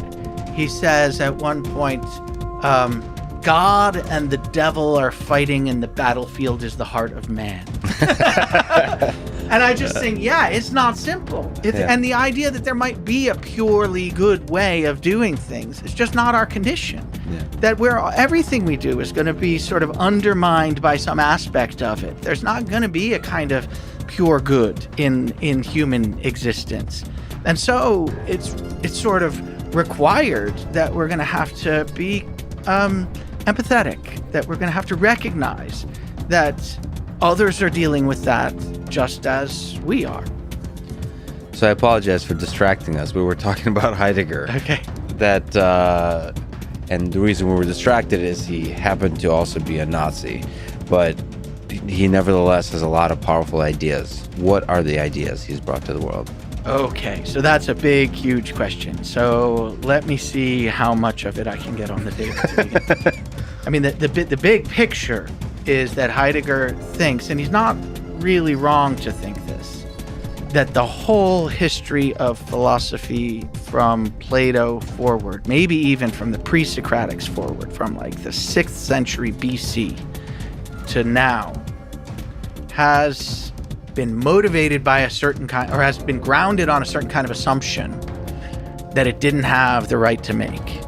and that it's led us astray, and that until we understand the way in which it's led us astray, we're not going to be able to get to grips with the condition we now find ourselves in. So let me start with what he thinks the condition we now find ourselves in is. Lots of periods to Heidegger's views. I'm just going to sort of mush it all together for the purposes of today.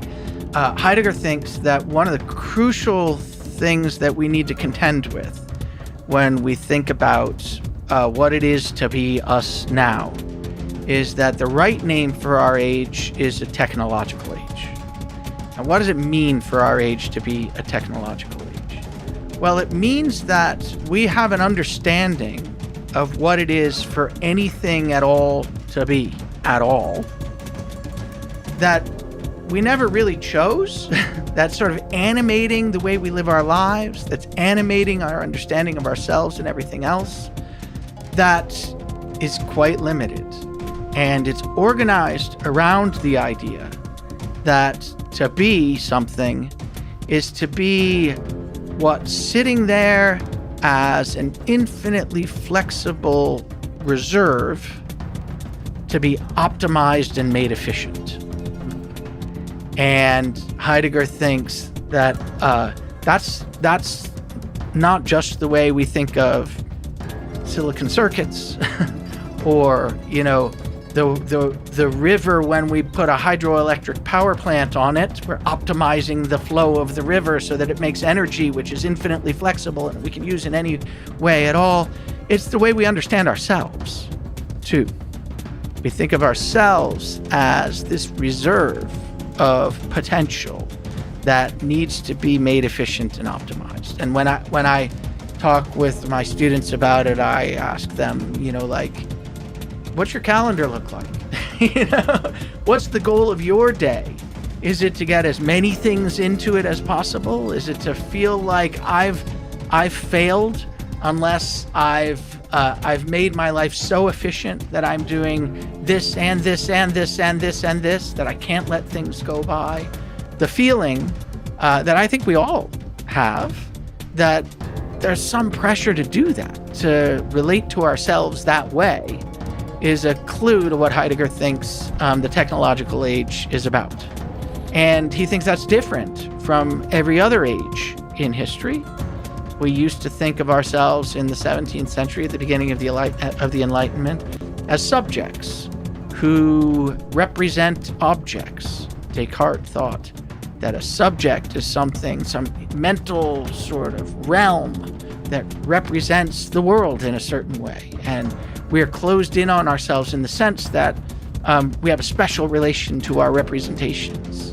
That's what the realm of the subject is. But others, in the Middle Ages, we were created in the image and likeness of God. And in the pre-Socratic age, to be was to be what whooshes up and lingers for a while and fades away. The paradigm of what is were thunderstorms and the anger of the gods, Achilles' battle fury, and it overtakes everything and stays for a while and then leaves, the flowers blooming in spring. And that's very different from the way we experience ourselves. And so the question is, what are we supposed to do in the face of that? And Heidegger thinks that the presupposition that's motivated everything from the pre-Socratics forward is that there is some entity that's the ground of the way we understand everything to be. For the Middle Ages, it was God. That was the entity that made things be the things that they are. For the Enlightenment, it was us. Maybe for Sartre, it's us.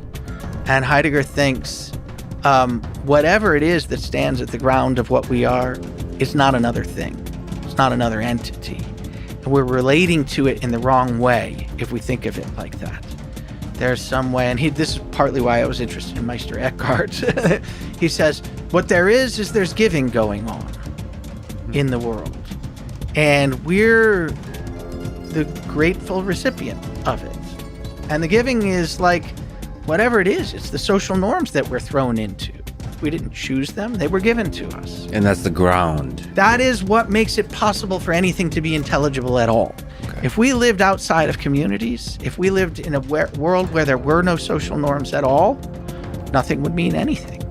Nothing would have any significance. Nothing would be regular in the way that things need to be regular in order for there to be departures or manifestations of that regularity. So community norms are crucial, but they're also always updating. We have some responsibility for what they are and the way in which they're updating themselves. And yet we didn't ever choose it to be that way. So those norms are somehow giving significance to us in a way that we're implicated in, we have some relation to. And all that gets covered over if you think of us as efficient resources to be optimized. Is that a conflicting view, that we are resources to be optimized?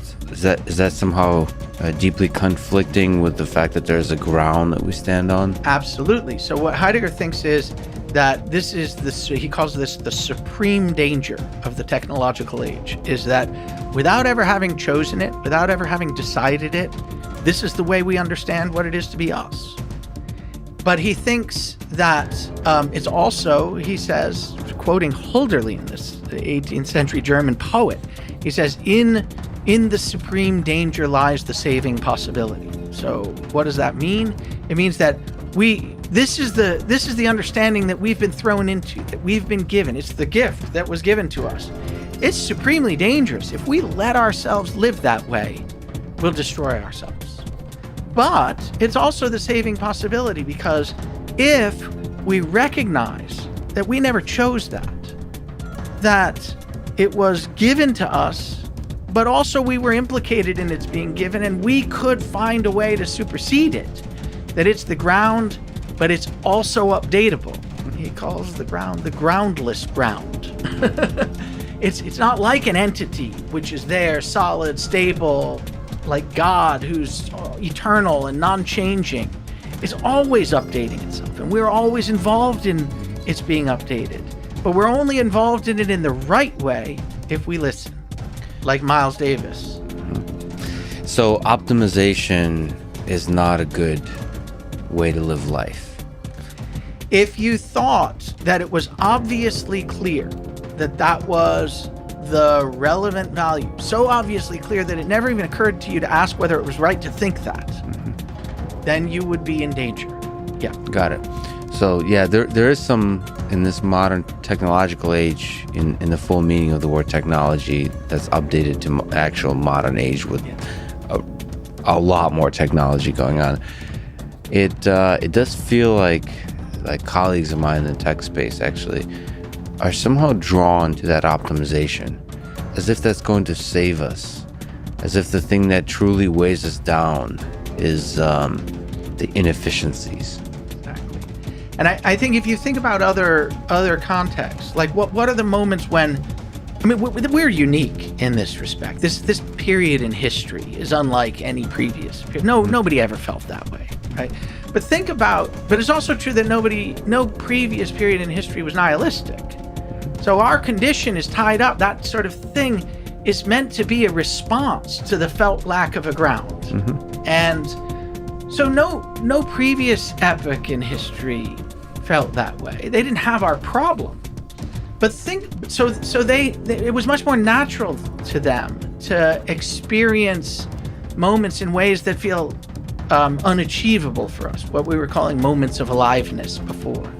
Think about where the context in which they felt them. They weren't efficient, optimized contexts. Think about the Greeks. If you ever read Homer, it is a bizarre world back there. But one of the things that's bizarre is that they're so unmotivated by efficiency and optimizing that the only thing that seems to run through all of the different Greek cultures is the idea that if some stranger comes by, you better take care of them, because Zeus is the god of strangers, and Zeus will be angry. That's what they say, right? But how does it manifest itself?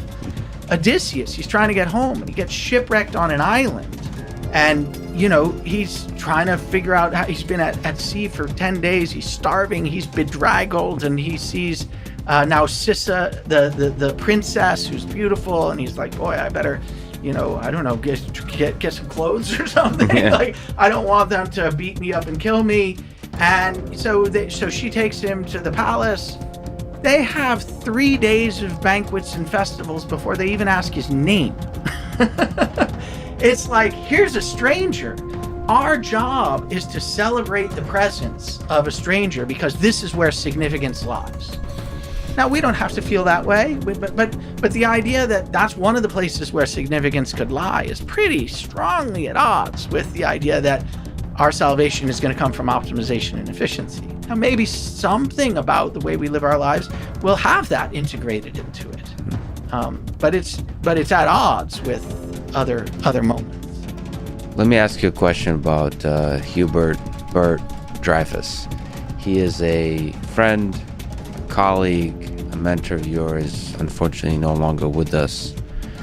You wrote with him the book titled All Things Shining, Reading the Western Classics to Find Meaning in a Secular Age. First, can you maybe speak about who that man was, what you learned from him? And then we could maybe ask, how do we find, through the classics, meaning in a secular age? Okay. So Bert Dreyfus was a very important philosopher of the late 20th, early 21st century. He died in 2017, about a little over 4 years ago. He was my teacher. I met him in 1989 when I went away to graduate school in Berkeley. That's where he taught. He plays an interesting and important role in the history of philosophy in America because in a period when most philosophers in America and in the English-speaking world were not taking seriously 20th century French and German philosophy, he was. And he was really probably the most important English-speaking interpreter of Heidegger, the German philosopher that we've been talking about. He was an incredible teacher. A lot of his influence came through his teaching. And one of the amazing things about him as a teacher was his sort of mix of intellectual humility with sort of deep, insightful authority. And he would stand up in front of a class of 300 students. He taught huge classes because people loved to go see him, and I taught for him for many years. And say, I've been reading this text for 40 years, but the question you asked is one I've never asked. And it would be true. He would find in what people said things that were surprising and new to him. And that's humility, actually. That is listening to the world. Absolutely. He was always ready to be surprised by something that someone said. Yeah. And there's something astonishing about that. So his influence was, for people who didn't know him, through his interpretations of these texts. He wrote about a huge range of stuff. But for people who did know him, it was through his presence. It was through the way he carried himself in his life. And so in any case, that's who he was. I graduated after many years as a graduate student. I didn't start in philosophy. I started in math and computer science, actually. And then I did a lot of work in computational neuroscience for a few years. It's a fascinating journey. We'll get to it through our friendly conversation about artificial intelligence. Okay. I'm sure, because you're basically fascinated with the philosophy of mind, of the human mind, but rooted in a curiosity of mind through the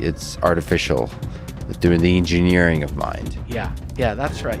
So Bert, I mean, the reason I was attracted to him actually is because of his, to begin with, was because of his criticisms of what was called traditional symbolic AI in the 70s and 80s. So I came to Berkeley as a graduate student who'd done a lot of math and a lot of computer science, a lot of computational neuroscience. I noticed that you interview a lot of people in this world, and I had a teacher at Brown as an undergraduate, Jim Anderson, who wrote with Jeff Hinton a big book on neural networks. So I was interested in that, not so interested in traditional AI, like sort of Lisp programming, things that went on in the 80s, because it felt sort of, when you made a system do something, all of a sudden it was an uninteresting thing to have done. The fact that you'd solved the problem then made it clear that the problem wasn't an interesting one to solve. That's right. And I had that experience, and Bert had criticisms of symbolic AI, what he called good old-fashioned AI, GoFi, and I was attracted to those criticisms because it felt to me that there was something lacking in that project, and I didn't know what it was. I just felt its absence, and then I learned that all his arguments came from his reading of this phenomenological and existential tradition. And so I had to try to figure out what those folks were saying. And it was a long road, let me tell you. It took me a long time. But it was because of Bert that I was able to do that. So I owe him that huge debt of gratitude. And eventually we went on to write a book together, which was a great experience. And yes, we published All Things Shining in 2011. And that's a book that I definitely would not have had the chutzpah to try to write if it weren't for Bert, because it was really about, great literature in the history of the West, from Homer and Virgil and Dante to Melville. There's a huge chapter on Melville, a big chapter on David Foster Wallace, who Bert didn't care about at all, but I was fascinated by. And so learning to think that way while writing that book with him was an amazing experience. So I have to admit, it's one of my failings in life, one of many failings, is I've never gotten through Moby Dick or any of Melville's works. So maybe can you comment on, before we talk about David Foster Wallace, who I have gotten through, what are some of the sources of meaning in these classics? Good. So Moby Dick, I think, is the other great novel of the 19th century. So the brothers Karamazov and Moby Dick, and they're diametrically opposed, which is one of the really interesting things. So the brothers Karamazov is it's a kind of existential interpretation of Russian Orthodox Christianity. How do you live that way and find joy in your existence?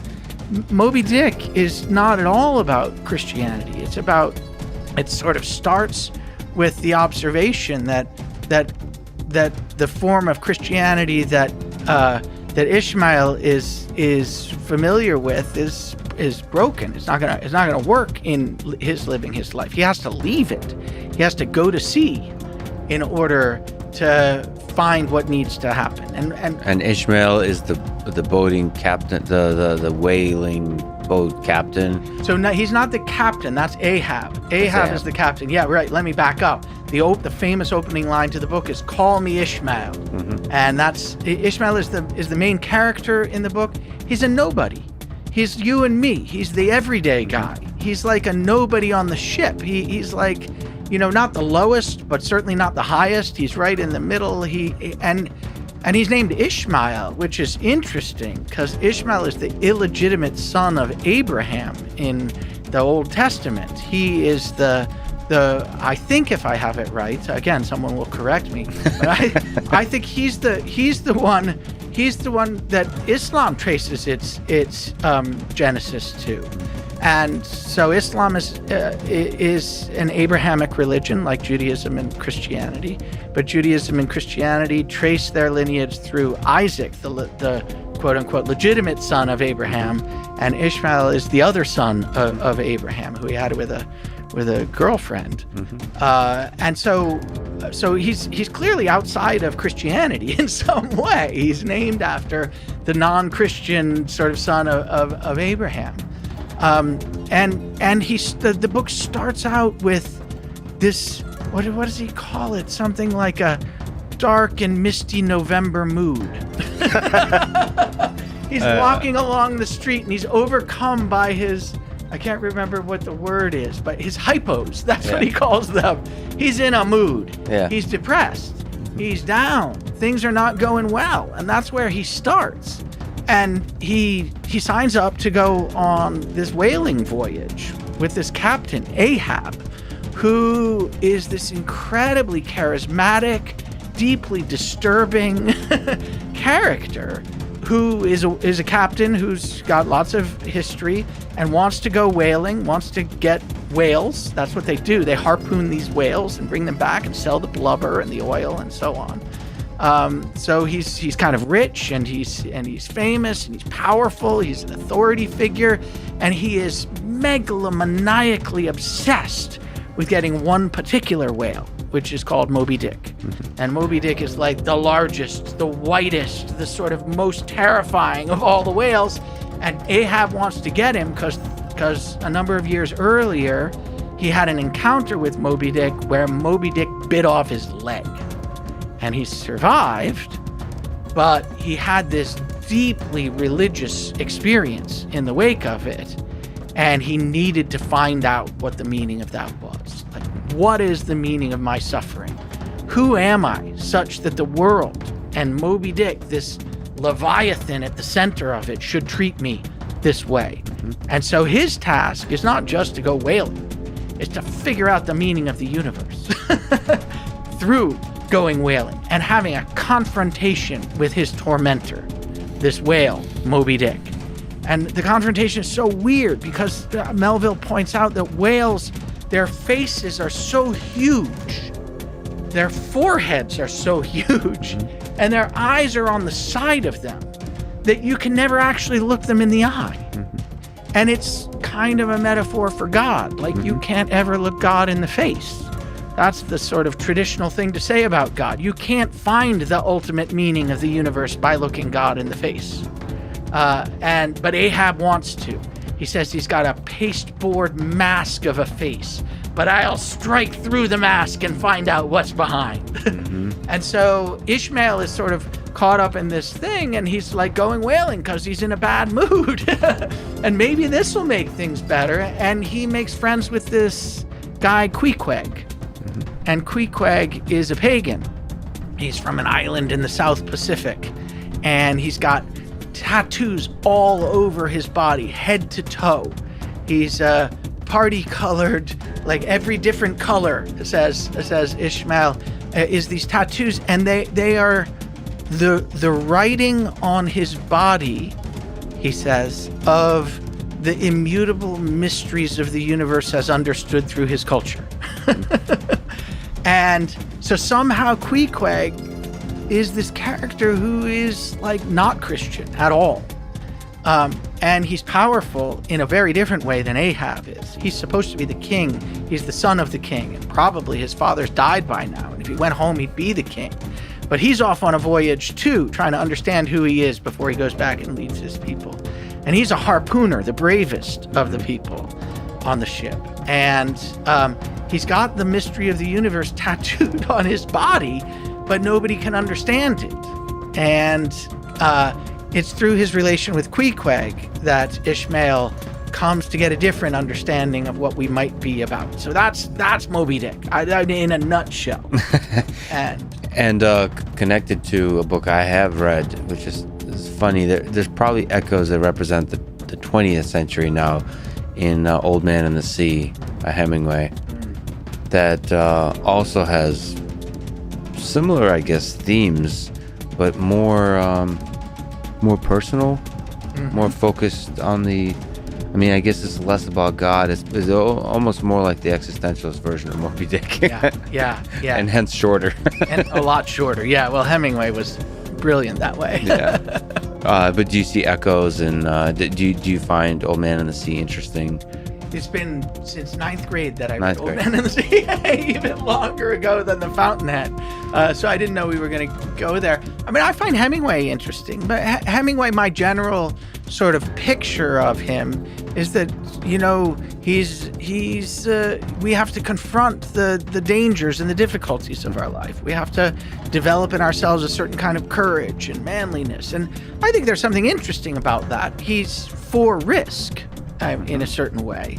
And I think that's important. But I don't have any right to say this since it's been so long since I read it. I do feel like there's I don't remember a sense for quite the tragedy of it. Maybe there is. Is it a melancholy novel? I don't even remember. No, it's I mean, it has a sense like The Stranger by Camus. It has a sense of like, this is how life is. And it has more about old age and that you're not quite the man you used to be feeling of like, this is how time passes. And then the passing of time and how you get older, and this is one last fish. It's less about this is the fish. Yeah. It's more like this is one last fish. Like, and asking, who was I as a man, as a human being in this world? And this one fish helps you ask that question fully. Wonderful. But it's one fish which is just sort of all the other fish too, right? And that is a big difference, because for Ahab, no other fish will do than Moby Dick. It's got to be the biggest, the most powerful, the most tormenting. It's got to be the one that you've got history with, that has defiled you, and it's a raucous ride, Moby Dick. I mean. What about David Foster Wallace? So why is he important to you in the search of meaning in a secular age? Good. So I'll just to finish the Moby Dick thing. I think what's interesting about Melville is that he thinks our salvation comes not if we get in the right relation to monotheism or Christianity, but if we get in the right relation to polytheism, to the idea that there's not a unity to our existence, but there are lots of little meanings, and they don't cohere.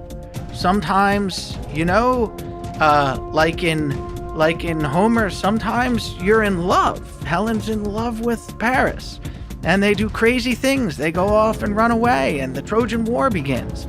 And sometimes you're in a battle fury. That's where the love is Aphrodite's realm, and the battle fury, that's Ares' realm, and that's a totally different world. And they're not even, they're related. There's a kind of family resemblance, but not much. Mostly you're just in different sort of local meaningful worlds. And Melville seems to think that that's a thing that we could aim to bring back.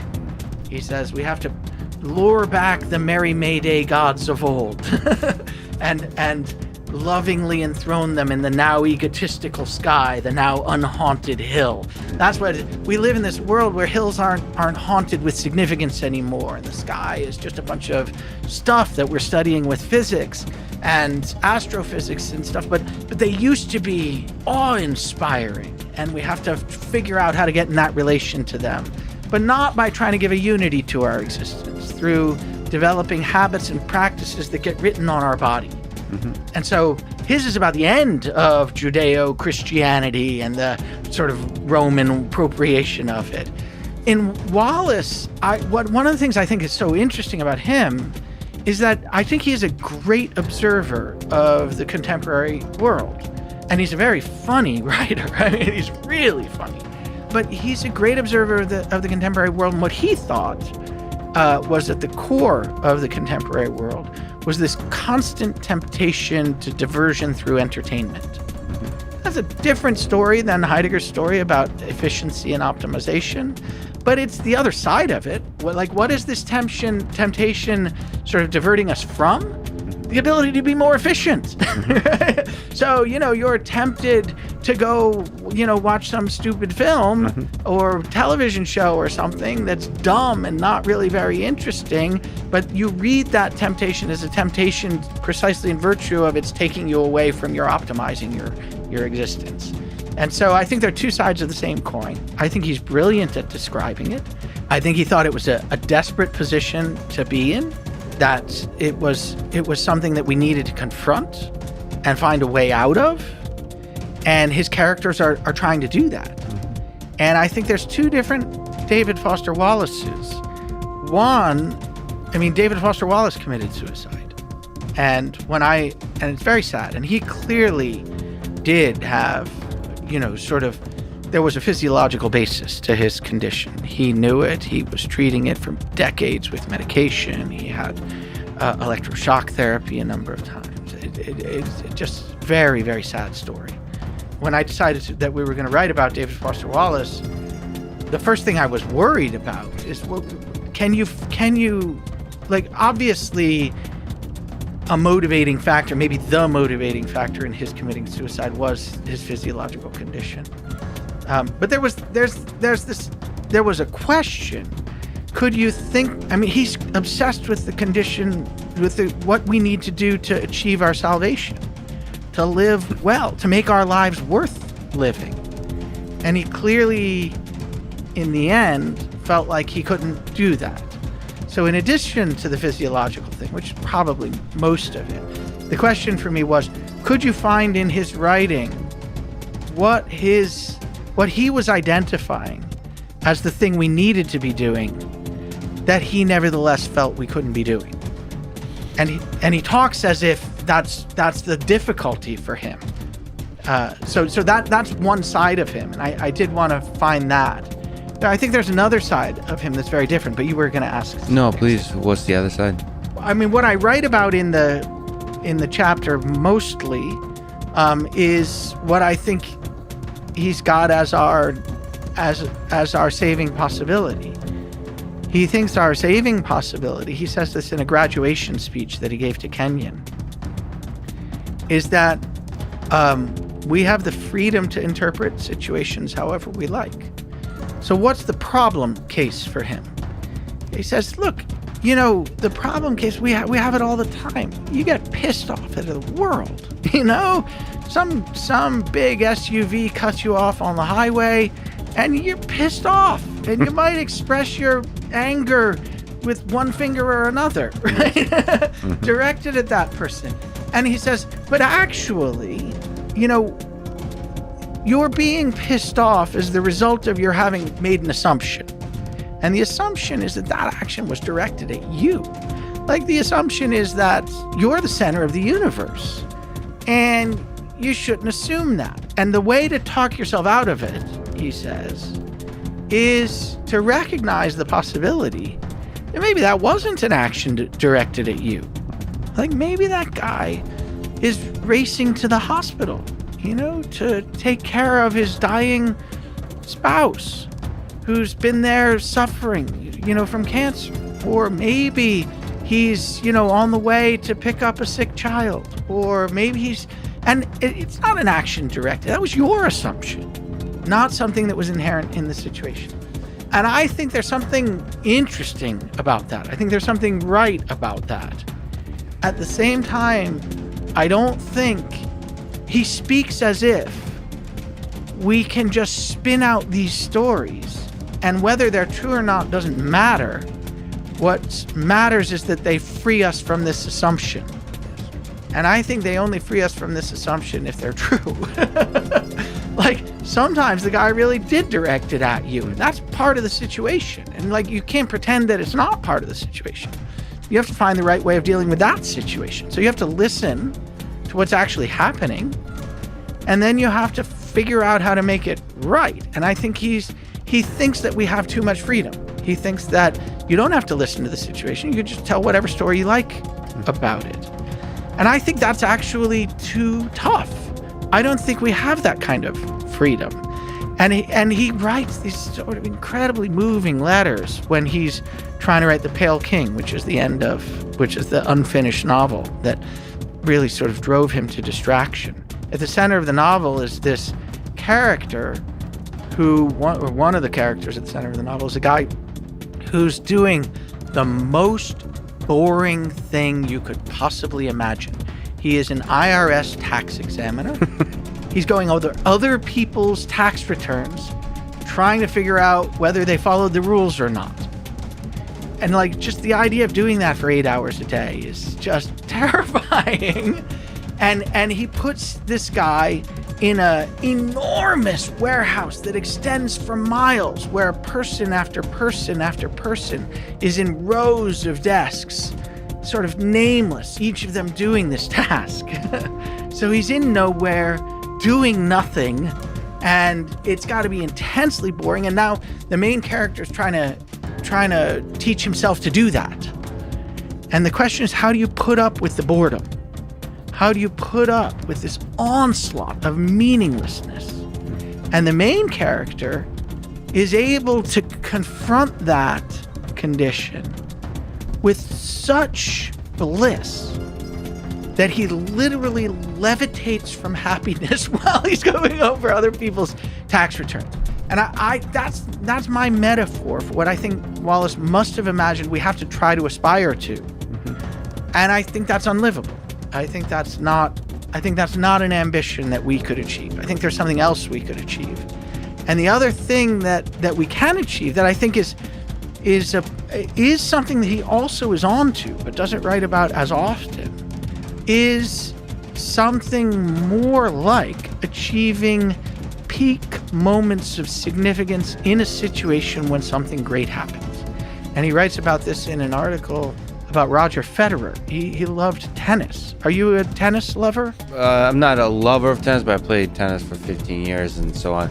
I don't love it the way people love baseball, for example. Like, see the beauty in it, the artistry. I just liked it as a sport. Good. Okay. Well, I didn't play much tennis, but I hit a ball around every once in a while as a kid, and I always thought it was boring to watch.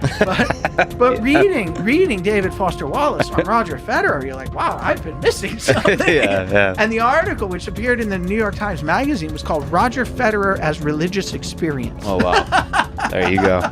And he says, look, there's something astonishing about watching someone who's got a body like us, and having a body is a limitation. It's like the sight of sores and pains and agony and exhaustion, and it's the thing that dies in the end. And so it's what we have to confront. I mean, there's also joys that go along with having a body. Like, if you didn't have a body, there'd be no sex. If you didn't have a body, there'd be no sort of physical excitement and so on. But somehow having a body is essentially a limitation.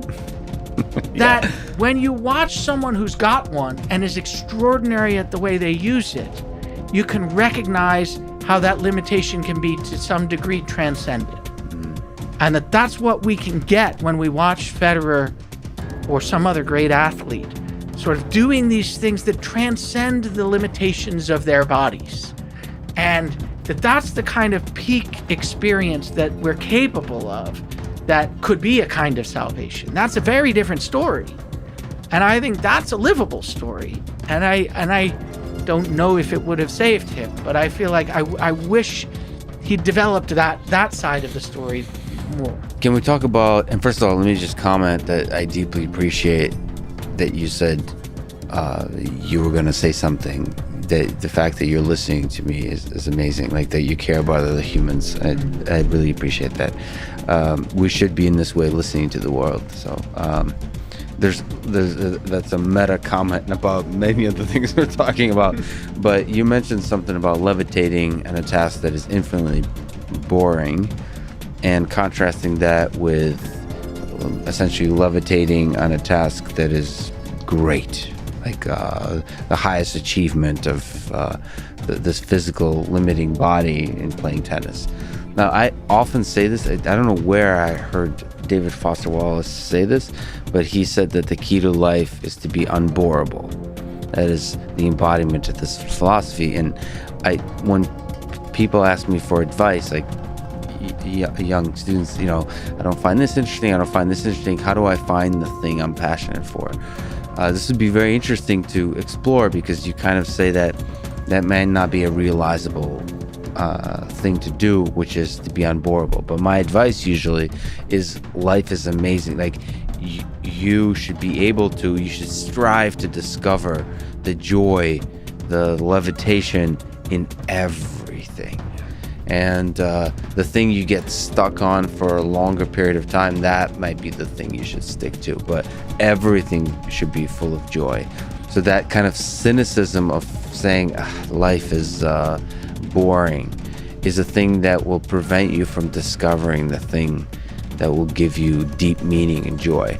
But you're saying being unboreable is not actionable for a human being. So, okay, excellent question, deep question. And the you might think, because of the title of the book that Bert and I wrote, All Things Shining, that I think all things are shining. But actually, I think it's an unachievable goal to be unboreable. I do believe that you're right, that a lot of times when people are bored with something, it's because they haven't tried hard enough. And I do think quite a lot of what makes people bored with something is that they haven't paid attention well enough and that they haven't listened, as you were saying. So I do think there's something to that. I think that's a deep insight. On the other hand, the perfection of that insight is that nothing is ever anything less than joyful. And I actually think that Dostoevsky and Melville both agree, but in very different ways, that life involves a wide range of moods, and that all of them are important. It involves grief. Like, I think when someone dies, it's appropriate to grieve. And it's not in the first instance joyful. It's related to joy because it makes the joys you feel when you feel them more intense.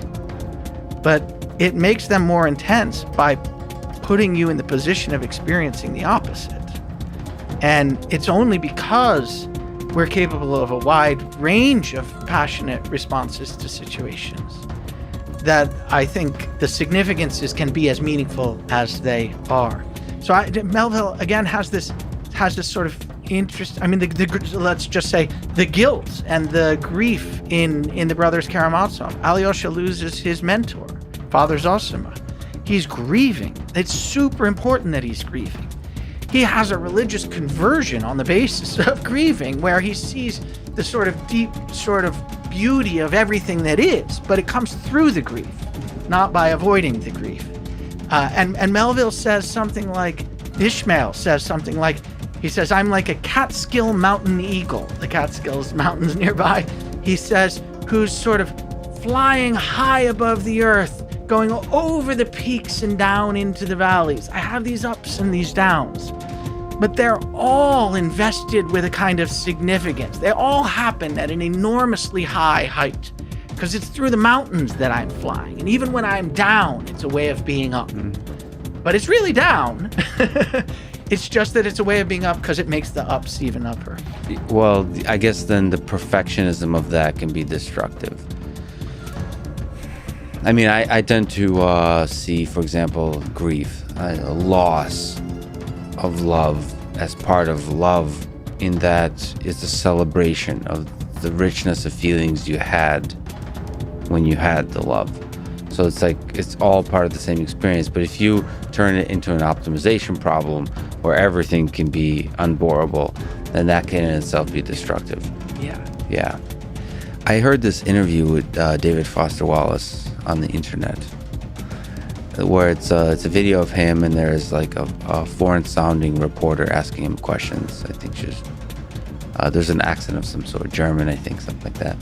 And I don't know, it just painted a picture of such a human person. We were talking about listening. The interviewer, if I may say, wasn't a very good one in the beginning. So she kind of walked in doing the usual journalistic things of just kind of generic questions and just kind of asking very basic questions. But he brought out something in her over time.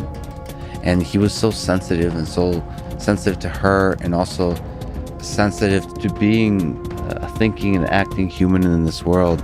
That's just painted such a beautiful picture that people should go definitely check out.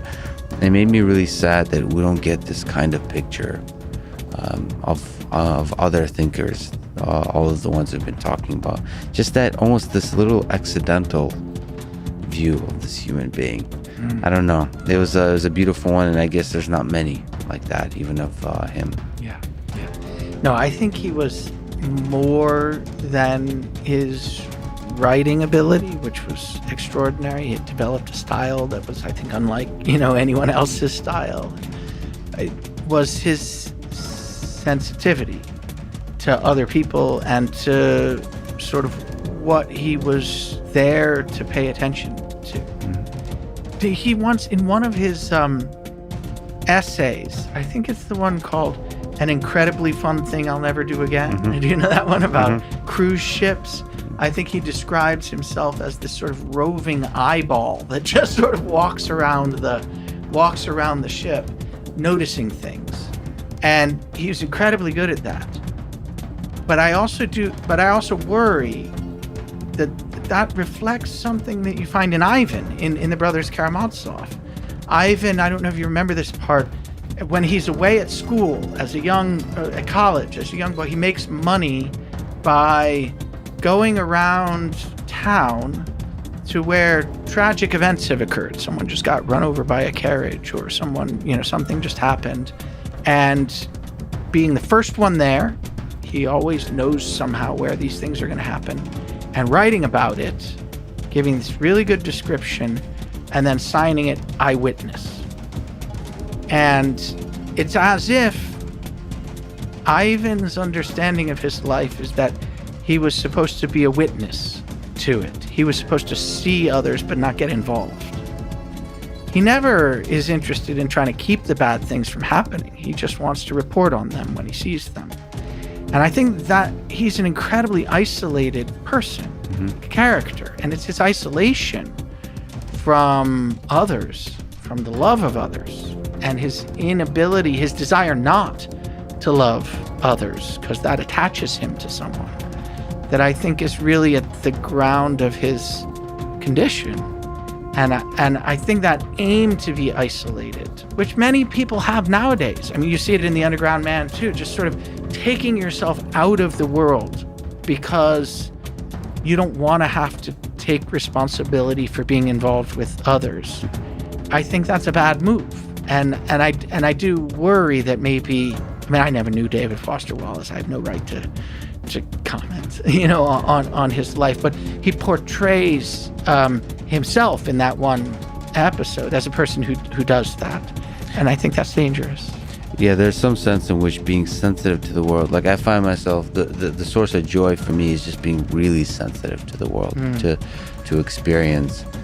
There's some way, it's quite brilliant what you're saying, that could be isolating.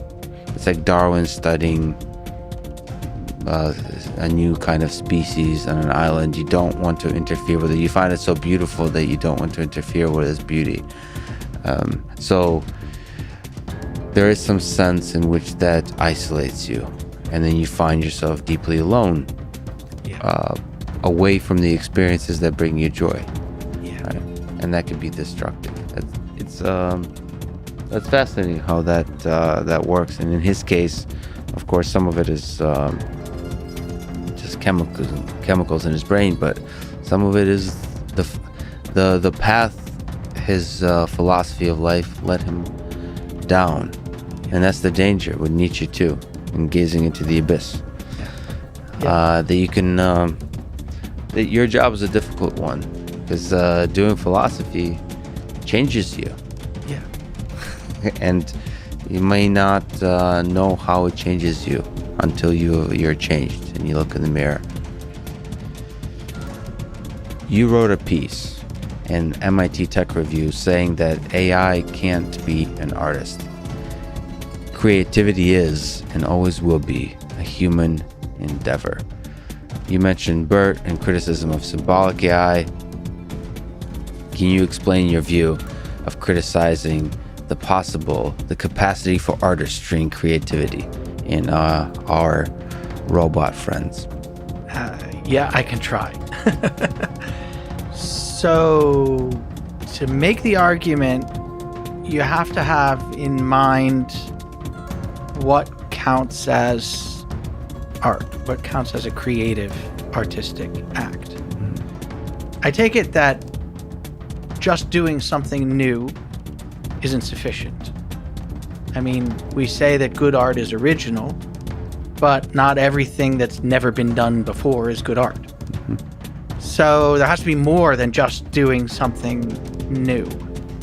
It has to be somehow doing something new in a way that speaks to the audience, or speaks to some portion of the audience at least. It has to be doing something new in such a way that some people who see or interact with it can see themselves anew in it.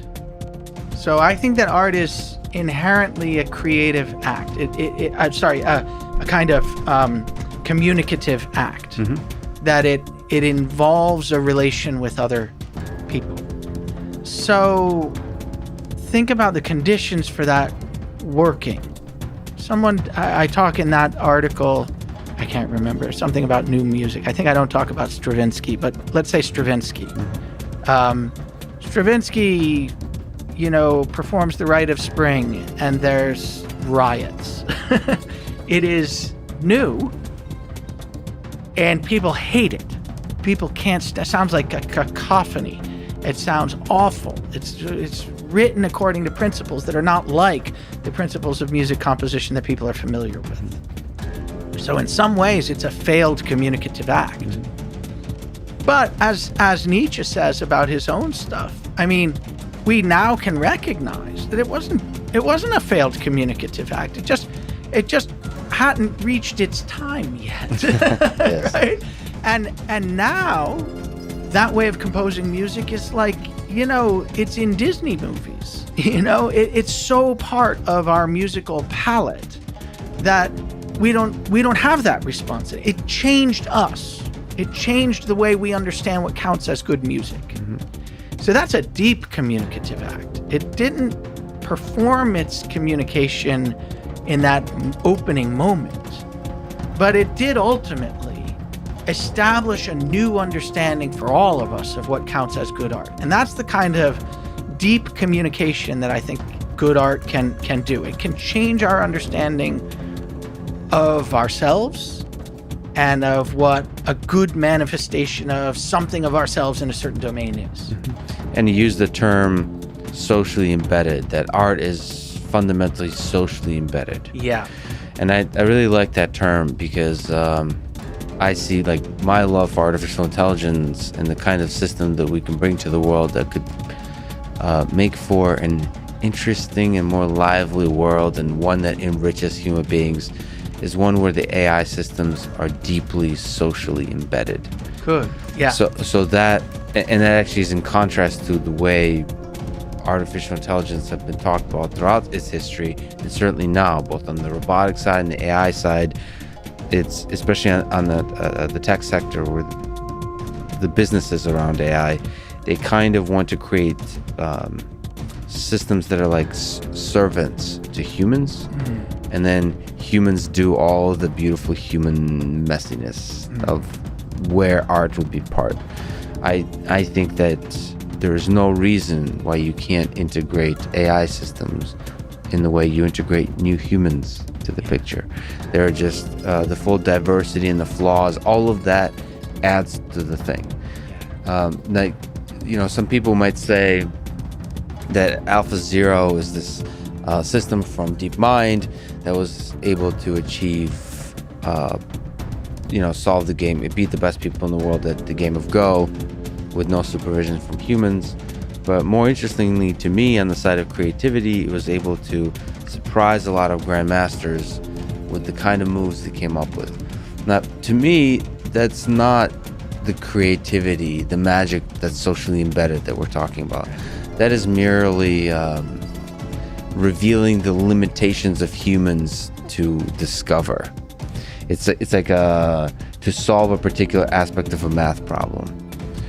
I think creativity is not just even socially embedded. It's the way you're saying it's part of the communicative act. It's the interactive.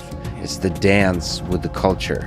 And so it has to be like, for AlphaZero to be creative, truly creative, it would have to be integrated in a way where it has a Twitter account and it becomes aware of the impact it has on the other grandmasters with the moves that's coming up. And like, one of the fascinating things about AlphaZero, which I just love so much, is I don't know if you're familiar with chess. I am. Yeah. Okay. So it does certain things that most chess players, even at the highest level, don't do, which is it sacrifices pieces. It gives pieces away, and then waits like 10 moves before it pays you back. So it does. To me, that's beautiful. That's art. If only AlphaZero understood the artistry of that, which is I'm going to mess with you psychologically because I'm going to do two things. One, make you feel overconfident that you're doing well, but actually also once you realize you are playing AlphaZero that is much better than you, you're going to feel really nervous about what's on the way. Like, this is the calm before the storm. And that creates a beautiful psychological masterpiece of this chess game. If only AlphaZero was then messing with you additionally to that, and was cognizant of this doing that, then it becomes art. And then it's integrated into society in that way.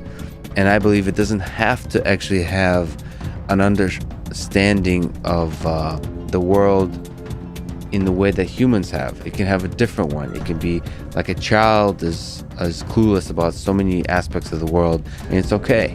And that's part of the magic of it. Just being flawed, being lacking understanding in all interesting kinds of ways, but interacting. And so to me, it's possible to create art for AI, but exactly as you're saying, in a deeply socially embedded way.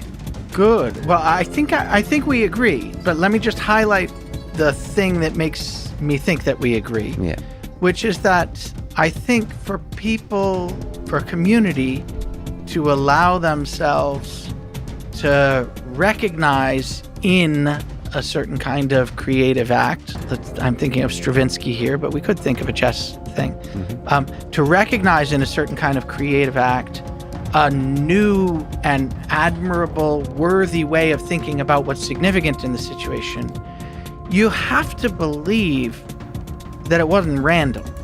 You have to believe that Stravinsky wrote that way because he was receptive to what needed to be said now. And so you said, if only AlphaZero could do all this by virtue of recognizing that this was the thing that needed to be done, then it would be socially embedded in the right way. And I think I agree with that. First of all, it's possible to do in a constrained domain, a game-playing domain, Go or chess. Go is more complicated than chess, but either one of them, because there really are only a finite range of possibilities. If you make the game end at a certain point, it's a combinatorial problem in the end. Now, obviously, AlphaZero doesn't solve the problem in a combinatorial way. That would be sort of take too much energy. You couldn't do it. It's it sort of explodes the problem. So it does it in this other way that's interesting, this pattern recognition way, roughly.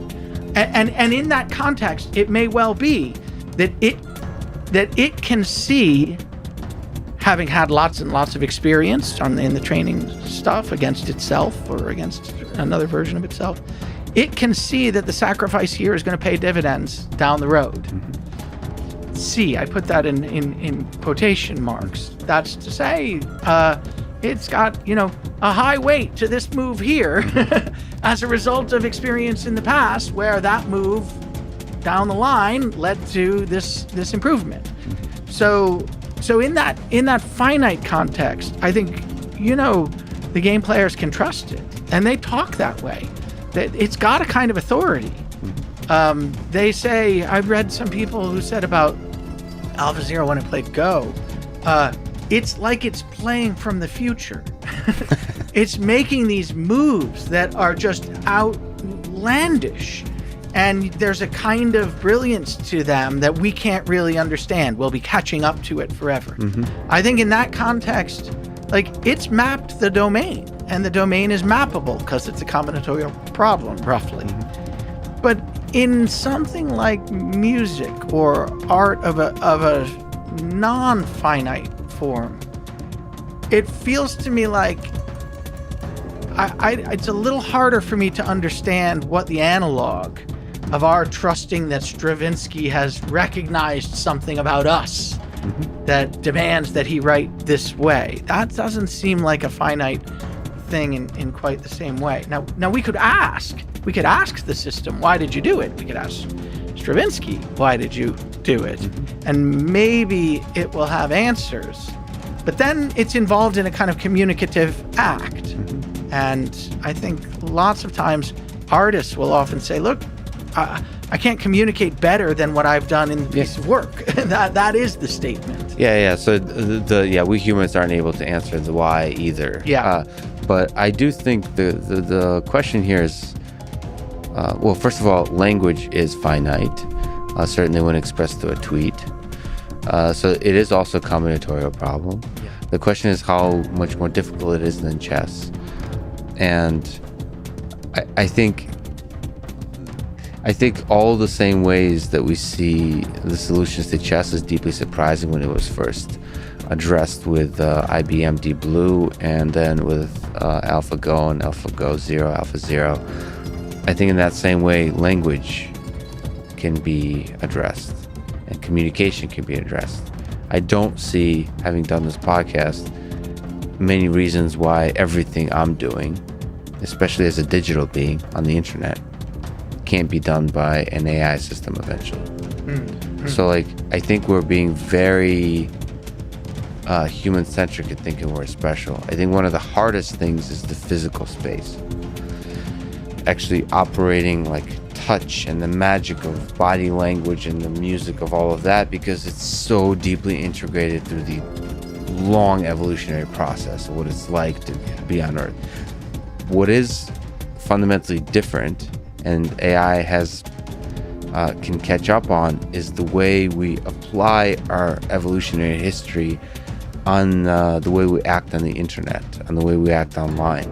And as more and more of the world becomes digital, you're now operating in a space where AI is behind much less so. Like, we're both starting at zero. I think that's super interesting. Do you know this? Do you know this author Brian Christian? Is that someone you've ever heard of? Sounds familiar. He's a guy who competed in the, what is it called, the Loebner competition? The Loebner Prize, yeah. Yeah, the Turing test thing. So, and I'll just tell you this story, but I think it's directly related to the last thing you said about where we're starting in the same place. He competed in this competition, but he didn't enter a program that was supposed to try to pass the Turing test. The Turing test, there's three people. There's the judge, there's the program, and then there's someone who's a human, the way they do it. And the judge has got to figure out, by asking questions, which is the computer and which is the human. So, little known fact, there's two prizes in that competition. There's the most human computer prize. That's the computer that wins the most. And then there's the most human prize. And he competed for the most human prize. And he won it. He kept winning it. And so he tried to think about what it is that you have to be able to do in order to convince judges that you're human instead of a computer. And that's an interesting question, I think. And what he came to, my takeaway from his version of this story is that it is true that computers are winning these contests more and more, as technology progresses. But there's two possible explanations for that. One is that the computers are becoming more human, and the other is that the humans are becoming more like computers. And he says, actually, the more we live our lives in this world in this sort of technological world, where we have to moderate our behavior so that it's readable by something that's effectively, a computer, the more we become like that. And he says it happens even when you're not interacting with a computer. He says, have you ever been to the, on the phone with the call, center? And they're going through their script. And that's what they've got to do. They've got to go through their script because that's how they keep their job. And they ask you this question, you've got to answer it. And it's as if you're no longer interacting with a person, even though it's a person. Because they've so given up everything that's involved normally with being able to make judgments and decisions and act in situations and take responsibility. And so I think that's the other side of it. It is true that technology is amazing and can solve huge ranges of problems and do fantastic things. But it's also true that we're changing ourselves in response to it.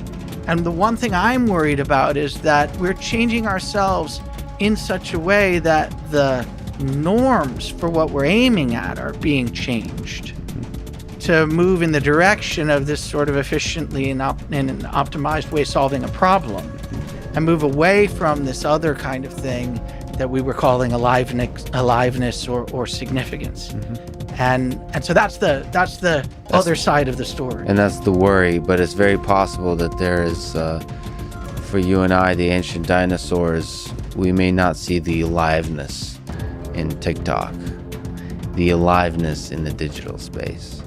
That you see it as us being dragged into this over-optimized world, but that may be, this is, in fact, it is a world that opens up opportunities to truly experience life. And there's interesting to think about all the people growing up now who their early experience of life is always mediated through a digital device. Not always, but more and more often mediated through that device. And how we're both evolving, the technology is evolving, the humans are evolving, to then maybe open a door to a whole world where the humans and the technology or AI systems are interacting as equals. So now I'm going to agree with you. You might be surprised that I'm going to agree with you, but I think that's exactly right. I don't want to be the person who's saying our job is to resist all of this stuff. I don't want to be a Luddite. That's not my goal. The goal is to point out that in the supreme danger lies the saving power. Yes. The point is to get in the right relation to that understanding of what we are. That allows us to find the joy in it. And I think that's a hard thing to do. It's hard to understand even what we're supposed to be doing when we do it. Maybe I, more than you, am not of the right generation to be able to do that. But I do think that's got to be the move. The move is not to resist it. It's not a nostalgic move. It's an attempt to push people to get in the relation to it. That's not the relation of it controlling you and depriving you of stuff, but of your recognizing some great joy that can be found in it. When I interact with legged robots, I see there's magic there. And I just feel like the person who hears the music when others don't. And I don't know what that is. And I'd love to explore that. Yeah. And because it's almost like the future talking. And I'm trying to hear what it's saying. Is this a dangerous world or is this a beautiful world? Well, I can certainly understand your enthusiasm for that. Those used to be things that I found overwhelmingly exciting. And I'm not sort of closed off from that anymore. I mean, I'm not now closed off from that, even though my views are changed and I don't work in that world. But I think it's interesting to figure out what's at the ground of that response. Yeah. We talked about meaning quite a bit throughout in a secular age, but let me ask you the big, ridiculous question, almost too big. What is the meaning of this thing we got going on? What is the meaning of life? You're saving the softball for the end. Is Easy that? one. Easy one. I don't know what the meaning of life is. I think there's something that characterizes us that's not the thing that people normally think characterizes us. The traditional thing to say in the philosophical tradition, even in the AI tradition, which is a kind of manifestation of philosophy from Plato forward, the traditional thing to say is that what characterizes us is our rationality, that we're intelligent beings, that we're the ones that think. And I think that's certainly part of what characterizes us. But I think there's more to it too. I think we're capable of experiencing simultaneously the complete and utter ungroundedness of everything that's meaningful in our existence, and also the real significance of it. And that sounds like a contradiction. Like, how could it really be significant and not be based on anything? But I think that's the contradiction that somehow characterizes us. And I think that we're the being that sort of has to hold that weird mystery before us and live in the light of it. That's the thing that I think is really at our core. And so how do we do that? I will say this one thing, And I learned it from a philosopher, from a guy named Albert Borgmann, who's a German philosopher, lives in Montana now, taught in Montana for his whole career. And when I say this to my students at Harvard now, he said, this is the way that I think about my life, and I hope you'll think about your life too. He said, you should think about your life hoping that there will be many moments in it about which you can say, there's no place I'd rather be. There's no thing I'd rather be doing. There's no buddy I'd rather be with. And this I will remember well. And I think if you can aim to fill your life with moments like that, it will be a meaningful one. I don't know if that's the meaning of life, but I think if you can hold that before you, it'll help to clarify this mystery and this sort of bizarre situation in which we find ourselves. Sean, this conversation was incredible, and those 4 requirements have certainly been fulfilled for me. This was a magical moment in that way, and I will remember it well. Thank you so much. It's an honor that you have spent your valuable time with me. This is great. Thank you. Thank you for having me, Lex. I really, really enjoyed it. Thanks for listening to this conversation with Sean Kelly. To support this podcast, please check out our sponsors in the description. And now, let me leave you with some words from Albert Camus. In the depth of winter, I finally learned that within me there lay an invincible summer. Thank you for listening, and hope to see you next time.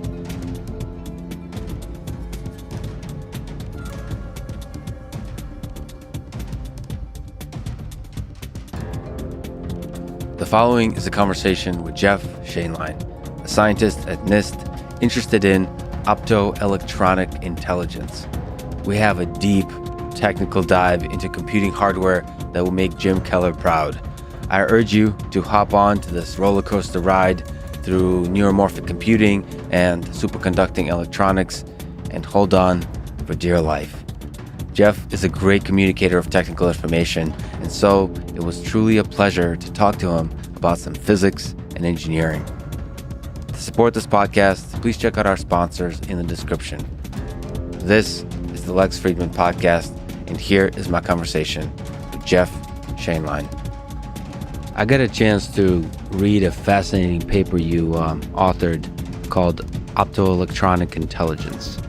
So maybe we can start by talking about this paper and start with the basic questions. What is optoelectronic intelligence?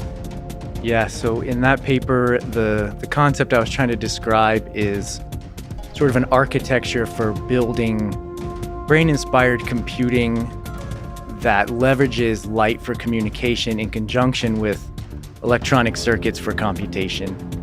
In that particular paper, a lot of the work we're doing right now in our project at NIST is focused on superconducting electronics for computation. I'll go into why that is, but that might make a little more sense in context if we first describe what that is in contrast to, which is semiconducting electronics. So is it worth taking a couple minutes to describe semiconducting electronics? It might even be worthwhile to step back and talk about electricity and circuits and how circuits work before we talk about superconductivity. Right, okay. How does a computer work, Jeff? Well, I won't go into everything that makes a computer work, but let's talk about the basic building blocks, a transistor. So, and even more basic than that, a semiconductor material, silicon, say. So in silicon is a semiconductor, and what that means is at low temperature, there are no free charges, no free electrons that can move around. So when you talk about electricity, you're talking about predominantly electrons moving to establish electrical currents, and they move under the influence of voltages. So you apply voltages, electrons move around, those can be measured as currents, and you can represent information in that way. So semiconductors are special in the sense that they are really malleable. So if you have a semiconductor material, you can change the number of free electrons that can move around by putting different elements, different atoms in lattice sites. So what is a latticite? Well, a semiconductor is a crystal, which means all the atoms that comprise the material are at exact locations that are perfectly periodic in space. So if you start at any one atom and you go along what are called the lattice vectors, you get to another atom and another atom and another atom. And for high quality devices, it's important that is a perfect crystal with very few defects. But you can intentionally replace a silicon atom with, say, a phosphorus atom, and then you can change the number of free electrons that are in a region of space that has that excess of what are called dopants. So picture a device that has a left terminal and a right terminal, and if you apply a voltage between those two, you can cause electrical current to flow between them. Now we add a third terminal up on top there, and depending on the voltage between the left and right terminal and that third voltage, you can change that current. So what's commonly done in digital electronic circuits is to leave a fixed voltage from left to right, and then change that voltage that's applied at what's called the gate of the transistor. So what you do is you make it to where there's an excess of electrons on the left, excess of electrons on the right, and very few electrons in the middle. And you do this by changing the concentration of different dopants in the lattice spatially. And then when you apply a voltage to that gate, you can either cause current to flow or turn it off. And so that's sort of your 0 and 1. If you apply voltage, current can flow. That current is representing a digital 1. And from that basic element, you can build up all the complexity of digital electronic circuits that have really had a profound influence on our society. Now you're talking about electrons. Can you give a sense of what scale we're talking about when we're talking about in silicon being able to mass manufacture these kinds of gates? Yeah, so scale in a number of different senses. Well, at the scale of the silicon lattice, the distance between two atoms there is half a nanometer. So people often like to compare these things to the width of a human hair. I think it's some 6 orders of magnitude smaller than the width of a human hair, something on that order. So remarkably small. We're talking about individual atoms here, and electrons are of that length scale when they're in that environment. But there's another sense that scale matters in digital electronics. This is perhaps the more important sense, although they're related. Scale refers to a number of things. It refers to the size of that transistor. So, for example, I said you have a left contact, a right contact, and some space between them where the gate electrode sits. That's called the channel width or the channel length. And what has enabled what we think of as Moore's law, or the continued increased performance in silicon microelectronic circuits, is the ability to make that size, that feature size, ever smaller at a really remarkable pace. I mean, that feature size has decreased consistently every couple of years since the 1960s, and that was what Moore predicted in the 1960s. He thought it would continue for at least 2 more decades, and it's been much longer than that. And so that is why we've been able to fit ever more devices, ever more transistors, ever more computational power on essentially the same size of chip. So a user sits back and does essentially nothing. You're running the same computer program, but those devices are getting smaller, so they get faster, they get more energy efficient, and all of our computing performance just continues to improve. And we don't have to think too hard about what we're doing as, say, a software designer or something like that. I absolutely don't mean to say that there's no innovation in software or the user side of things. Of course there is, but from the hardware perspective, we just have been given this gift of continued performance improvement through this scaling that is ever smaller feature sizes with very similar, say, power consumption. That power consumption has not continued to scale in the most recent decades, but nevertheless, we had a really good run there for a while. And now we're down to gates that are 7 nanometers, which is state of the art right now. Maybe Global Foundries is trying to push it even lower than that. I can't keep up with where the predictions are that it's going to end. But 7 nanometer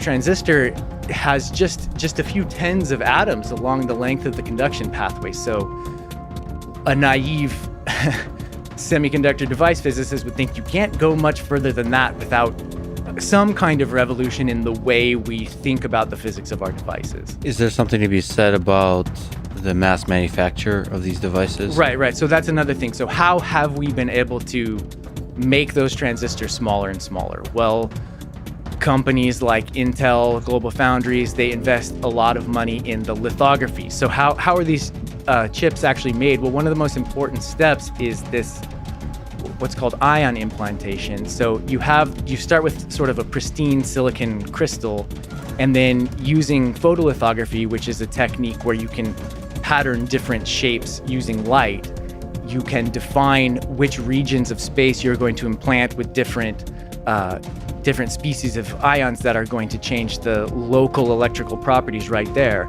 So by using ever shorter wavelengths of light and different kinds of optical techniques and different kinds of lithographic techniques, things that go far beyond my knowledge base, you can just simply shrink that feature size down. And you say you're at 7 nanometers. Well, the wavelength of light that's being used is over 100 nanometers. That's already deep in the UV. So how are those minute features patterned? Well, there's an extraordinary amount of innovation that has gone into that, but nevertheless, it stayed very consistent in this ever-shrinking feature size. And now the question is, can you make it smaller? And even if you do you still continue to get performance improvements? But that's another kind of scaling where these companies have been able to. So, okay, you picture a chip that has a processor on it. Well, that chip is not made as a chip. It's made on a wafer. And using photolithography, you basically print the same pattern on different dies all across the wafer, multiple layers, tens, probably 100 some layers in a mature foundry process. And you do this on ever bigger wafers too. That's another aspect of scaling that's occurred in the last several decades. So now you have this 300 millimeter wafer. It's like as big as a pizza, and it has maybe 1,000 processors on it. And then you dice that up using a saw. And now you can sell these things so cheap because the manufacturing process was so streamlined. I think a technology as revolutionary as silicon microelectronics has to have that kind of manufacturing scalability, which I will just emphasize, I believe is enabled by physics. It's not, of course there's human ingenuity that goes into it, but at least from my side where I sit, it sure looks like the physics of our universe allows us to produce that. And we've discovered how more so than we've invented it, although of course we have invented it, humans have invented it, but it's almost as if it was there waiting for us to discover it. You mean the entirety of it, or are you specifically talking about the techniques of photolithography, like the optics involved? I mean the entirety of the scaling down to the 7 nanometers, you're able to have electrons not interfere with each other in such a way that you could still have gates. Like that's enabled. To achieve that scale, spatial and temporal, it seems to be very special and is enabled by the physics of our world. All of the things you just said. So starting with the silicon material itself, silicon is a unique semiconductor. It has essentially ideal properties for making a specific kind of transistor that's extraordinarily useful. So I mentioned that silicon has, when you make a transistor, you have this gate contact that sits on top of the conduction channel, and depending on the voltage you apply there, you pull more carriers into the conduction channel or push them away so it becomes more or less conductive. In order to have that work without just sucking those carriers right into that contact, you need a very thin insulator. And part of scaling has been to gradually decrease the thickness of that gate insulator so that you can use a roughly similar voltage and still have the same current voltage characteristics. So the material that's used to do that, or I should say was initially used to do that, was silicon dioxide, which just naturally grows on the silicon surface. So you expose silicon to the atmosphere that we breathe, and if you're manufacturing, you're going to purify these gases, but nevertheless, that what's called a native oxide will grow there. There are essentially no other materials on the entire periodic table that have as good of a gate insulator as that silicon dioxide. And that has to do with nothing but the physics of the interaction between silicon and oxygen. And if it wasn't that way, transistors could not perform in nearly the degree of capability that they have. And that has to do with the way that the oxide grows, the reduced density of defects there, its insulation, meaning essentially its energy gaps. You can apply a very large voltage there without having current leak through it. So that's physics right there. There are other things too. Silicon is a semiconductor in an elemental sense. You only need silicon atoms. A lot of other semiconductors, you need two different kinds of atoms, like a compound from group 3 and a compound from group 5. That opens you up to lots of defects that can occur where one atom's not sitting quite at the lattice site it is, and it's switched with another one. That degrades performance. But then also on the side that you mentioned with the manufacturing, we have access to light sources that can produce these very short wavelengths of light. How does photolithography occur? Well, you actually put this polymer on top of your wafer and you expose it to light, and then you use aqueous chemical processing to dissolve away the regions that were exposed to light and leave the regions that were not. And we are blessed with these polymers that have the right property where they can cause scission events where the polymer splits where a photon hits. I mean, maybe that's not too surprising, but I don't know. It all comes together to have this really complex manufacturable ecosystem where very sophisticated technologies can be devised, and it works quite well. And amazingly, like you said, with a wavelength at like 100 nanometers or something like that, you're still able to achieve on this polymer precision of whatever we said, 7 nanometers. Yeah. I think I've heard like 4 nanometers being talked about, something like that. Yes. If we could just pause on this, and we'll return to superconductivity, but in this whole journey, from a history perspective, what do you think is the most beautiful at the intersection of engineering and physics to you in this whole process that we talked about with silicon and photolithography, things that people were able to achieve in order to push the Moore's law forward? Is it the early days, the invention of the transistor itself?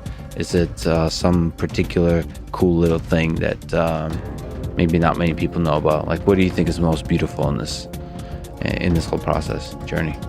The most beautiful is a little difficult to answer. Let me try and sidestep it a little bit and just say what strikes me about looking at the history of silicon microelectronics is that so when quantum mechanics was developed, people quickly began applying it to semiconductors, and it was broadly understood that these are fascinating systems and people cared about them for their basic physics, but also their utility as devices. And then the transistor was invented in the late 40s in a relatively crude experimental setup where you just crammed a metal electrode into the semiconductor, and that was ingenious. These people were able to make it work, but so what I want to get to that really strikes me is that in those early days, there were a number of different semiconductors that were being considered. They had different properties, different strengths, different weaknesses. Most people thought germanium was the way to go. It had some nice properties related to things about how the electrons move inside the lattice. But other people thought that compound semiconductors with group 3 and group 5 also had really, really extraordinary properties that might be conducive to making the best devices. So there were different groups exploring each of these, and that's great. That's how science works. You have to cast a broad net. But then what I find striking is why is it that silicon won? Because it's not that germanium is a useless material and it's not present in technology or compound semiconductors. They're both doing exciting and important things, slightly more niche applications, whereas silicon is the semiconductor material for microelectronics, which is the platform for digital computing, which has transformed our world. Why did silicon win? It's because of a remarkable assemblage of qualities that no one of them was the clear winner, but it made these sort of compromises between a number of different influences. It had that really excellent gate oxide that allowed us to make MOSFETs, these high performance transistors, so quickly and cheaply and easily without having to do a lot of materials development. The band gap of silicon is actually in a semiconductor. There's an important parameter which is called the band gap, which tells you if they're sort of electrons that fill up to one level in the energy diagram, and then there's a gap where electrons aren't allowed to have an energy in a certain range, and then there's another energy level above that. And that difference between the lower sort of filled level and the unoccupied level, that tells you how much voltage you have to apply in order to induce a current to flow. So with germanium, that's about 0.75 electron volts. That means you have to apply 0.75 volts to get a current moving. And it turns out that if you compare that to the thermal excitations that are induced just by the temperature of our environment, that gap's not quite big enough. You start to use it to perform computations, it gets a little hot, and you get all these accidental carriers that are excited into the conduction band, and it causes errors in your computation. Silicon's band gap is just a little higher, 1.1 electron volts, but you have an exponential dependence on the number of carriers that are present that can induce those errors. It decays exponentially with that voltage. So just that slight extra energy in that band gap really puts it in an ideal position to be operated in the conditions of our ambient environment. It's kind of fascinating that, like you mentioned, errors decrease exponentially with the voltage. So it's funny because this error thing comes up, you know, when you start talking about quantum computing. And it's kind of amazing that everything we've been talking about, the errors as we scale down, seems to be extremely low. Yes. And like all of our computation is based on the assumption that it's extremely low. Yes. So it's not digital computation. digital computation. So as opposed to our biological computation, our brain is like, the assumption is stuff is going to fail all over the place, and we somehow have to still be robust to that. That's exactly right. So this is going to be the most controversial part of our conversation, where you're going to make some enemies. So let me ask, because we've been talking about physics and engineering,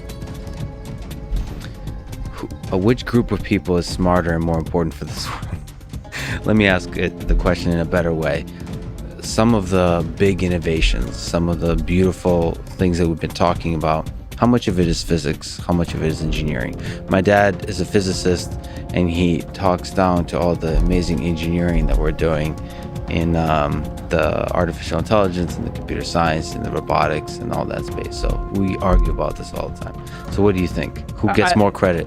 I'm genuinely not trying to just be politically correct here. I don't see how you would have any of what we consider sort of the great accomplishments of society without both.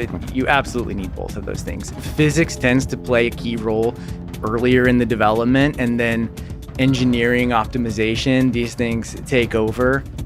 And I mean, the invention of the transistor, or actually even before that, the understanding of semiconductor physics that allowed the invention of the transistor, that's all physics. So if you didn't have that physics, you don't even get on the field. But once you have understood and demonstrated that this is in principle possible, Moore's law is engineering. Why we have computers more powerful than old supercomputers in each of our phones that's all engineering. And I think I would be quite foolish to say that that's not valuable. That's not a great contribution. It's a beautiful dance. Would you put like silicon, the understanding of the material properties, in the space of engineering? Like, how does that whole process work to understand that it has all these nice properties, or even the development of photolithography? Is that basically, would you put that in a category of engineering? No, I would say that it is basic physics, it is applied physics, it's materials science, it's X-ray crystallography, it's polymer chemistry, it's everything. I mean, chemistry even is thrown in there. Absolutely, yes. Okay, Yes, the whole absolutely. thing. Just no biology. We can get to biology. Well, the biology is in the humans that are engineering the system. So it's all integrated deeply. Okay, so let's return. You mentioned this word superconductivity. So what does that have to do with what we're talking about? Right. Okay. So in a semiconductor, as I tried to describe a second ago, you can sort of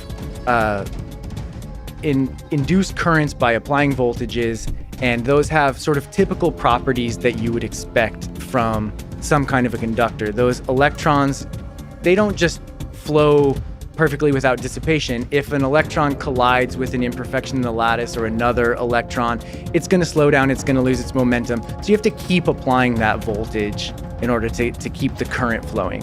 In a superconductor, something different happens. If you get a current to start flowing, it will continue to flow indefinitely. There's no dissipation. So that's crazy. How does that happen? Well, it happens at low temperature, and this is crucial. It has to be a quite low temperature, and what I'm talking about there, for essentially all of our conversation, I'm going to be talking about conventional superconductors, sometimes called low TC superconductors, low critical temperature superconductors. And so those materials have to be at a temperature around 4 Kelvin. I mean, their critical temperature might be 10 Kelvin, something like that, but you want to operate them at around 4 Kelvin, 4 degrees above absolute zero. And what happens at that temperature, at very low temperatures in certain materials, is that the noise of atoms moving around, the lattice vibrating, electrons colliding with each other, that becomes sufficiently low that the electrons can settle into this very special state. It's sometimes referred to as a macroscopic quantum state, because if I had a piece of superconducting material here, let's say niobium is a very typical superconductor. If I had a block of niobium here and we cooled it below its critical temperature, all of the electrons in that superconducting state would be in one coherent quantum state. They would the wave function of that state is described in terms of all of the particles simultaneously, but it extends across macroscopic dimensions, the size of whatever material, the size of whatever block of that material I have sitting here. And the way this occurs is that, we let's try to be a little bit light on the technical details, but essentially the electrons coordinate with each other. They are able to, in this macroscopic quantum state, they're able to sort of, one can quickly take the place of the other. You can't tell electrons apart. They're what's known as identical particles. So if this electron runs into a defect that would otherwise cause it to scatter, it can just sort of almost miraculously avoid that defect, because it's not really in that location. It's part of a macroscopic quantum state, and the entire quantum state was not scattered by that defect. So you can get a current that flows without dissipation, and that's called a supercurrent.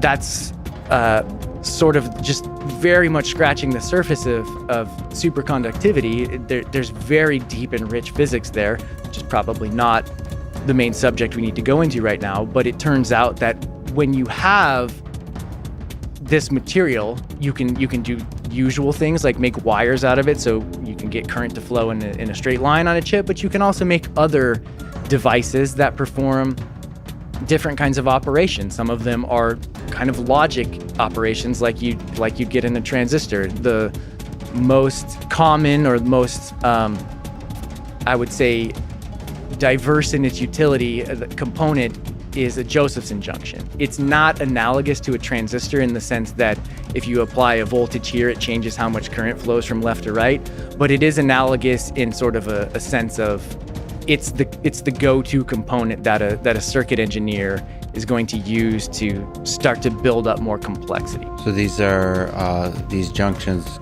serve as gates. They can serve as gates. So I'm not sure how concerned to be with semantics, but let me just briefly say what a Josephson junction is, and we can talk about different ways that they can be used.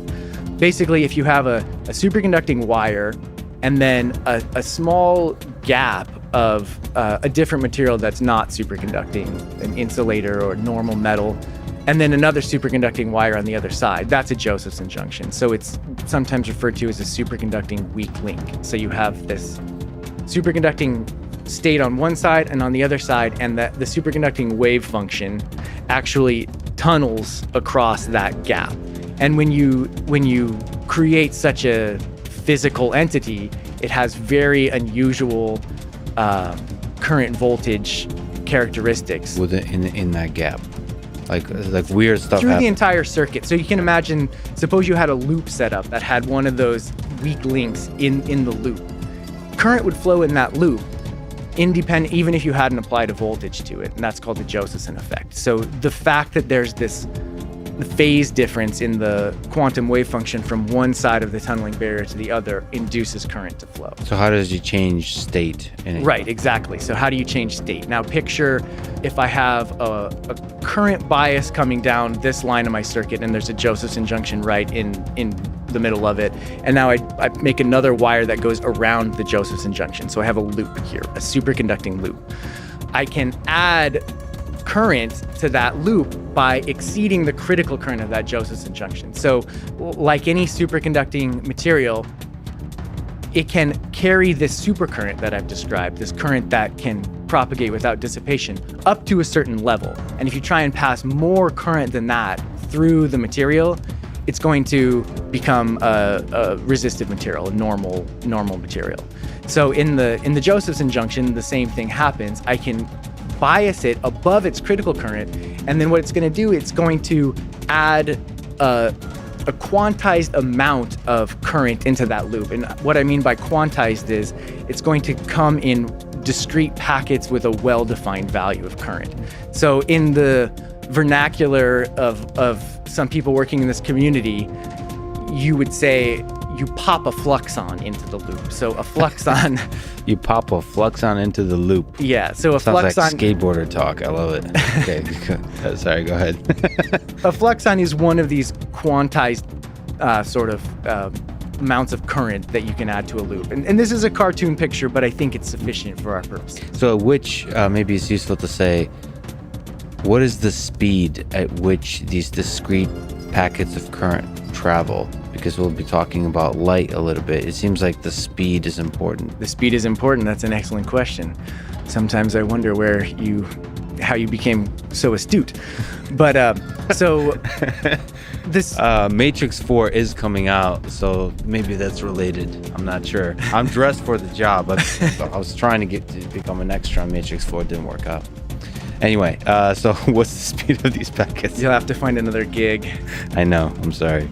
So the speed of the pack is actually these fluxons, these sort of pulses of current that are generated by Josephson junctions. They can actually propagate very close to the speed of light, maybe something like a third of the speed of light. That's quite fast. So one of the reasons why Josephson junctions are appealing is because their signals can propagate quite fast, and they can also switch very fast. What I mean by switch is perform that operation that I described where you add current to the loop. That can happen within a few tens of picoseconds. So you can get devices that operate in the hundreds of gigahertz range, and by comparison, most processors in our conventional computers operate closer to the 1 gigahertz range. Maybe 3 gigahertz seems to be kind of where those speeds have leveled out. So The gamers listening to this are getting really excited that overclock their system to like 4 gigahertz or something. 100 sounds incredible. Can I just, as a tiny tangent, is the physics of this understood well, how to do this stably? Oh yes, the physics is understood well. The physics of Josephson junctions is understood well. The technology is understood quite well too. The reasons why it hasn't displaced silicon microelectronics in conventional digital computing, I think, are more related to what I was alluding to before about the myriad practical, almost mundane aspects of silicon that make it so useful. You can make a transistor ever smaller and smaller, and it will still perform its digital function quite well. The same is not true of a Josephson junction. It's not the same thing that there's this feature that you can keep making smaller and smaller and it'll keep performing the same operations. This loop I described, any Josephson circuit, well, I want to be careful, I shouldn't say any Josephson circuit, but many Josephson circuits, the way they process information or the way they perform whatever function it is they're trying to do, maybe it's sensing a weak magnetic field, it depends on an interplay between the junction and that loop. And you can't make that loop much smaller. And it's not for practical reasons that have to do with lithography. It's for fundamental physical reasons about the way the magnetic field interacts with that superconducting material. there are physical limits that no matter how good our technology got, those circuits would never be able to be scaled down to the densities that silicon microelectronics can. I don't know if we mentioned, is there something interesting about the various superconducting materials involved, or is it all... There's a lot of stuff that's interesting. And it's not silicon. It's not silicon. No. So like it's some materials that also require to be super cold for Kelvin and so on. Yes. So let's dissect a couple of those different things. The super cold part, let me just mention for your gamers out there that are trying to clock it at 4 gigahertz and would love to go to 400. What kind of cooling system can achieve 4 Kelvin? 4 Kelvin, you need liquid helium. And so liquid helium is expensive, it's inconvenient. You need a cryostat that sits there, and the energy consumption of that cryostat is impracticable for... It's not going in your cell phone. You're not... So right. You can picture holding your cell phone like this, and then something the size of,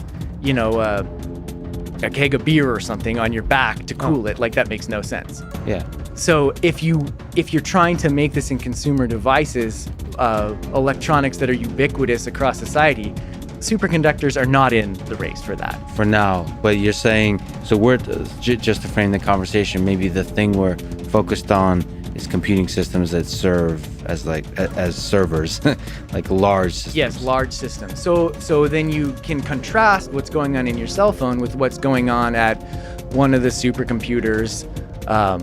Colleague Katie Schumann invited us out to Oak Ridge a few years ago, so we got to see Titan, and that was when they were building Summit. So these are some high performance supercomputers out in Tennessee, and those are filling entire rooms the size of warehouses, So once you're at that level, okay, there you're already putting a lot of power into cooling.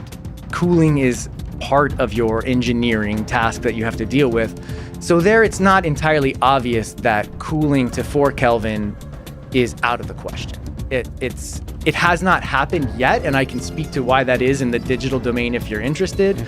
I think it's not going to happen. I don't think superconductors are going to replace semiconductors for digital computation. There are a lot of reasons for that, but I think ultimately what it comes down to is, all things considered, cooling, errors, scaling down to feature sizes, all that stuff, semiconductors work better at the system level. Is there some aspect of just curious about the historical momentum of this? Is there some power to the momentum of an industry that's mass manufacturing using a certain material? Is this like a Titanic shifting? Like, what's your sense? When a good idea comes along, how good does that idea need to be for the Titanic to start shifting? That's an excellent question. That's an excellent way to frame it. And, I don't know the answer to that, but what I think is, okay, so the history of the superconducting logic goes back to the 70s. IBM made a big push to do superconducting digital computing in the 70s, and they made some choices about their devices and their architectures and things that, in hindsight, were kind of doomed to fail. And I don't mean any disrespect for the people that did it. It was hard to see at the time. But then another generation of superconducting logic was introduced, I want to say the 90s. Someone named Likarev and Semenov, they proposed an entire family of circuits based on Josephson junctions that are doing digital computing based on logic gates and or not, these kinds of things. And they showed how it could go hundreds of times faster than silicon microelectronics. And it's extremely exciting. I wasn't working in the field at that time, but later when I went back and read the literature, I was just like, wow, this is so awesome. And so you might think, well, the reason why it didn't displace silicon is because silicon already had so much momentum at that time. But that was the 90s. Silicon kept that momentum because it had this simple way to keep getting better. You just make features smaller and smaller. So, it would have to be, I don't think it would have to be that much better than silicon to displace it. But the problem is it's just not better than silicon. It might be better than silicon in one metric, speed of a switching operation or power consumption of a switching operation. But building a digital computer is a lot more than just that elemental operation. It's everything that goes into it, including the manufacturing, including the packaging, including the various materials aspects of things. So the reason why, and even in some of those early papers, I can't remember which one it was, Likarev said something along the lines of, you can see how we could build an entire family of digital electronic circuits based on these components. They could go 100 or more times faster than semiconductor logic gates. But I don't think that's the right way to use superconducting electronic circuits. He didn't say what the right way was, but he basically said digital logic trying to steal the show from silicon is probably not what these circuits are most suited to accomplish. So if we can just linger on, use the word computation. When you talk about computation, how do you think about it? Do you think purely on just the switching, or do you think something a little bit larger scale, a circuit taken together, performing the basic arithmetic operations that are then required to do the kind of computation that makes up a computer? Because when we talk about the speed of computation, is it boil down to the basic switching, or is there some bigger picture that you're thinking about? Well, all right, so maybe we should disambiguate. There are a variety of different kinds of computation. I don't pretend to be an expert in the theory of computation or anything like that. I guess it's important to differentiate, though, between digital logic, which represents information as a series of bits, binary digits, which, you can think of them as zeros and ones or whatever. Usually they correspond to a physical system that has two very well separated states. And then other kinds of computation, like we'll get into more the way your brain works, which it is, I think, indisputably processing information, but where the computation begins and ends is not anywhere near as well defined. It doesn't depend on these two levels. Here's a 0, here's a 1. There's a lot of gray area that's usually referred to as analog computing. Also, in conventional digital computers, or digital computers in general, you have a concept of what's called arithmetic depth, which is jargon that basically means how many sequential operations are performed to turn an input into an output.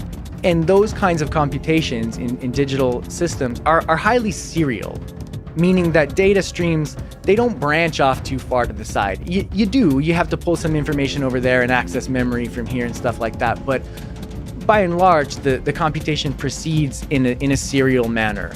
It's not that way in the brain. In the brain, you're always drawing information from different places. It's much more network-based computing. Neurons don't wait for their turn. They fire when they're ready to fire. And so it's asynchronous. So one of the other things about a digital system is you're performing these operations on a clock. And that's a crucial aspect of it. Get rid of a clock in a digital system, nothing makes sense anymore. The brain has no clock. It builds its own timescales based on its internal activity.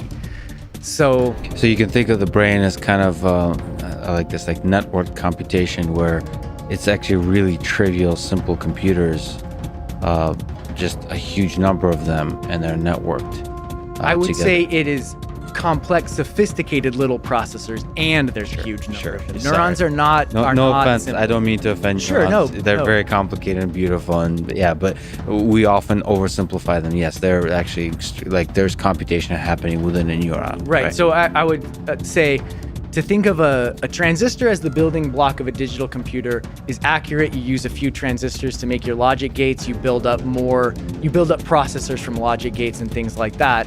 So you can think of a transistor as a fundamental building block, or you can think of, as we get into more highly parallelized architectures, you can think of a processor as a fundamental building block. To make the analogy to the neuro side of things, a neuron is not a transistor. A neuron is a processor. Yeah. It has synapses. Even synapses are not transistors, but they are more, they're lower on the information processing hierarchy in a sense. They do a bulk of the computation, but neurons are entire processors in and of themselves that can take in many different kinds of inputs on many different spatial and temporal scales and produce many different kinds of outputs so that they can perform different computations in different contexts. So this is where enters this distinction between computation and communication. So you can think of neuron as performing computation, and the networking, the interconnectivity of neurons is communication between neurons. And you see this with very large server systems. I mentioned offline, I've been talking to Jim Keller, whose dreams to build giant computers that, the bottleneck there is often the communication between the different pieces of computing. So in this paper that we mentioned, optoelectronic intelligence, you say electrons excel at computation, while light is excellent for communication. Maybe you can linger and say, in this context, what do you mean by computation and communication? What are electrons? What is light? And why do they excel at those two tasks? Yeah, just to first speak to computation versus communication, I would say computation is essentially taking in some information, performing operations on that information, and producing new, hopefully more useful information. So for example, imagine you have a picture in front of you and there is a key in it, and that's what you're looking for whatever reason. You want to find the key. We all want to find the key. So the input is that entire picture, and the output might be the coordinates where the key is.